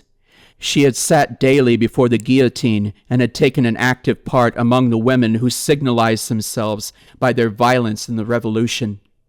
While we were talking, she said suddenly, "But monsieur must be tired standing," and dusted a rickety old stool for me to sit down. I hardly liked to do so for many reasons, but the poor old woman was so civil that I did not like to run the risk of hurting her by refusing, and moreover the conversation of one who had been at the taking of Bastille was so interesting that I sat down, and so our conversation went on. While we were talking, an old man, older and more bent and wrinkled even than the woman, appeared from behind the shanty. "Here is Pierre," said she. "Monsieur can hear stories now if he wishes, for Pierre was in everything, from the Bastille to Waterloo." The old man took another stool at my request, and we plunged into a sea of revolutionary reminiscences. This old man, albeit clothed like a scarecrow, was like any one of the 6 veterans. I was now sitting in the center of the low hut, with the woman on my left hand and the man on my right, each of them being somewhat in front of me. The place was full of all sorts of curious objects of lumber, and of many things that I wished far away. In one corner was a heap of rags which seemed to move from the number of vermin it contained, and in the other a heap of bones whose odor was something shocking. Every now and then, glancing at the heaps, I could see the gleaming eyes of some of the rats which infested the place. These loathsome objects were bad enough, but what looked even more dreadful was an old butcher's axe with an iron handle stained with clots of blood leaning up against the wall on the right-hand side. Still, these things did not give me much concern. The talk of the two old people was so fascinating that I stayed on and on till the evening came and the dust heaps threw dark shadows over the veils between them. After a time I began to grow uneasy. I could not tell how or why, but somehow I did not feel satisfied. Uneasiness is an instinct and means warning.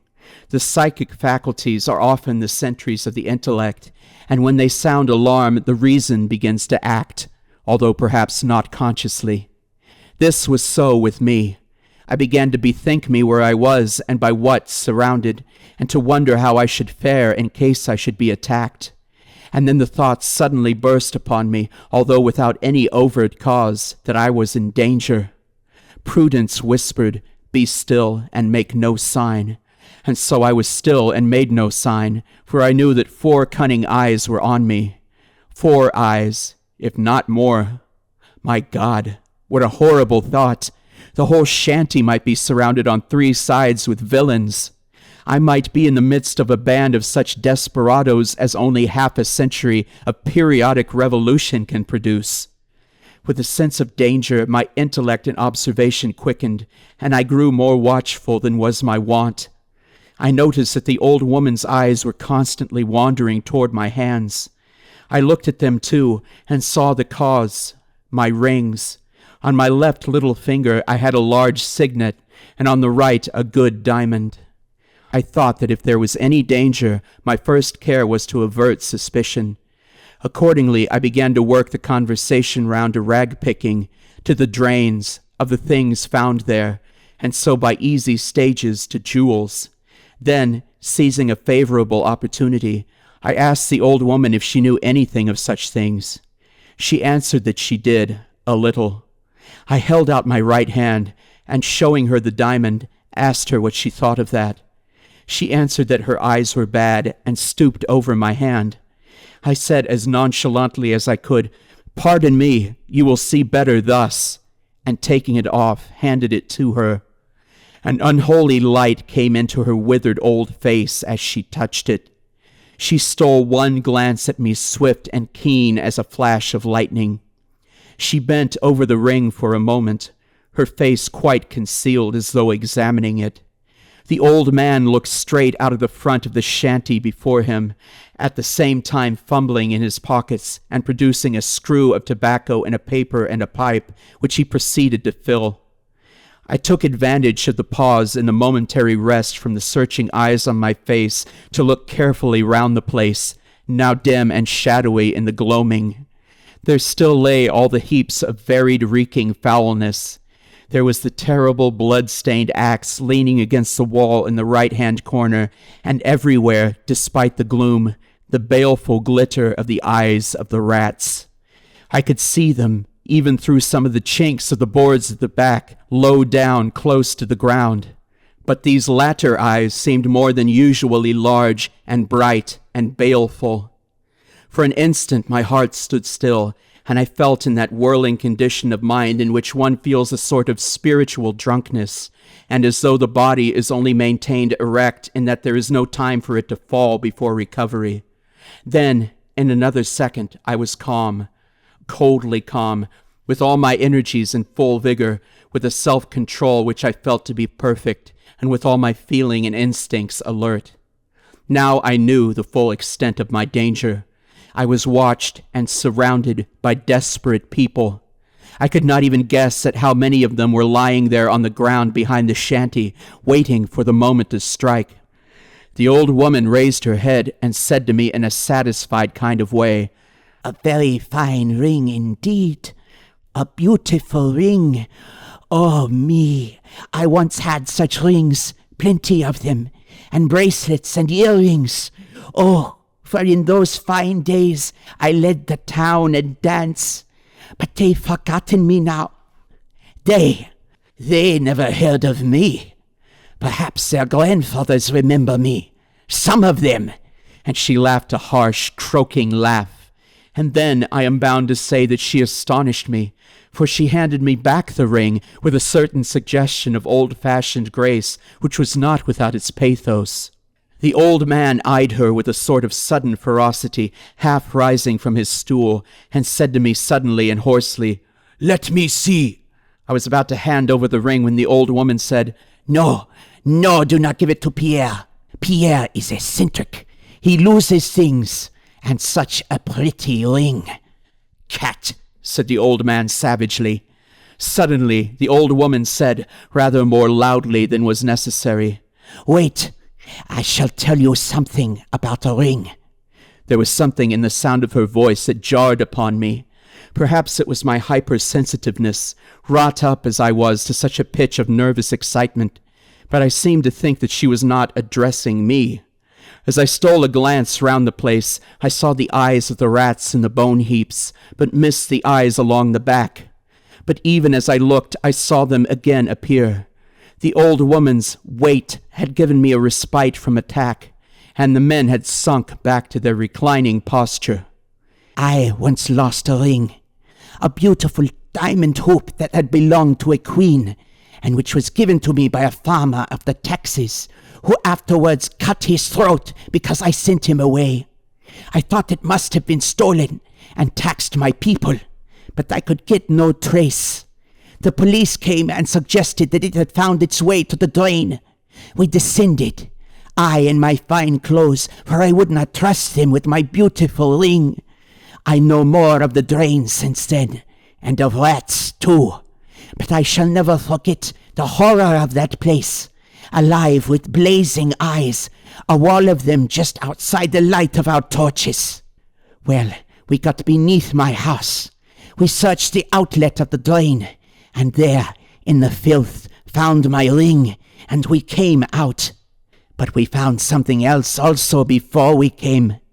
As we were coming toward the opening, a lot of sewer rats, human ones this time, came toward us. They told their police that one of their number had gone into the drain, but had not returned. He had gone in only shortly before we had, and, if lost, could hardly be far off. They asked help to seek him, so we turned back. They tried to prevent me going, but I insisted. It was a new excitement, and had I not recovered my ring? Not far did we go till we came on something. There was but little water, and the bottom of the drain was raised with brick, rubbish, and much matter of the kind. He had made a fight for it, even when his torch had gone out. But they were too many for him. They had not been long about it. The bones were still warm, but they were picked clean. They had even eaten their own dead ones, and there were bones of rats as well as of the man. They took it cool enough, those others, the human ones, and joked of their comrade when they found him dead, though they would have helped him living. Bah! What matters it, life or death? "And had you no fear?" I asked her. "Fear," she said with a laugh. "Me have fear? Ask Pierre. But I was younger then, and as I came through that horrible drain with its wall of greedy eyes, always moving with the circle of the light from the torches, I did not feel easy. I kept on before the men, though. It is a way I have. I never let the men get it before me. All I want is a chance and a means, and they ate him up. Took every trace away except the bones, and no one knew it, nor no sound of him was ever heard." Here she broke into a chuckling fit of the ghastliest merriment which it was ever my lot to hear and see. A great poetess describes her heroine singing. Oh, to see or hear her singing, scarce I know which is the divinest. And I can apply the same idea to the old crone, and all the same divinity, for I scarce could tell which was more the hellish, the harsh, malicious, satisfied, cruel laugh, or the leering grin, and the horrible square opening of the mouth like a tragic mask, and the yellow gleam of the few discolored teeth and the shapeless gums.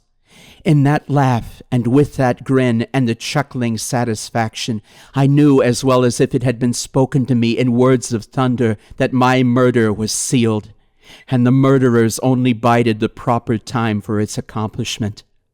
I could read between the lines of her gruesome story the commands to her accomplices. "Wait," she seemed to say. "Bide your time. I shall strike the first blow. Find the weapon for me, and I shall make the opportunity. He shall not escape. Keep him quiet, and then no one will be the wiser. There will be no outcry, and the rats will do their work." It was growing darker and darker. The night was coming. I stole a glance round the shanty, still all the same.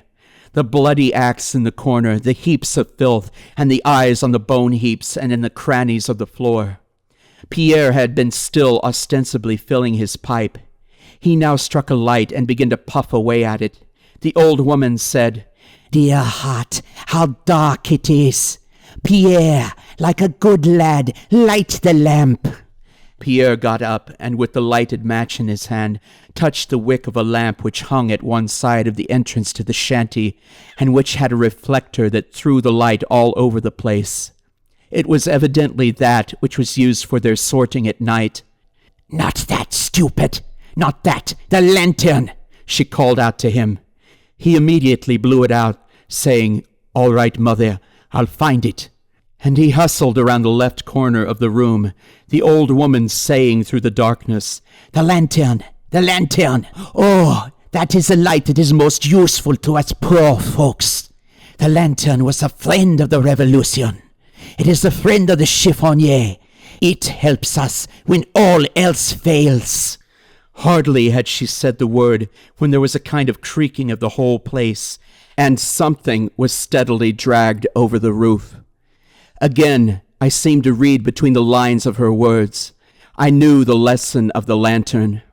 "One of you get on the roof with a noose and strangle him as he passes out if we fail within." As I looked out of the opening, I saw the loop of a rope outlined black against the lurid sky. I was now, indeed, beset. Pierre was not long in finding the lantern. I kept my eyes fixed through the darkness on the old woman. Pierre struck his light, and by its flash I saw the old woman raise from the ground beside her where it had mysteriously appeared, and then hide in the folds of her gown a long, sharp knife or dagger. It seemed to be like a butcher's sharpening iron, fine to a keen point. The lantern was lit. "Bring it here, Pierre," she said. "Place it in the doorway where we can see it. See how nice it is. It shuts out the darkness from us.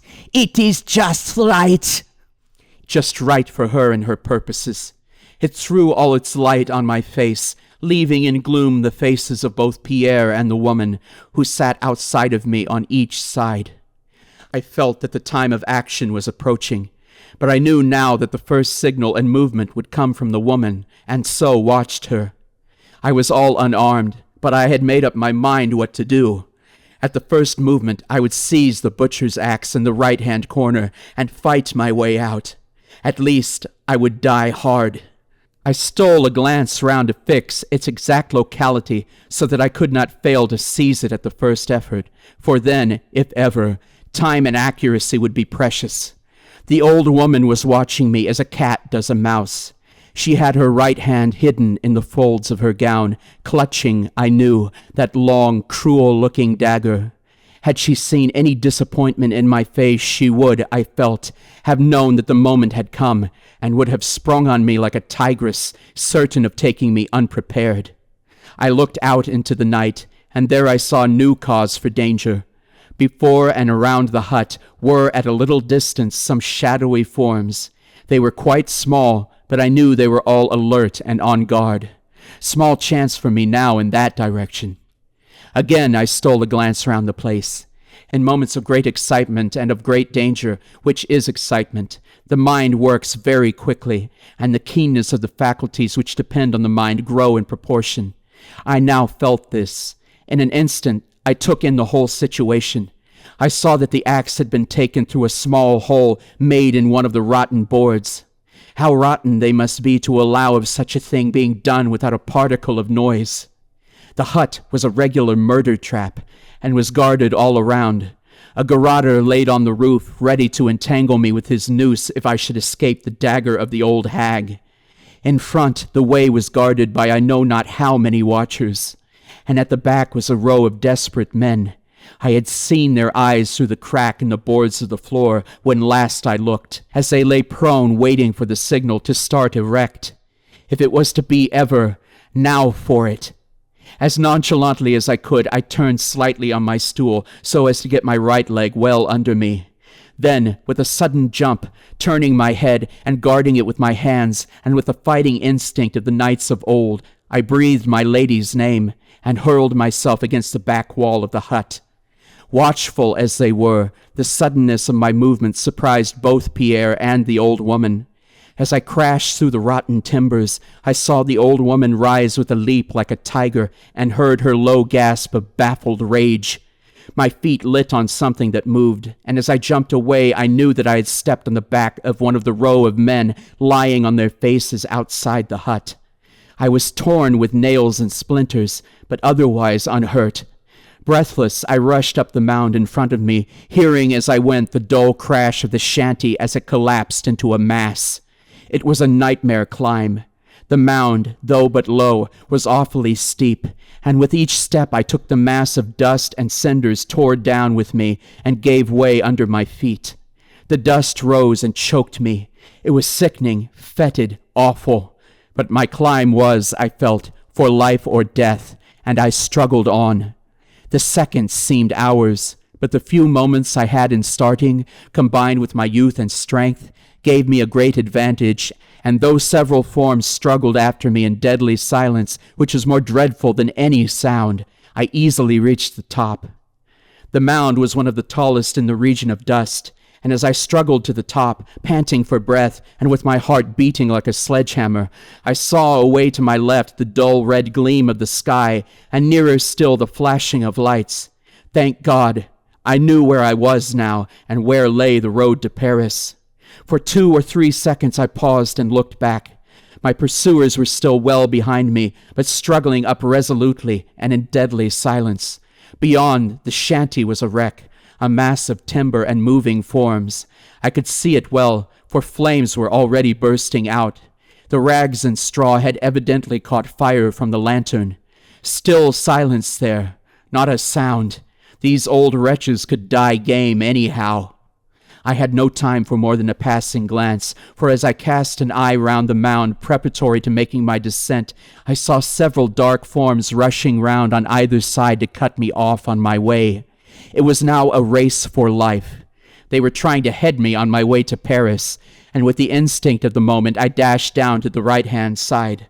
I was just in time, for, though I came, as it seemed to me, down the steep in a few steps, the wary old men who were watching me turned back, and one, as I rushed by into the opening between the 2 mounds in front, almost struck me a blow with that terrible butcher's axe. There could surely not be 2 such weapons about. Then began a really horrible chase. I easily ran ahead of the old men, and even when some younger ones and a few women joined in the hunt, I easily distanced them. But I did not know the way, and I could not even guide myself by the light in the sky, for I was running away from it. I had heard that, unless of conscious purpose, hunted men turn always to the left, and so I found it now. And so, I suppose, knew also my pursuers, who were more animals than men, and with cunning or instinct had found out such secrets for themselves. For, on finishing a quick spurt, after which I intended to take a moment's breathing space, I suddenly saw ahead of me 2 or 3 forms swiftly passing behind a mound to the right. I was in the spider's web now, indeed.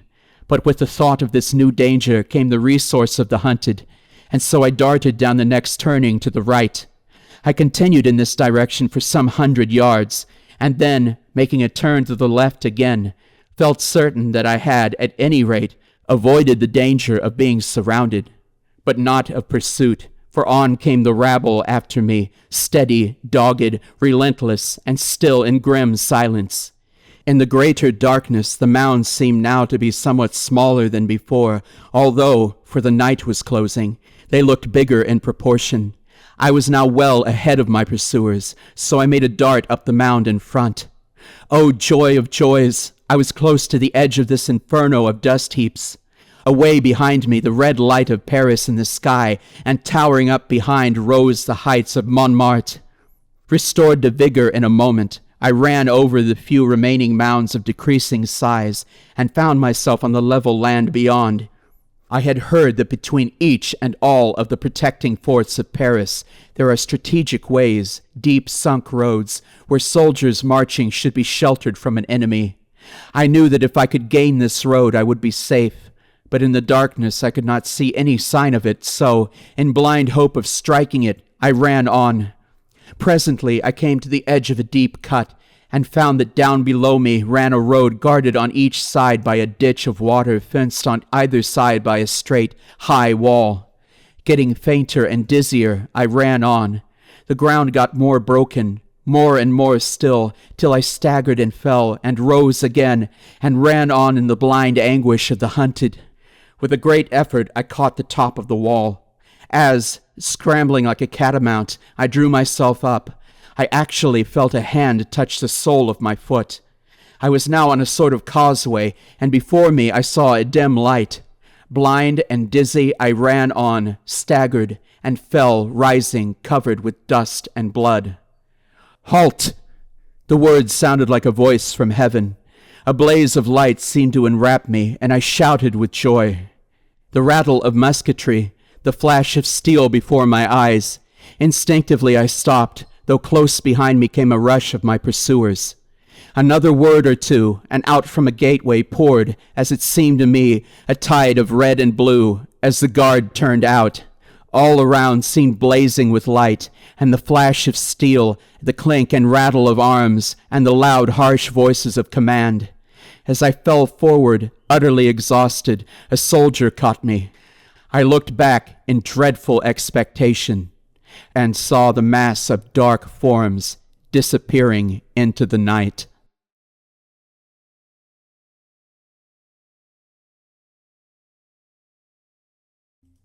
The buying of orchids always has in it a certain speculative flavor.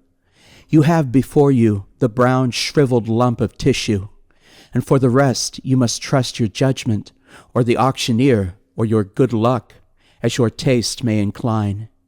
The plant may be moribund or dead, or it may be just a respectable purchase, fair value for your money, or perhaps for the thing that has happened again and again. There slowly unfolds before the delighted eyes of the happy purchaser, day after day, some new variety, some novel richness, a strange twist of the labellum, or some subtler coloration or unexpected mimicry. Pride, beauty, and profit blossom together on one delicate green spike, and, it may be, even immortality. For the new miracle of nature may stand in need of a new specific name, and what so convenient as that of its discoverer? John Smithia. There have been worse names. It was perhaps the hope of some happy discovery that made Winter Wedderburn such a frequent attendant at these sales. That hope, and also, maybe, the fact that he had nothing else of the slightest interest to do in the world. He was a shy, lonely, rather ineffectual man, provided with just enough income to keep off the spur of necessity, and not enough nervous energy to make him seek any exacting employments. He might have collected stamps or coins, or translated Horace, or bound books, or invented new species of diatoms. But, as it happened, he grew orchids, and had one ambitious little hothouse. "I have a fancy," he said over his coffee, "that something is going to happen to me today." He spoke as he moved and thought, slowly. "Oh, don't say that," said his housekeeper, who was also his remote cousin. For something happening was a euphemism that meant only one thing to her. "You misunderstand me. I mean nothing unpleasant, though what I do mean I scarcely know. Today, he continued after a pause, Peters are going to sell a batch of plants from the Andamans and the Indies. I shall go up and see what they have. It may be that I shall buy something good unawares. That may be it. He passed his cup for his second cupful of coffee. Are these the things collected by that poor young fellow you told me of the other day? Asked his cousin as she filled his cup. Yes, he said, and became meditative over a piece of toast. Nothing ever does happen to me, he remarked presently, beginning to think aloud. I wonder why. Things enough happen to other people. There is Harvey. Only the other week on Monday he picked up 6 pence. On Wednesday his chicks all had the staggers. On Friday his cousin came home from Australia, and on Saturday he broke his ankle. What a whirl of excitement, compared to me. I think I would rather be without so much excitement, said his housekeeper. It can't be good for you. I suppose it's troublesome. Still, you see, nothing ever happens to me. When I was a little boy, I never had accidents. I never fell in love as I grew up. Never married. I wonder how it feels to have something happen to you. Something really remarkable. That orchid collector was only 36, 20 years younger than myself when he died. And he had been married twice and divorced once. He had had malarial fever 4 times, and once he broke his thigh.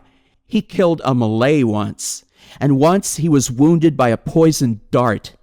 And in the end, he was killed by jungle leeches. It must have all been very troublesome, but then it must have been very interesting, you know. Except, perhaps, the leeches. I am sure it was not good for him, said the lady with conviction. Perhaps not. And then Wedderburn looked at his watch. 23 minutes past 8. I am going up by the 11:45 train, so that there is plenty of time. I think I shall wear my alpaca jacket. It is quite warm enough, and my gray felt hat and brown shoes. I suppose... He glanced out of the window at the serene sky and sunlit garden, and then nervously at his cousin's face. I think you had better take an umbrella if you're going to London, she said in a voice that admitted of no denial. There's all between here and the station coming back. When he returned, he was in a state of mild excitement. He had made a purchase. It was rare that he could make up his mind quickly enough to buy, but this time he had done so. There are vandas, he said, and a dendrobe and some paleonophis. He surveyed his purchases lovingly as he consumed his soup. They were laid out on the spotless tablecloth before him, and he was telling his cousin all about them as he slowly meandered through his dinner. It was his custom to live all his visits to London over again in the evening for her and his own entertainment. I knew something would happen today, and I have bought all these. Some of them. I feel sure, do you know, that some of them will be remarkable. I don't know how it is, but I feel just as sure as if someone had told me that some of these will turn out remarkable. That one, he pointed to a shriveled rhizome, was not identified. It may be a paleonophis, or it may not. It may be a new species, or even a new genus, and it was the last that poor Batten ever collected. I don't like the look of it, said the housekeeper. It's such an ugly shape. To me it scarcely seems to have a shape. I don't like those things that stick out, said his housekeeper. It shall be put away in a pot tomorrow. It looks, said the housekeeper, like a spider shamming dead. Wedderburn smiled and surveyed the root with his head on one side. It is certainly not a pretty lump of stuff, but you can never judge of these things from their dry appearance. It may turn out to be a very beautiful orchid indeed. How busy I shall be tomorrow. I must see tonight just exactly what to do with these things, and tomorrow I shall set to work. They found poor Batten lying dead, or dying, in a mangrove swamp, I forget which, he began again presently, with one of these very orchids crushed up against his body. He had been unwell for some days with some kind of native fever, and I suppose he fainted. These mangrove swamps are very unwholesome. Every drop of blood, they say, was taken out of him by the jungle leeches. It may be that very plant that cost him his life to obtain. Well, I think none the better of it for that. Men must work, though women may weep, said Wedderburn with profound gravity. Fancy dying away from every comfort in a nasty swamp, and no one round you but horrible natives. They say the Andaman Islanders are most disgusting wretches, and anyhow, they can scarcely make good nurses, not having the necessary training. And just for people in England to have orchids. I don't suppose it was comfortable, but some men seem to enjoy that kind of thing, said Wedderburn. Anyhow, the natives of his party were sufficiently civilized to take care of all his collection until his colleague, who was an ornithologist, came back from the interior, though they could not tell the species of the orchid and had let it wither. And it makes these things more interesting. It makes them disgusting. I should be afraid of some of the malaria clinging to them. And just think, there had been a dead body laying across that ugly thing. I never thought of that before. There, I declare I cannot eat another mouthful of dinner. I will take them off the table if you like, and put them in the window seat. I can see them just as well there. The next few days he was indeed singularly busy in his steamy little hothouse, fussing about with charcoal, lumps of teak, moss, and all the other mysteries of the orchid cultivator. He considered he was having a wonderfully eventful time. In the evening he would talk about these new orchids to his friends, and over again he reverted to his expectation of something strange.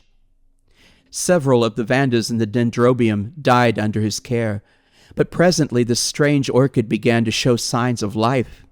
He was delighted, and took his housekeeper right away from jam-making to see it at once, directly he made the discovery. That is a bud, he said, and presently there will be lots of leaves there, and those little things coming out here are aerial rootlets. They look to me like little white fingers pointing out at the brown, said his housekeeper. I don't like them. Why not? I don't know, they look like fingers trying to get at you. I can't help my likes and dislikes.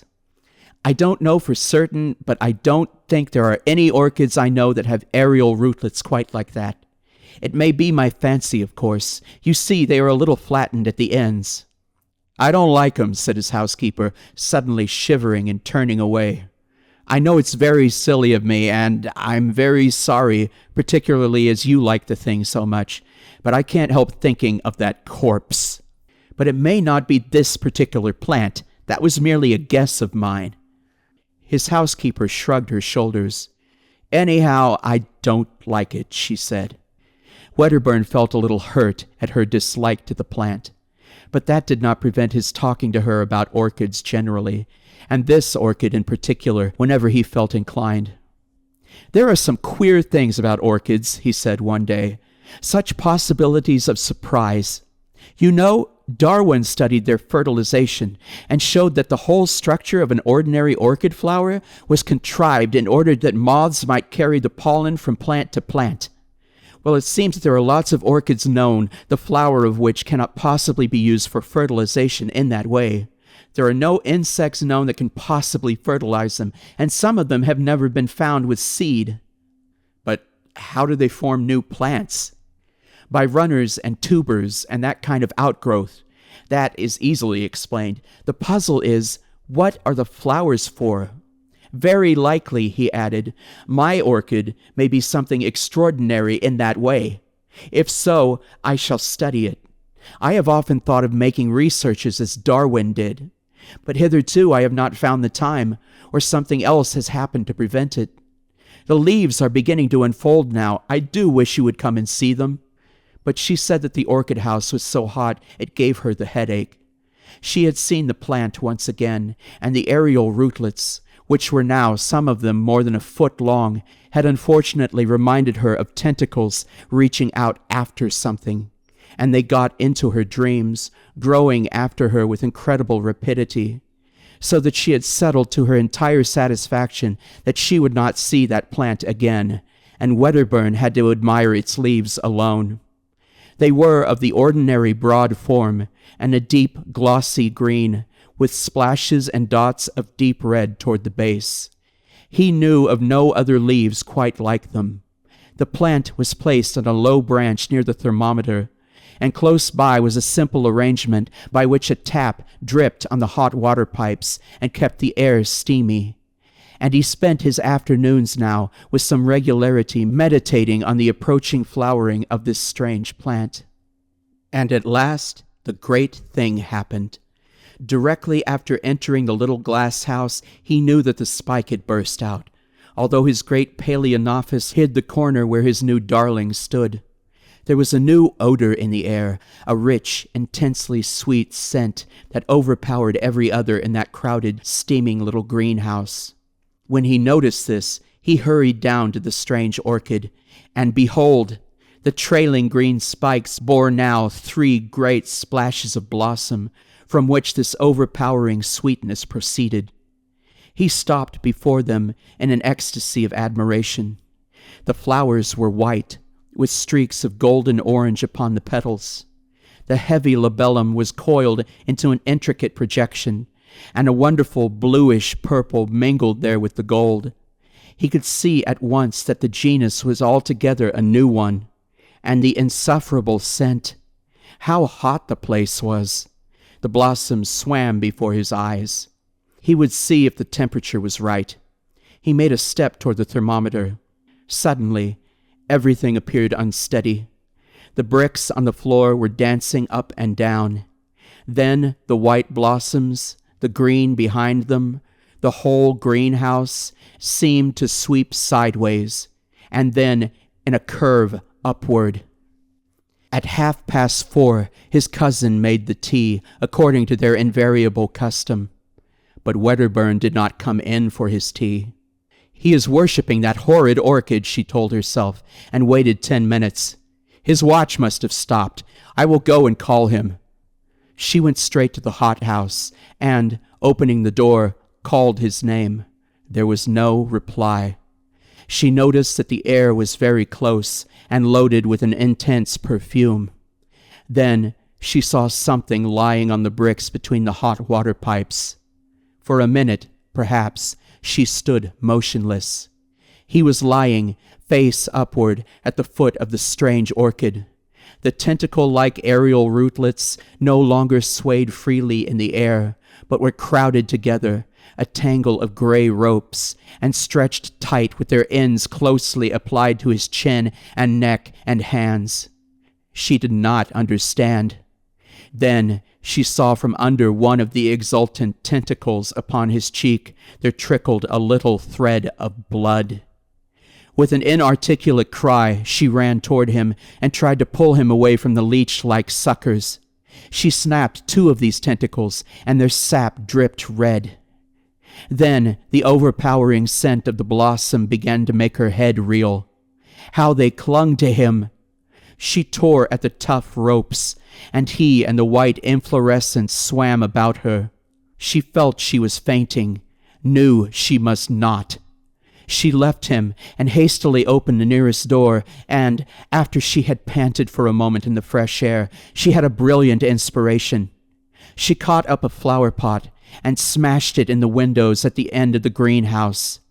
Then she re-entered. She tugged now with renewed strength at Wedderburn's motionless body, and brought the strange orchid crashing to the floor.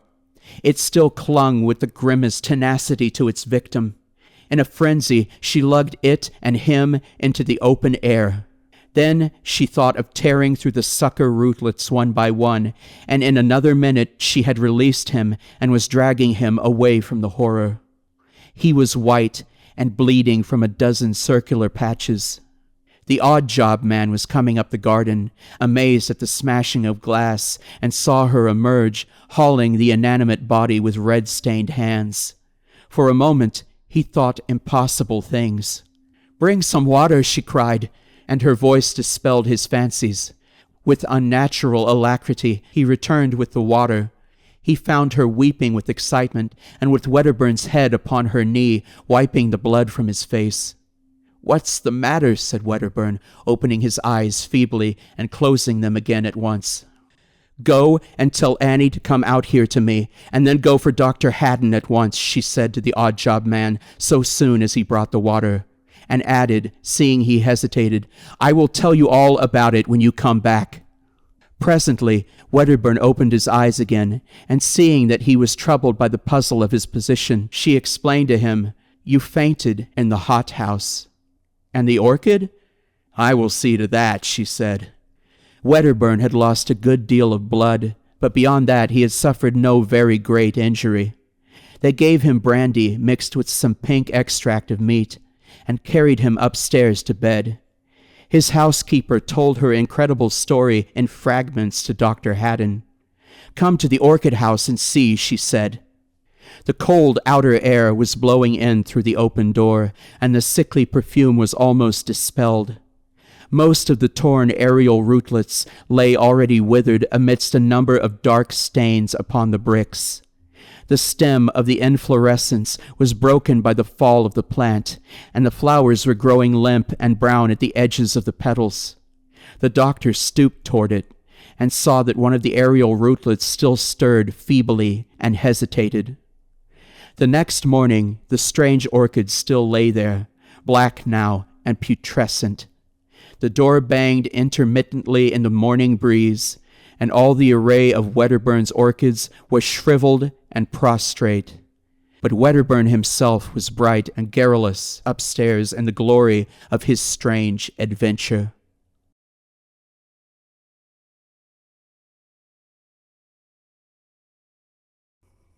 "I can assure you," said I, "that it will take a very tangible ghost to frighten me." And I stood up before the fire with my glass in my hand. "It is your own choosing," said the man with the withered arm, and glanced at me askance. 28 years, said I have lived, and never a ghost have I seen as yet." The old woman sat staring hard into the fire, her pale eyes wide open. "Aye," she broke in, "and 28 years you have lived and never seen the likes of this house, I reckon. There's a many things to see when one's still but 28. She swayed her head slowly from side to side. "A many things to see and sorrow for." I half suspected the old people were trying to enhance the spiritual terrors of their house by their droning insistence. I put down my empty glass on the table and looked about the room, and caught a glimpse of myself, abbreviated and broadened to an almost impossible sturdiness, in the queer old mirror at the end of the room. "Well," I said, "if I see anything tonight, I shall be so much the wiser, for I come to the business with an open mind." "It's your own choosing," said the man with the withered arm once more. I heard the sound of a stick and a shambling step on the flags in the passage outside, and the door creaked on its hinges as a second old man entered, more bent, more wrinkled, more aged even than the first. He supported himself by a single crutch. His eyes were covered by a shade, and his lower lip, half averted, hung pale and pink from his decaying yellow teeth. He made straight for an armchair on the opposite side of the table, sat down clumsily, and began to cough. The man with the withered arm gave this newcomer a short glance of positive dislike.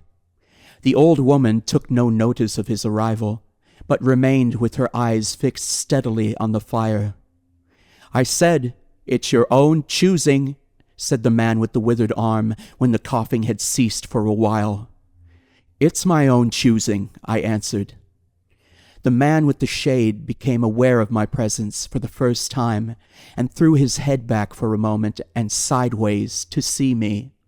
I caught a momentary glimpse of his eyes, small and bright and inflamed. Then he began to cough and splutter again. "Why don't you drink?" said the man with the withered arm, pushing the beer towards him. The man with the shade poured out a glassful with a shaky arm that splashed half as much again on the deal table. A monstrous shadow of him crouched upon the wall and mocked his actions as he poured and drank. I must confess I had scarce expected these grotesque custodians. There is, to my mind, something inhuman in senility, something crouching and atavistic. The human qualities seem to drop from old people insensibly day by day. The three of them made me feel uncomfortable, with their gaunt silences, their bent carriage, their evident unfriendliness to me and to one another. "If," said I, "you will show me to this haunted room of yours, I will make myself comfortable there." The old man with the cough jerked his head back so suddenly that it startled me, and shot another glance of his red eyes at me from under the shade, but no one answered me. I waited for a minute, glancing from one to the other. "If," I said a little louder, "if you will show me to this haunted room of yours, I will relieve you from the task of entertaining me." "There's a candle on the slab outside the door," said the man with the withered arm, looking at my feet as he addressed me. "But if you go to the Red Room tonight—" "This night of all nights," said the old woman. "You go alone." "Very well," I answered. "And which way do I go?" "You go along the passage for a bit," said he, "until you come to a door, and through that is a spiral staircase, and halfway up that is a landing and another door covered with baize. Go through that and down the long corridor to the end, and the Red Room is on your left up the steps." "Have I got that right?" I said, and repeated his directions. He corrected me in one particular. "And are you really going?" said the man with the shade, looking at me again for the third time with that queer, unnatural tilting of the face. "This night of all nights," said the old woman. "It is what I came for," I said, and moved toward the door. As I did so, the old man with the shade rose and staggered round the room, so as to be closer to the others and to the fire. At the door I turned and looked at them, and saw they were all close together, dark against the firelight, staring at me over their shoulders with an intent expression on their ancient faces. "Good night," I said, setting the door open. "It's your own choosing," said the man with the withered arm. I left the door wide open until the candle was well alight, and then I shut them in and walked down the chilly, echoing passage. I must confess that the oddness of these three old pensioners, in whose charge her ladyship had left the castle, and the deep-toned, old-fashioned furniture of the housekeeper's room in which they had foregathered, affected me in spite of my efforts to keep myself at a matter-of-fact phase. They seemed to belong to another age, an older age, an age when things spiritual were different from this of ours, less certain, an age when omens and witches were credible, and ghosts beyond denying. Their very existence was spectral, the cut of their clothing, fashions born in dead brains. The ornaments and conveniences of the room about them were ghostly, the thoughts of vanished men which still haunted rather than participated in the world of today. But with an effort I sent such thoughts to the right about. The long, draughty subterranean passage was chilly and dusty, and my candle flared and made the shadows cower and quiver. The echoes rang up and down the spiral staircase, and a shadow came sweeping up after me, and one fled before me into the darkness overhead. I came to the landing and stopped there for a moment, listening to a rustling that I fancied I heard. Then, satisfied of the absolute silence, I pushed open the baize-covered door and stood in the corridor. The effect was scarcely what I expected, for the moonlight, coming in by the great window on the grand staircase, picked out everything in vivid black shadow or silvery illumination. Everything was in its place. The house might have been deserted on the yesterday instead of 18 months ago. There were candles in the sockets of the sconces, and whatever dust had gathered on the carpets or upon the polished flooring was distributed so evenly as to be invisible in the moonlight. I was about to advance and stopped abruptly. A bronze group stood upon the landing, hidden from me by the corner of the wall, but its shadow fell with marvelous distinctness upon the white paneling and gave me the impression of someone crouching to waylay me. I stood rigid for half a minute, perhaps. Then, with my hand in the pocket that held my revolver, I advanced, only to discover a Ganymede and eagle glistening in the moonlight.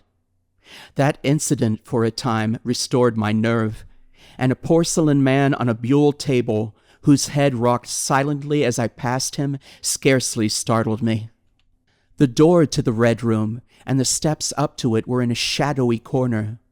I moved my candle from side to side in order to see clearly the nature of the recess in which I stood before opening the door. Here it was, thought I, that my predecessor was found, and the memory of that story gave me a sudden twinge of apprehension. I glanced over my shoulder at the Ganymede in the moonlight, and opened the door of the Red Room rather hastily, with my face half turned to the pallid silence of the landing. I entered, closed the door behind me at once, turned the key I found in the lock within, and stood with the candle held aloft, surveying the scene of my vigil, the great Red Room of Lorraine Castle, in which the young Duke had died, or rather, in which he had begun his dying, for he had opened the door and fallen headlong down the steps I had just ascended. That had been the end of his vigil, of the gallant attempt to conquer the ghostly tradition of the place, and never, I thought, had apoplexy better served the ends of superstition. And there were other and older stories that clung to the room, back to the half-credible beginning of it all, the tale of a timid wife and the tragic end that came to her husband's jest of frightening her. And looking around that large, shadowy room, with its shadowy window bays, its recesses and alcoves, one could well understand the legends that had sprouted in its black corners, its germinating darkness. My candle was a little tongue of light in its vastness that failed to pierce the opposite side of the room, and left an ocean of mystery and suggestion beyond its island of light. I resolved to make a systematic examination of the place at once and dispel the fanciful suggestions of its obscurity before they obtained a hold on me. After satisfying myself of the fastening of the door, I began to walk about the room, peering round each article of furniture, tucking up the valances of the bed, and opening its curtains wide. I pulled up the blinds and examined the fastenings of the several windows before closing the shutters, leant forward and looked up the blackness of the wide chimney, and tapped the dark oak paneling for any secret opening. There were 2 big mirrors in the room, each with a pair of sconces bearing candles, and on the mantel shelf, too, were more candles and china candlesticks. All these I lit one after the other. The fire was laid, an unexpected consideration from the old housekeeper, and I lit it to keep down any disposition to shiver. And when it was burning well, I stood round with my back to it and regarded the room again. I had pulled up a chintz-covered armchair and a table to form a kind of barricade before me, and on this lay my revolver, ready to hand. My precise examination had done me good, but I still found the remoter darkness of the place and its perfect stillness too stimulating for the imagination. The echoing of the stir and crackling of the fire was no sort of comfort to me. The shadow in the alcove, and the end in particular, had that undefinable quality of a presence, that odd suggestion of a lurking living thing that comes so easily in silence and solitude. At last, to reassure myself, I walked with a candle into it and satisfied myself that there was nothing tangible there. I stood that candle upon the floor of the alcove and left it in that position. By this time I was in a state of considerable nervous tension, although to my reason there was no adequate cause for this condition. My mind, however, was perfectly clear. I postulated quite unreservedly that nothing supernatural could happen, and to pass the time I began to string some rhymes together, in Goldsby fashion, of the original legend of the place. A few I spoke aloud, but the echoes were not pleasant. For the same reason I also abandoned, after a time, a conversation with myself upon the impossibility of ghosts and haunting. My mind reverted to the 3 old and distorted people downstairs, and I tried to keep it upon that topic. The somber reds and blacks of the room troubled me. Even with 7 candles, the place was merely dim. The one in the alcove flared in a draught, and the fire flickering kept the shadows and penumbra perpetually shifting and stirring. Casting about for a remedy, I recalled the candles I had seen in the passage and, with a slight effort, walked out into the moonlight, carrying a candle and leaving the door open, and presently returned with as many as 10. These I put in various knickknacks of china with which the room was sparsely adorned, lit and placed where the shadows had lain deepest, some on the floor, some in the window recesses, until at last my 17 candles were so arranged that not an inch of the room but had the direct light of at least one of them. It occurred to me that when the ghost came, I could warn him not to trip over them. The room was now quite brightly illuminated. There was something very cheery and reassuring in these little streaming flames, and snuffing them gave me an occupation and afforded a reassuring sense of the passage of time. Even with that, however, the brooding expectation of the vigil weighed heavily upon me. It was after midnight that the candle in the alcove suddenly went out, and the black shadow sprang back to its place there. I did not see the candle go out. I simply turned and saw that the darkness was there, as one might start and see the unexpected presence of a stranger. "By Jove," said I aloud, "that draft's a strong one." And taking the matches from the table, I walked across the room in a leisurely manner to relight the corner again. My first match would not strike, and as I succeeded with the second, something seemed to blink on the wall before me. I turned my head involuntarily and saw that the 2 candles on the little table by the fireplace were extinguished. I rose at once to my feet. "Odd," I said. "Did I do that myself in a flash of absent-mindedness?" I walked back, relit one, and as I did so, I saw the candle in the right sconce of one of the mirrors wink and go right out, and almost immediately its companion followed it. There was no mistake about it. The flame vanished, as if the wicks had been suddenly nipped between a finger and a thumb, leaving the wick neither glowing nor smoking, but black. While I stood gaping, the candle at the foot of the bed went out, and the shadows seemed to take another step toward me. "This won't do," said I, and first one and then another candle on the mantel-shelf followed. "What's up?" I cried, with a queer high note getting into my voice somehow. At that, the candle on the wardrobe went out, and the one I had relit in the alcove followed. "Steady on," I said. "These candles are wanted," speaking with a half-hysterical facetiousness, and scratching away at a match the while for the mantel candlesticks. My hands trembled so much that twice I missed the rough paper of the matchbox. As the mantel emerged from the darkness again, 2 candles in the remoter end of the window were eclipsed. But with the same match, I also relit the larger mirror candles and those on the floor near the doorway, so that for the moment I seemed to gain on the extinctions. But then, in a volley, there vanished 4 lights at once in different corners of the room, and I struck another match in quivering haste and stood hesitating whether to take it. As I stood undecided, an invisible hand seemed to sweep out the 2 candles on the table.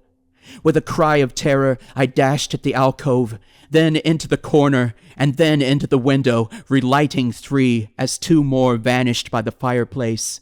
Then, perceiving a better way, I dropped the matches on the iron-bound deed box in the corner and caught up all the bedroom candlestick. With this, I avoided the delay of striking matches, but for all that, the steady process of extinction went on, and the shadows I feared and fought again returned and crept in upon me, first a step gained upon the side of me, and then on that. It was like a ragged storm cloud sweeping out the stars. Now and then one returned for a minute and was lost again. I was now almost frantic with the horror of the coming darkness, and my self-possession deserted me.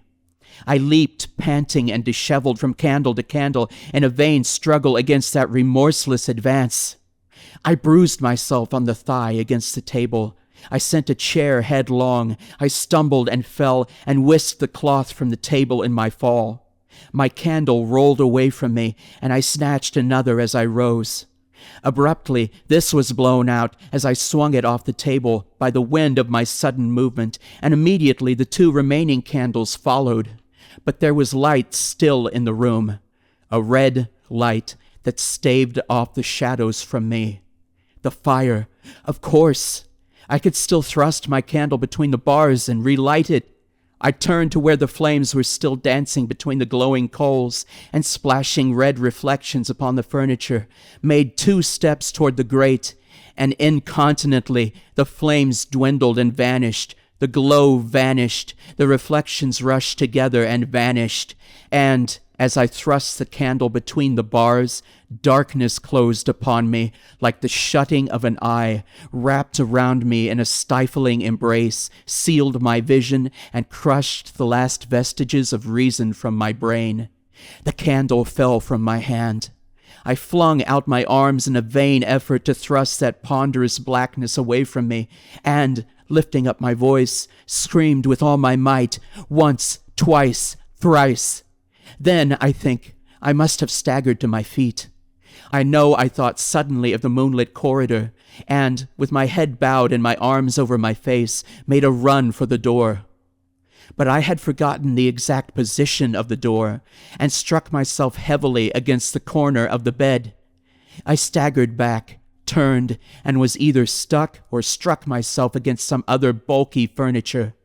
I have a vague memory of battering myself thus, to and fro in the darkness, of a cramped struggle, and of my own wild crying as I darted to and fro, of a heavy blow at last upon my forehead, a horrible sensation of falling that lasted an age, of my last frantic effort to keep my footing, and then I remember no more. I opened my eyes in daylight. My head was roughly bandaged, and the man with the withered arm was watching my face. I looked about me, trying to remember what had happened, and for a space I could not recollect. I rolled my eyes into the corner and saw the old woman, no longer abstracted, pouring out some drops of medicine from a little blue phial into a glass. "Where am I?" I asked. "I seem to remember you, and yet I cannot remember who you are." They told me then, and I heard of the haunted red room as one who hears a tale. "We found you at dawn," said he, "and there was blood on your forehead and lips." It was very slowly I recovered my memory of my experience. "You believe now," said the old man, "that the room is haunted." He spoke no longer as one who greets an intruder, but as one who grieves for a broken friend. "Yes," said I, "the room is haunted, and you have seen it, and we, who have lived here all our lives, have never set eyes upon it, because we have never dared. Tell us, is it truly the old Earl who—" "No," said I, "it is not." "I told you so," said the old lady with the glass in her hand. "It was his poor young countess who was frightened." "It is not," I said. "There is neither ghost of Earl nor ghost of countess in that room. There is no ghost there at all, but worse, far worse." "Well," they said. "The worst of all the things that haunt poor mortal man," said I, "and that is, in all its nakedness, Fear. Fear that will not have lights nor sound, that will not bear with reason, that deafens and darkens and overwhelms.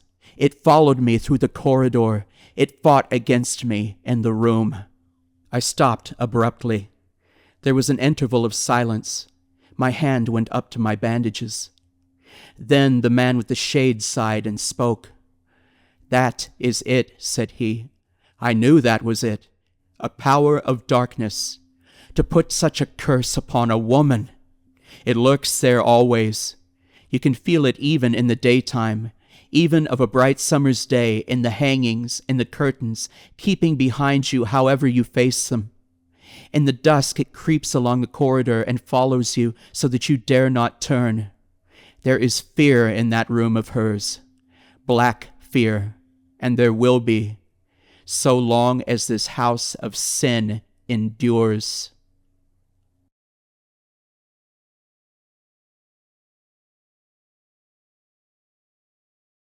The scene amidst which Clayton told his last story comes back very vividly to my mind.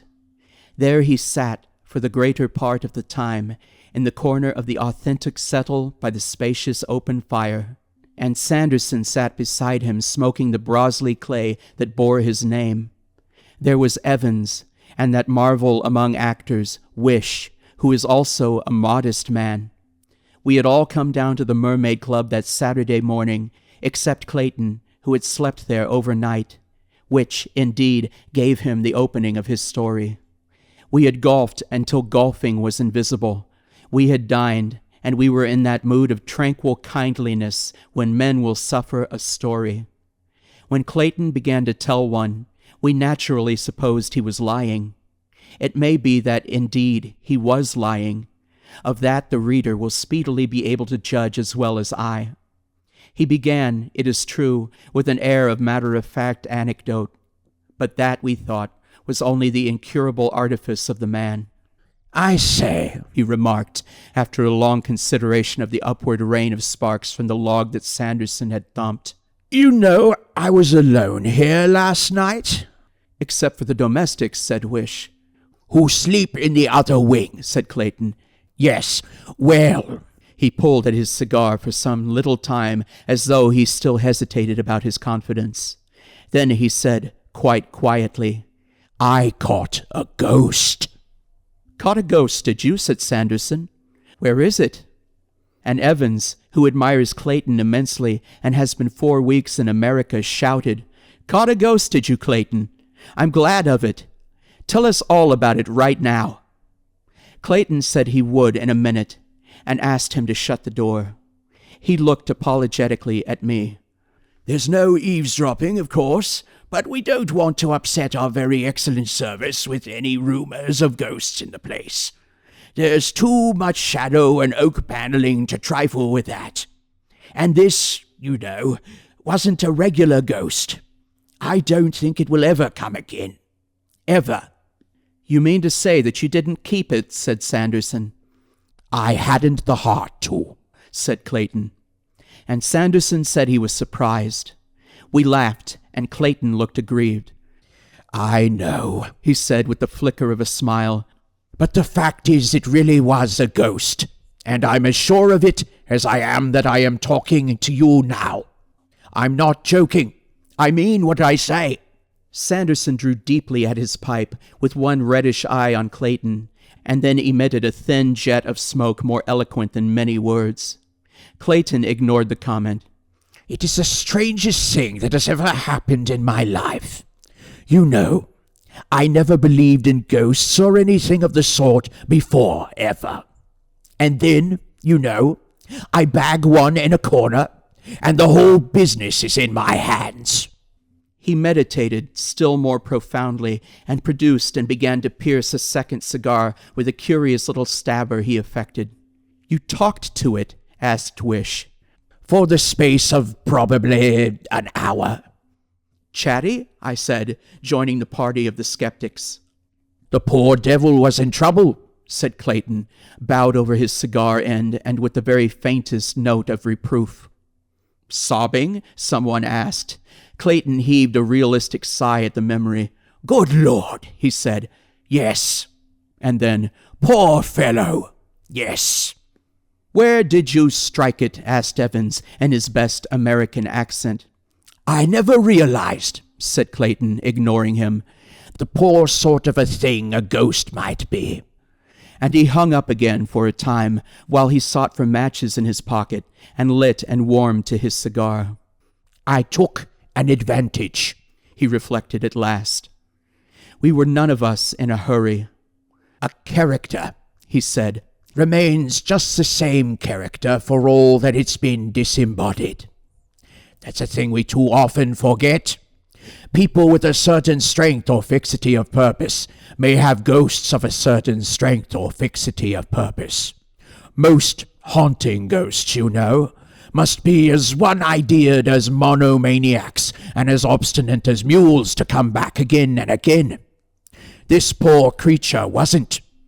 He suddenly looked up, rather queerly, and his eye went round the room. I say it, he said, in all kindliness, but that is the plain truth of the case. Even at the first glance, he struck me as weak. He punctuated with the help of his cigar. I came upon him, you know, in the long passage. His back was towards me, and I saw him first. Right off I knew him for a ghost. He was transparent and whitish. Clean through his chest I could see the glimmer of the little window at the end. And not only his physique, but his attitude struck me as being weak. He looked, you know, as though he didn't know in the slightest whatever he meant to do. One hand was on the paneling, and the other fluttered toward his mouth, like so. What sort of physique? Said Sanderson. Lean. You know that sort of young man's neck that has two great flutings down the back, here and here, so. And a little meanish head with scrubby hair, and rather bad ears. Shoulders bad, narrower than the hips, turn-down collar, ready-made short jacket, trousers baggy, and a little frayed at the heels. That's how he took me. I came very quietly up the staircase. I did not carry a light, you know. The candles are on the landing table, and there is that lamp. And I was in my list slippers, and I saw him as I came up. I stopped dead at that, taking him in. I wasn't a bit afraid. I think that in most of these affairs, one is never nearly so afraid or excited as one imagines one would be. I was surprised and interested. I thought, good Lord, here's a ghost at last. And I haven't believed for a moment in ghosts during the last 25 years. Said Wish. I suppose I wasn't on the landing a moment before he found out I was there. He turned on me sharply, and I saw the face of an immature young man. A weak nose, a scrubby little mustache, a feeble chin. So for an instant we stood, he looking over his shoulder at me and regarding one another. Then he seemed to remember his high calling. He turned round, drew himself up, projected his face, raised his arms, spread his hands in approved ghost fashion, came toward me. As he did so, his little jaw dropped, and he emitted a faint, drawn-out "Boo." No, it wasn't. Not a bit dreadful. I'd dined. I'd had a bottle of champagne, and being all alone, perhaps 2 or 3, perhaps even 4 or 5 whiskies. So I was as solid as rocks, and no more frightened than if I'd been assailed by a frog. "Boo," I said. "Nonsense. You don't belong to this place. What are you doing here?" I could see him wince. "Boo." "Boo, be hanged. Are you a member?" I said. And just to show I didn't care a pin for him, I stepped to a corner of him and made to light my candle. "Are you a member?" I repeated, looking at him sideways. He moved a little, so as to stand clear of me, and his bearing became crestfallen. "No," he said, in answer to the persistent interrogation of my eye. I'm not a member. I'm a ghost. Well, that doesn't give you the run of the Mermaid Club. Is there anyone you want to see, or anything of that sort? And doing it as steadily as possible for fear that he should mistake the carelessness of whiskey for the distraction of fear, I got my candle alight. I turned it on him, holding it. "What are you doing here?" I said. He had dropped his hands and stopped his booing, and there he stood, abashed and awkward, the ghost of a weak, silly, aimless young man. "I'm haunting," he said. "You haven't any business to," I said in a quiet voice. "I'm a ghost," he said, as if in defense. "That may be, but you haven't any business to haunt here. This is a respectable private club. People often stop here with nursemaids and children, and going about in the careless way you do, some poor little mite could easily come upon you and be scared out of her wits. I suppose you didn't think of that?" "No, sir," he said. "I didn't." "You should have done. You haven't any claim on the place, have you? Weren't murdered here or anything of that sort?" "None, sir, but I thought as it was old and oak-panelled." "That's no excuse," I regarded him firmly. "Your coming here is a mistake," I said, in a tone of friendly superiority. I feigned to see if I had my matches, and then looked up at him frankly. "If I were you, I wouldn't wait for cock-crow. I'd vanish right away." He looked embarrassed. "The fact is, sir," he began. "I'd vanish," I said, driving it home.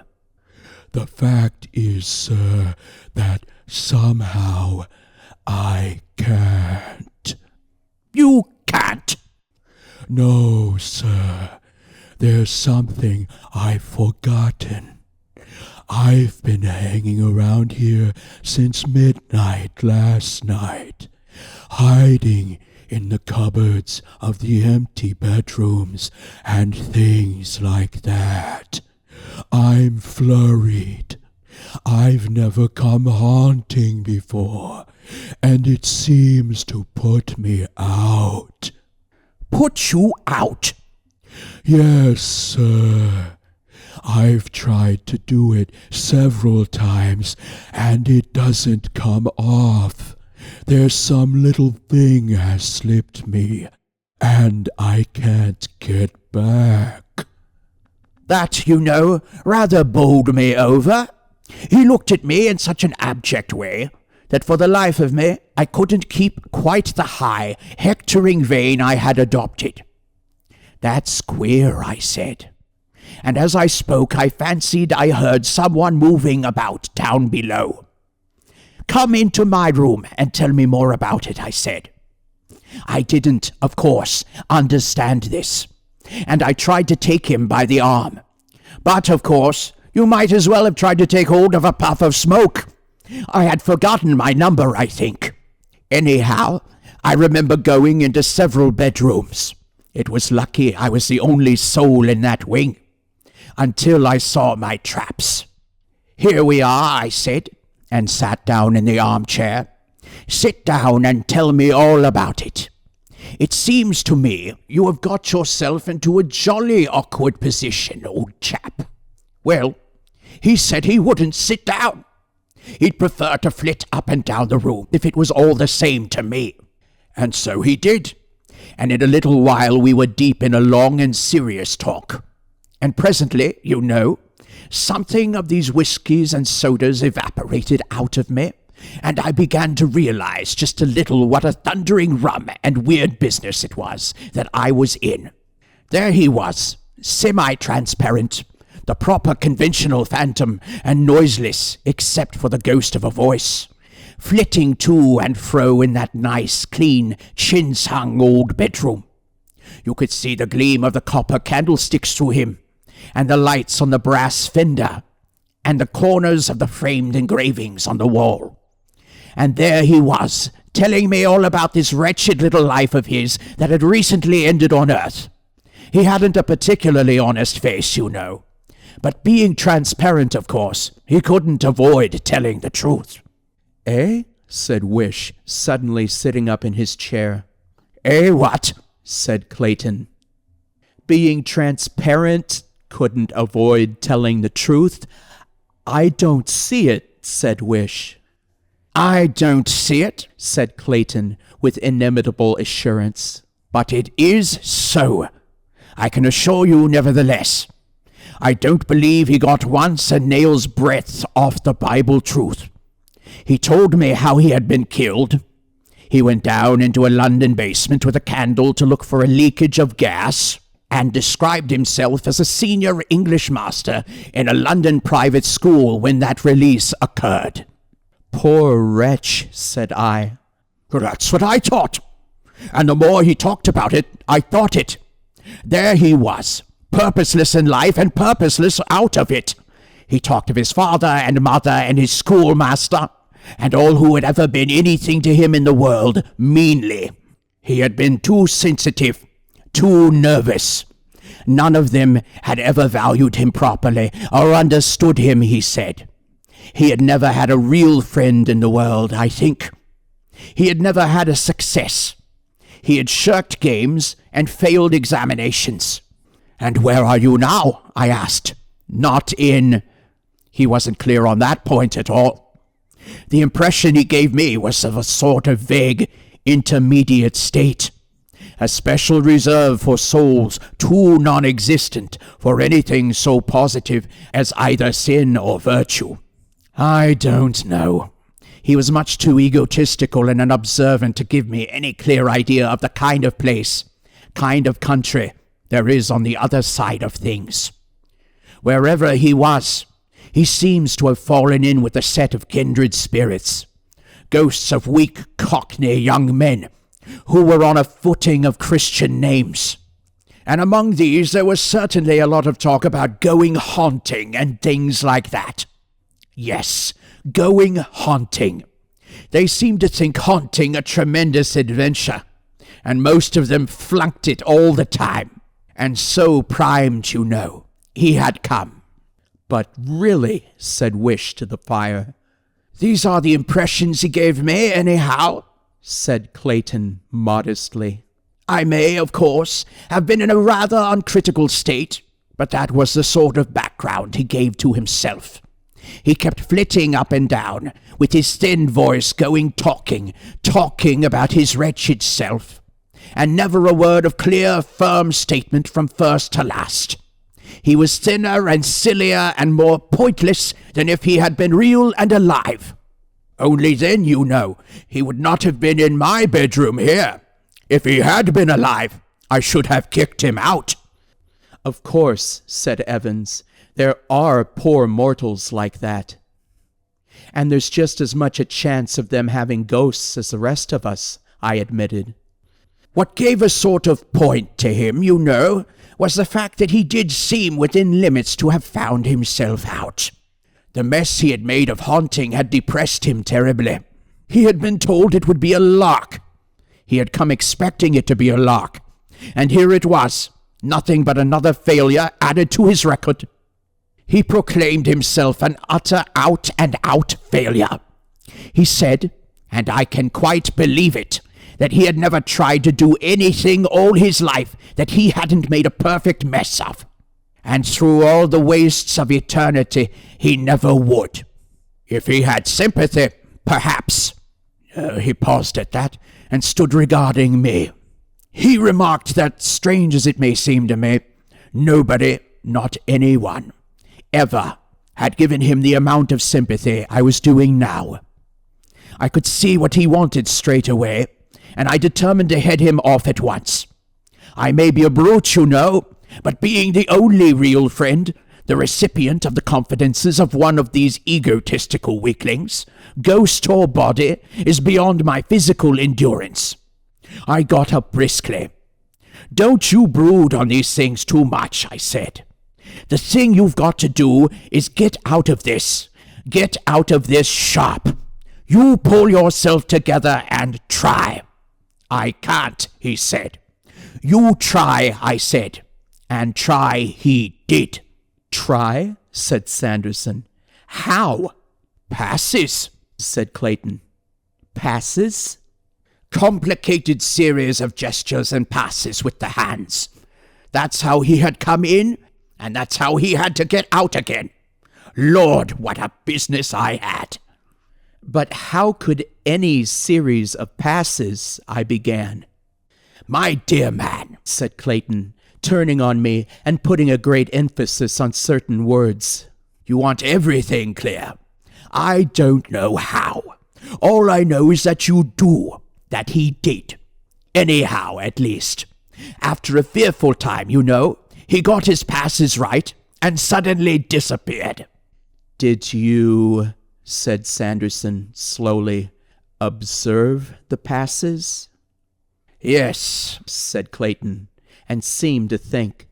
It was tremendously queer. There we were, I and this thin, vague ghost, in that silent room, in this silent, empty inn, in this silent little Friday night town. Not a ghost, except our voices. There was the bedroom candle, and one candle on the dressing table. That was all. Sometimes one or other would flare up into a tall, lean, astonished flame for space. And queer things happened. I can't, he said. I shall never. And suddenly he sat down on a little chair at the foot of the bed and began to sob and sob. Lord, what a harrowing, whimpering thing he seemed. You pull yourself together, I said, and tried to pat him on the back, and my confounded hand went through him. By that time, you know, I wasn't nearly so massive as I had been on the landing. I got the queerness of it full. I remember snatching back my hand out of him, as it were, with a little thrill, and walking over to the dressing table. You pull yourself together, I said to him, and try. And in order to encourage and help him, I began to try as well. What? Said Sanderson. The passes? Yes, the passes. But, I said, moved by an idea that eluded me for a space. This is interesting, said Sanderson, with his finger in his pipe bowl. You mean to say this ghost of yours gave away? Did his level best to get away the whole confounded barrier? Yes. He didn't, said Wish. He couldn't. Or you'd have gone there too. That's precisely it, I said, finding my elusive idea put into words for me. That is precisely it, said Clayton, with thoughtful eyes upon the fire. For just a little while there was silence. And at last he did it, said Sanderson. At last he did it. I had to keep him up to it hard, but he did it at last. Rather suddenly. He despaired. We had a scene, and then he got up abruptly and asked me to go through the whole performance slowly so that he might see. I believe, he said, if I could see, I should spot what was wrong at once. And he did. I know, he said. What do you know, said I.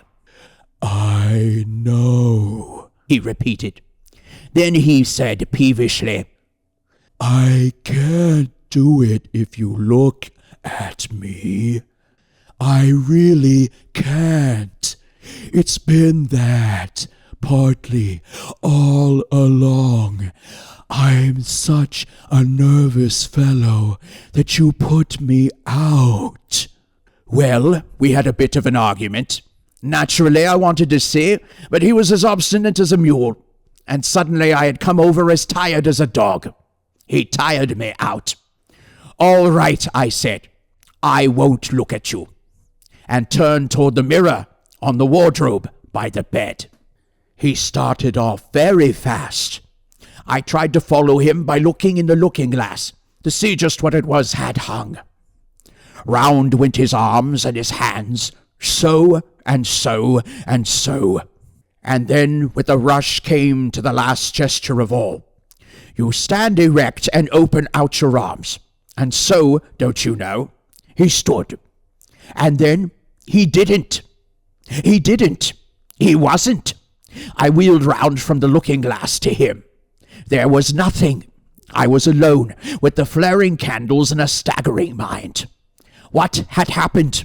Had anything happened? Had I been dreaming? And then, with an absurd note of finality about it, the clock upon the landing discovered the moment was ripe for striking 1. So, ping! And I was as grave and sober as a judge, with all my champagne and whiskey gone into the vast serene. Feeling queer, you know. Confoundedly queer. Queer! Good Lord! He regarded his cigar ash for a moment. That's all that happened, he said. And then you went to bed, asked Evans. What else was there to do? I looked Wish in the eye. We wanted to scoff, and there was something perhaps in Clayton's voice and manner that hampered our desire. And about these passes, said Sanderson. I believe I could do them now. Oh, said Sanderson, and produced a penknife and set himself to grub the dottle out of the bowl of his clay.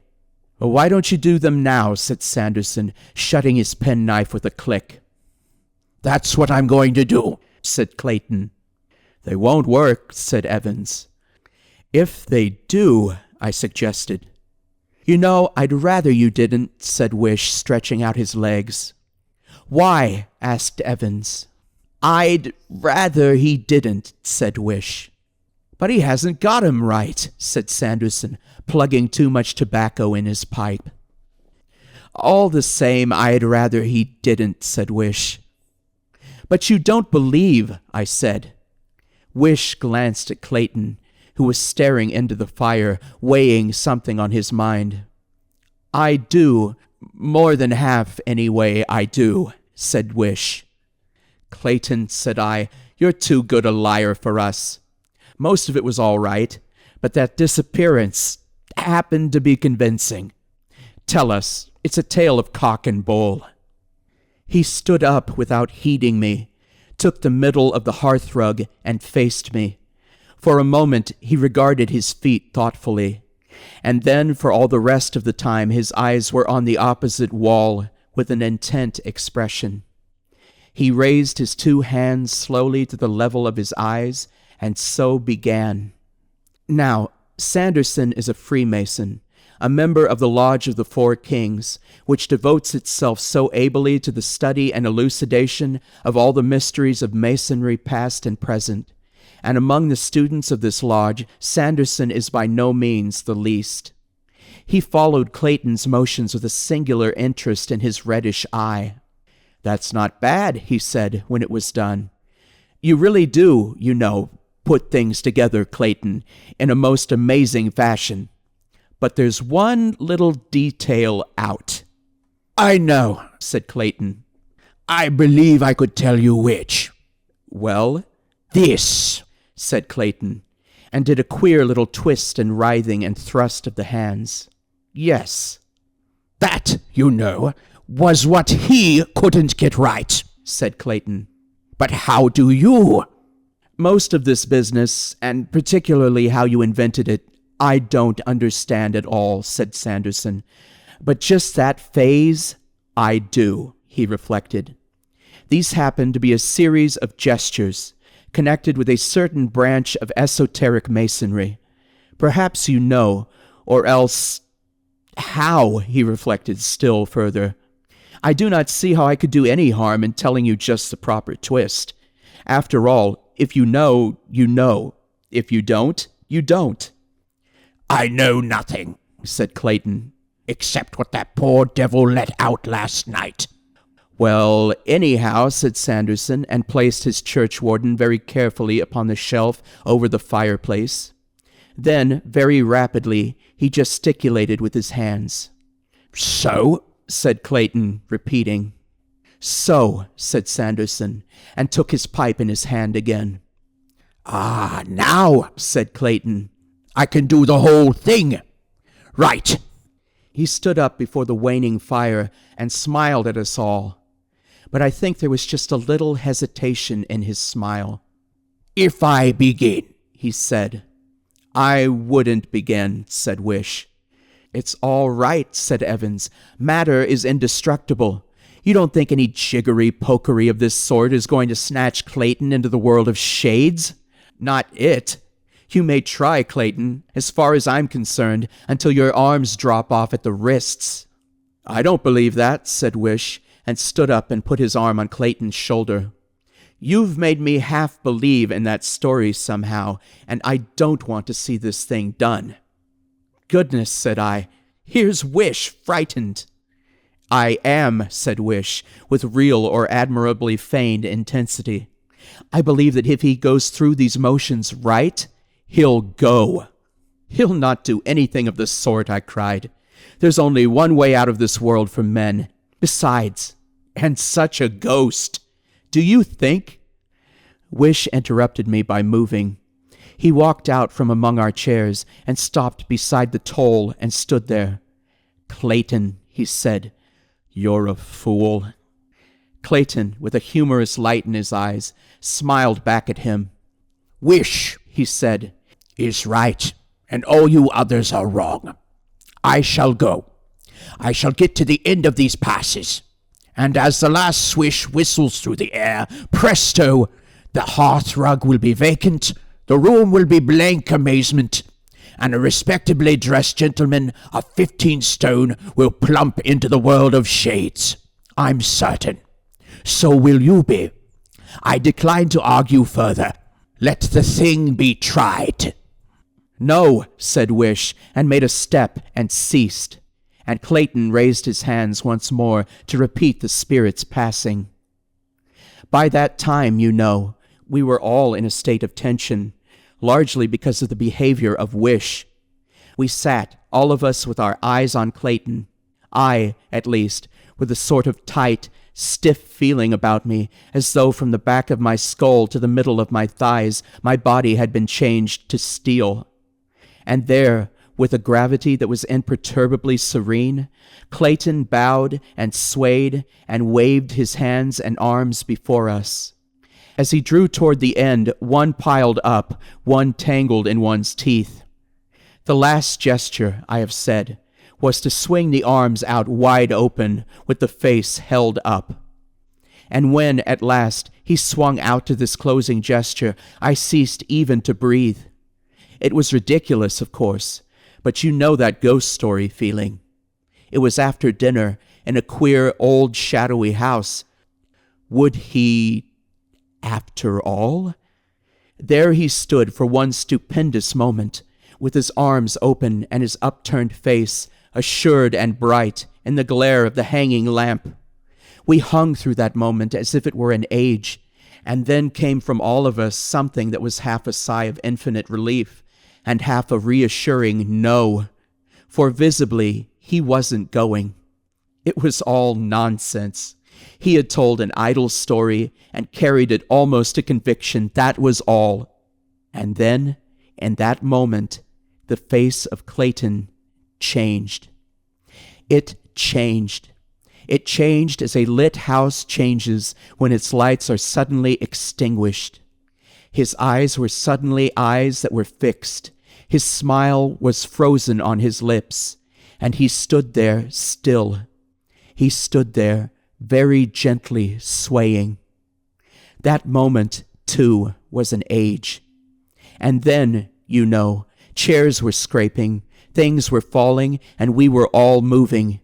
His knees seemed to give. He fell forward, and Evans rose and caught him in his arms. It stunned us all. For a moment, I suppose no one said a coherent thing.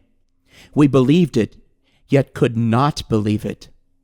I came out of a muddled stupefaction to find myself kneeling beside him, and his vest and shirt were torn open, and Sanderson's hand lay on his heart.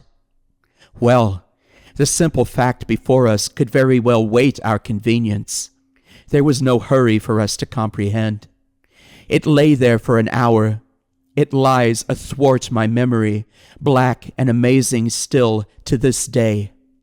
Clayton had, indeed, passed into the world that lies so near to and so far from our own, and he had gone thither by the only road that mortal men may take.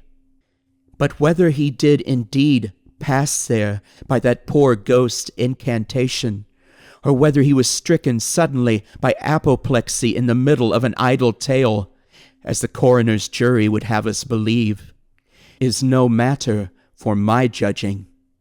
It is just one of those inexplicable riddles that must remain unsolved until the final solution of all things shall come. All I certainly know is that, in the very moment, in the very instant of concluding those passes, he changed and staggered and fell down before us, dead.